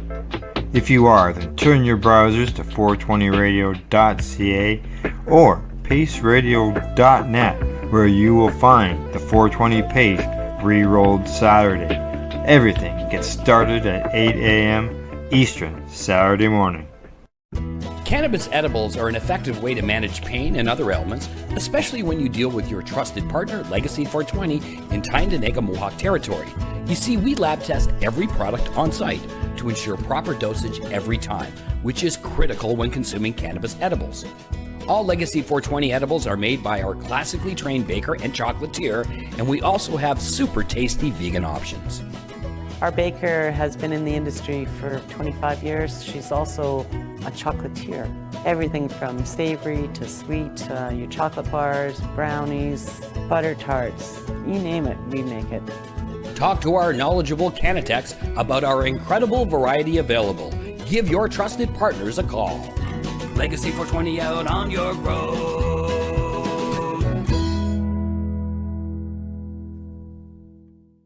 You're listening to the Pace Radio Network here at paceradio.net. Hey, I'm back. I'm live, and I'm still smoking my medication. But hey, I'll still bring you some news. Here we go. Talking about news. First story after the break comes from StratCan. As I mentioned earlier, we're going to talk about some cannabis inspections because Health Canada cannabis inspections report from 2023-2024. The number of inspections of federally licensed cannabis facilities and license holders in the 2023-24 fiscal year was on par with the previous year, but targeted inspections increased notably.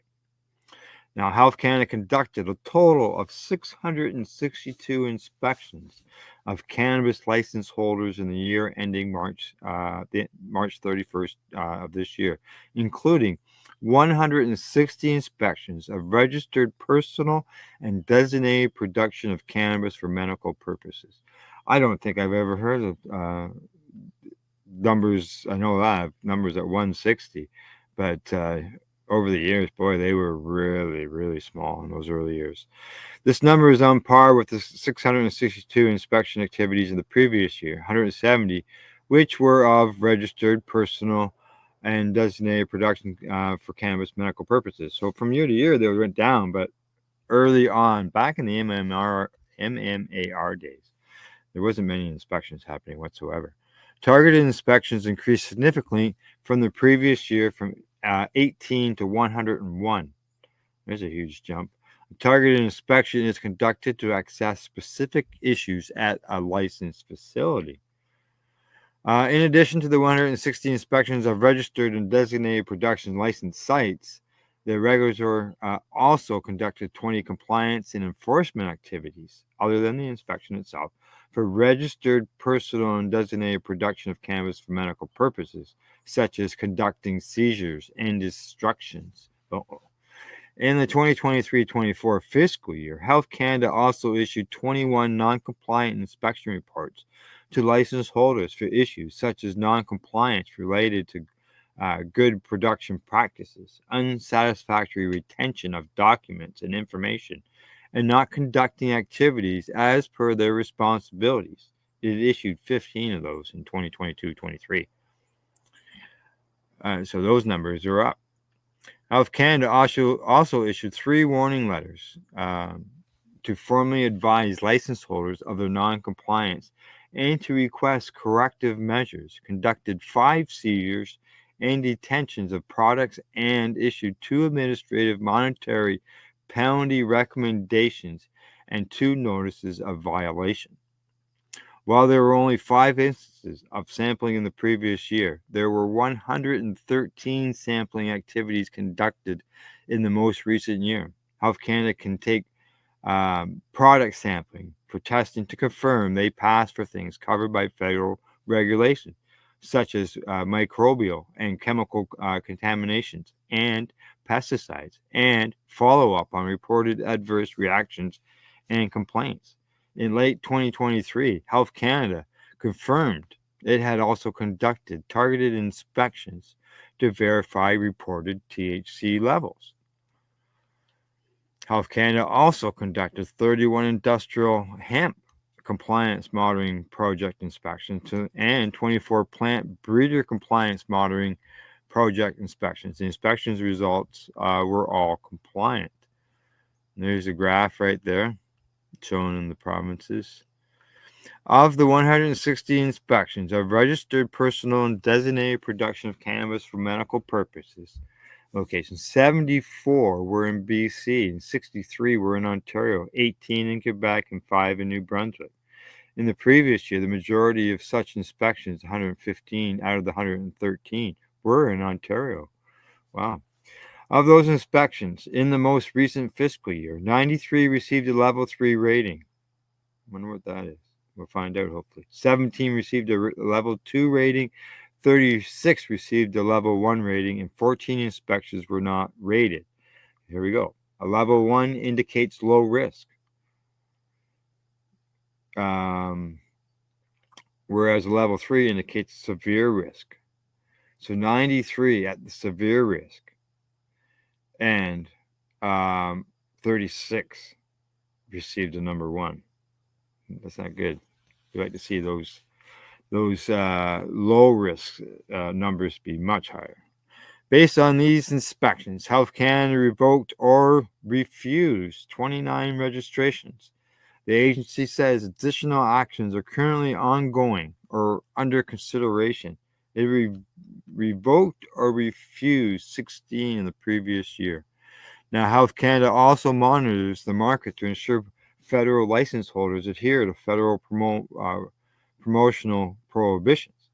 Of the 243 cases of potential non-compliance related to promotions expected between April the 1st of 23 and March the 31st of 24, there were 134 actions, 84 compliance emails or letters, and 45 compliance promotion emails or calls, but no administrative monetary penalties were issued.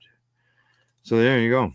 That's a further in-depth report on those inspections, and that was going to be in the other one. That's why I held off waiting to be able to go through that with just because at one time, like I said, in those early years, we never heard of any inspections, and it wasn't until it really got a lot of press about it before things really started to hire more inspectors in order to go around and inspect personal gardens.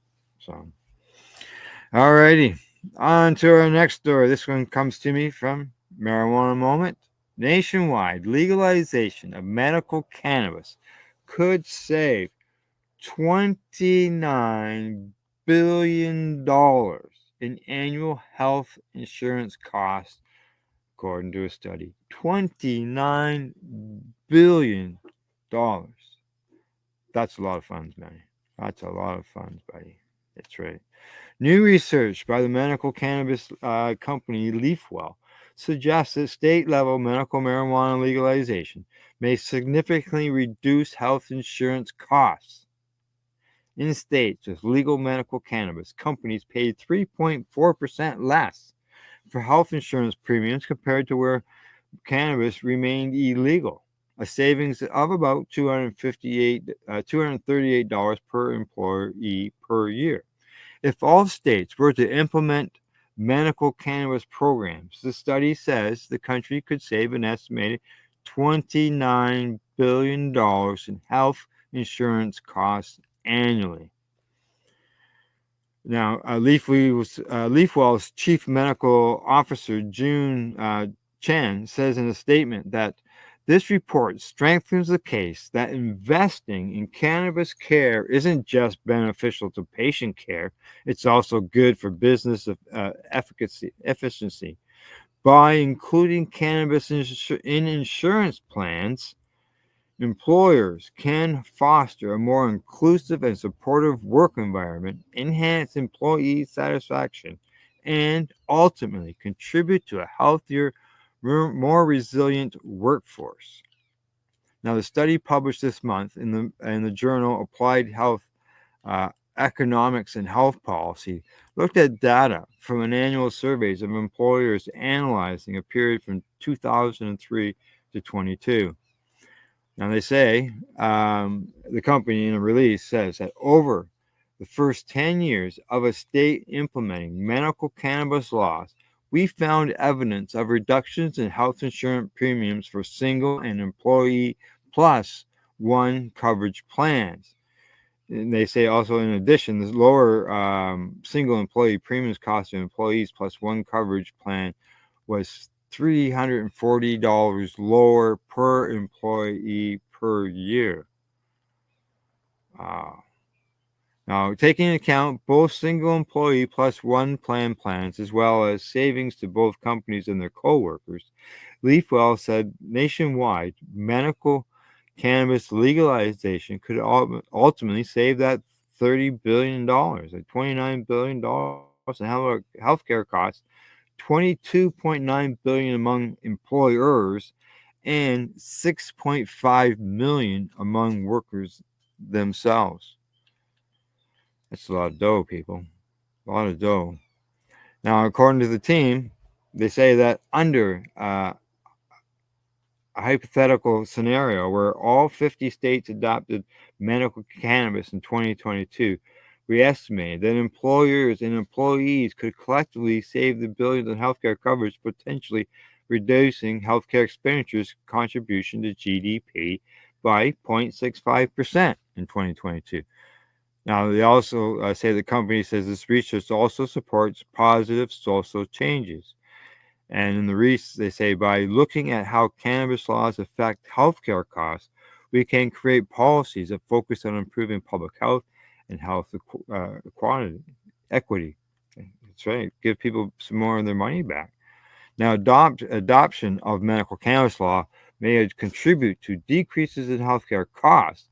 The report concludes, and this phenomenon is likely a secondary effect and suggests positive internalities outside of medical cannabis patients.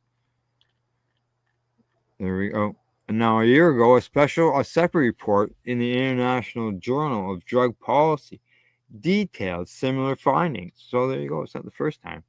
While reductions in health insurance premiums were modest immediately following legalization, the study found that by 7 years after implementation, annual premiums had fallen by $1,663 compared to states in the control group. Similar reductions were seen after 8 years and 9 years, indicating the decline in costs were fairly stable over time.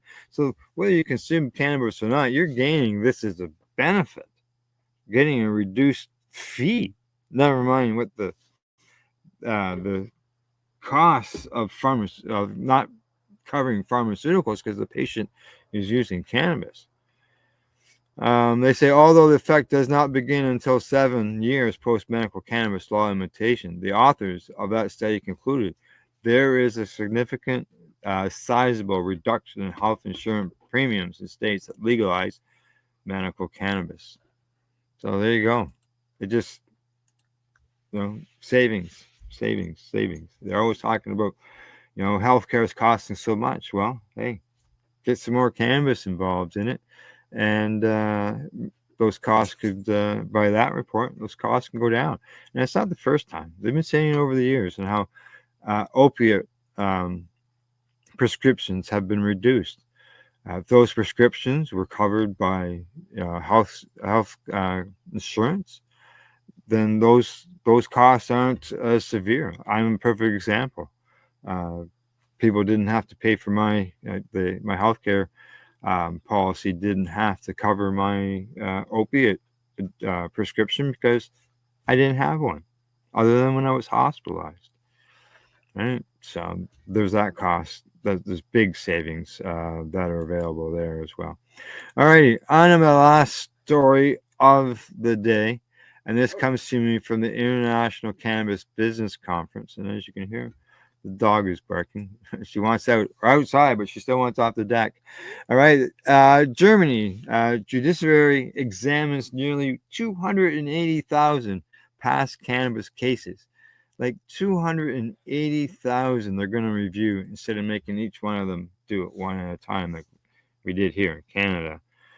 Now, Germany's judiciary recently announced that federal states have reviewed an estimated 279,000 past cannabis cases after adult use legalization took effect in Germany on April the 1st.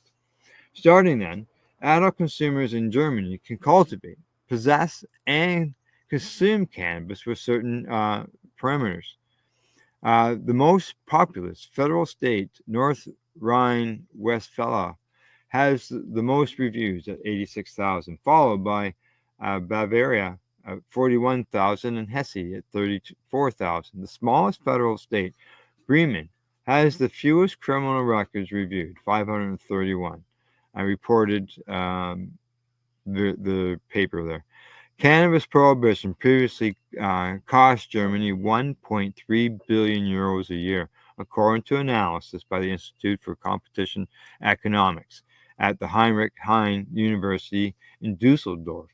Reviewing old cannabis cases is a massive undertaking in Germany, and the number of reviews is a testament to how many lives were needlessly harmed in Germany due to prohibition. According to the evaluation, the judiciary in Bavaria has re-examined 41,500 cases, and the courts have so far received more than 6,200 cases for redetermination of sentences. The courts have already made a decision on this, and in around 3,500 cases. The Hessen authorities have already imposed sentences 450 times, and the sentence has been redetermined in a further 88 cases.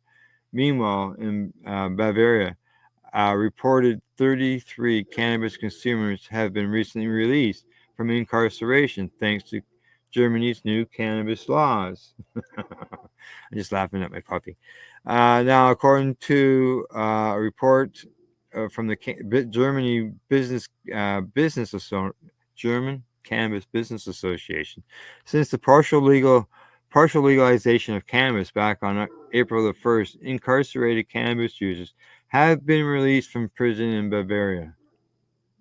The release of the cannabis prisoners in Bavaria was first reported in a local paper there. In addition, the cannabis being legal for adult use in Germany, recreational cannabis is also legal in Uruguay, Canada, Malta, Luxembourg, and South Africa, as well as at the local level in certain parts of the Netherlands, Switzerland, and the United States. So there you go. It's always good news that when they're reviewing those past convictions, when they're automatic, when they change cannabis laws, it's just nice that some of them done just automatically with a swipe of pen. Here in Canada, it was a little more longer process where each person had to be done individually. There's been some work done on that, but the last I had seen on it, it wasn't just written off like it is in a lot of the U.S. states. So, alrighty. Well, other than that, folks, that's it. I've done. That's the Pace News Report for the September the 19th from the Legacy420.com news desk. And thanks to our buds at the Camelford Lifestyle Shop, Limestone City Hydroponics.ca, AdEase.ca, and Legacy420.com. And in closing, I'd like to say thank you for watching or listening. Plus, don't forget to educate, medicate, and do not incarcerate. You're listening to the Pace Radio Network here at paceradio.net. The opinions of the individuals during this broadcast are their own, and may not be the opinions of their group or other organizations they may be involved with. All medical advice during our broadcast is not a medical opinion and should be checked with your medical physician. When you have a pain that's reached its peak, Legacy for 20 is so unique. If organic cannabis is what you seek, here's your trusted partner 7 days a week. Suppository salves, vapes and drops, topicals, edibles, infused pop. Just when life seems like it ain't easy, at Legacy 420 enjoy a pop freezy. Lab tested products make them the GOAT. Legacy 420 out on your road. Legacy 420 in Tyndonega Mohawk territory. Indigenous organic cannabis at its finest. Enjoy the buzz of legalization with Campbellford Lifestyle Shop. From lights to plant nutrients, books, consumption accessories, and more, we've got all your basics to grow or consume cannabis. Visit our info center or take a look at our piercing services and body jewelry, now available in-store through Campbellford Lifestyle Shop, 17 Bridge Street West, Campbellford. Limestone City Hydroponics is Kingston, Ontario's hydroponic shop. Take your growing to the next level and create the optimal environment with a tent kit, or maximize your yield with an ebb and flow flood table kit. Either way, Limestone City Hydroponics has more sizes and options to fit your needs. Are you looking for the power of the sun that adapts to your budget? Then look no further, as they have professional grow lighting. They have indoor grow systems that are easy and cost effective, with many options to fit your living space and lifestyle. Cultivate your growing potential. We have everything you need to succeed. And if you can't make it to the store, they offer local delivery to the greater Kingston area. Remember, when you're looking for experts to help you grow, then look no further than the locally owned Limestone City Hydroponics, 105 Sunderland Drive in Kingston, Ontario. Call them at 613-548-0420. We are people advocating cannabis education here at paceradio.net. Are you looking for non-stop, continuous cannabis and psychedelic programming? If you are, then turn your browsers to 420radio.ca or paceradio.net, where you will find the 420 Pace re-rolled Saturday. Everything gets started at 8 a.m. Eastern Saturday morning.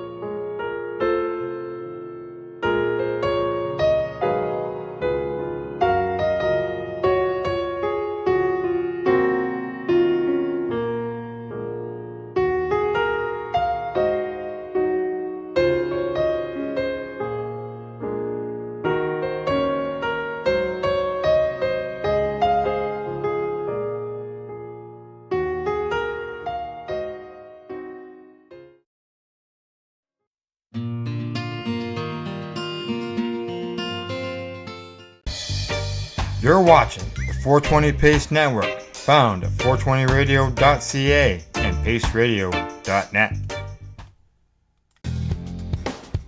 Stay tuned. We'll be back after this toke.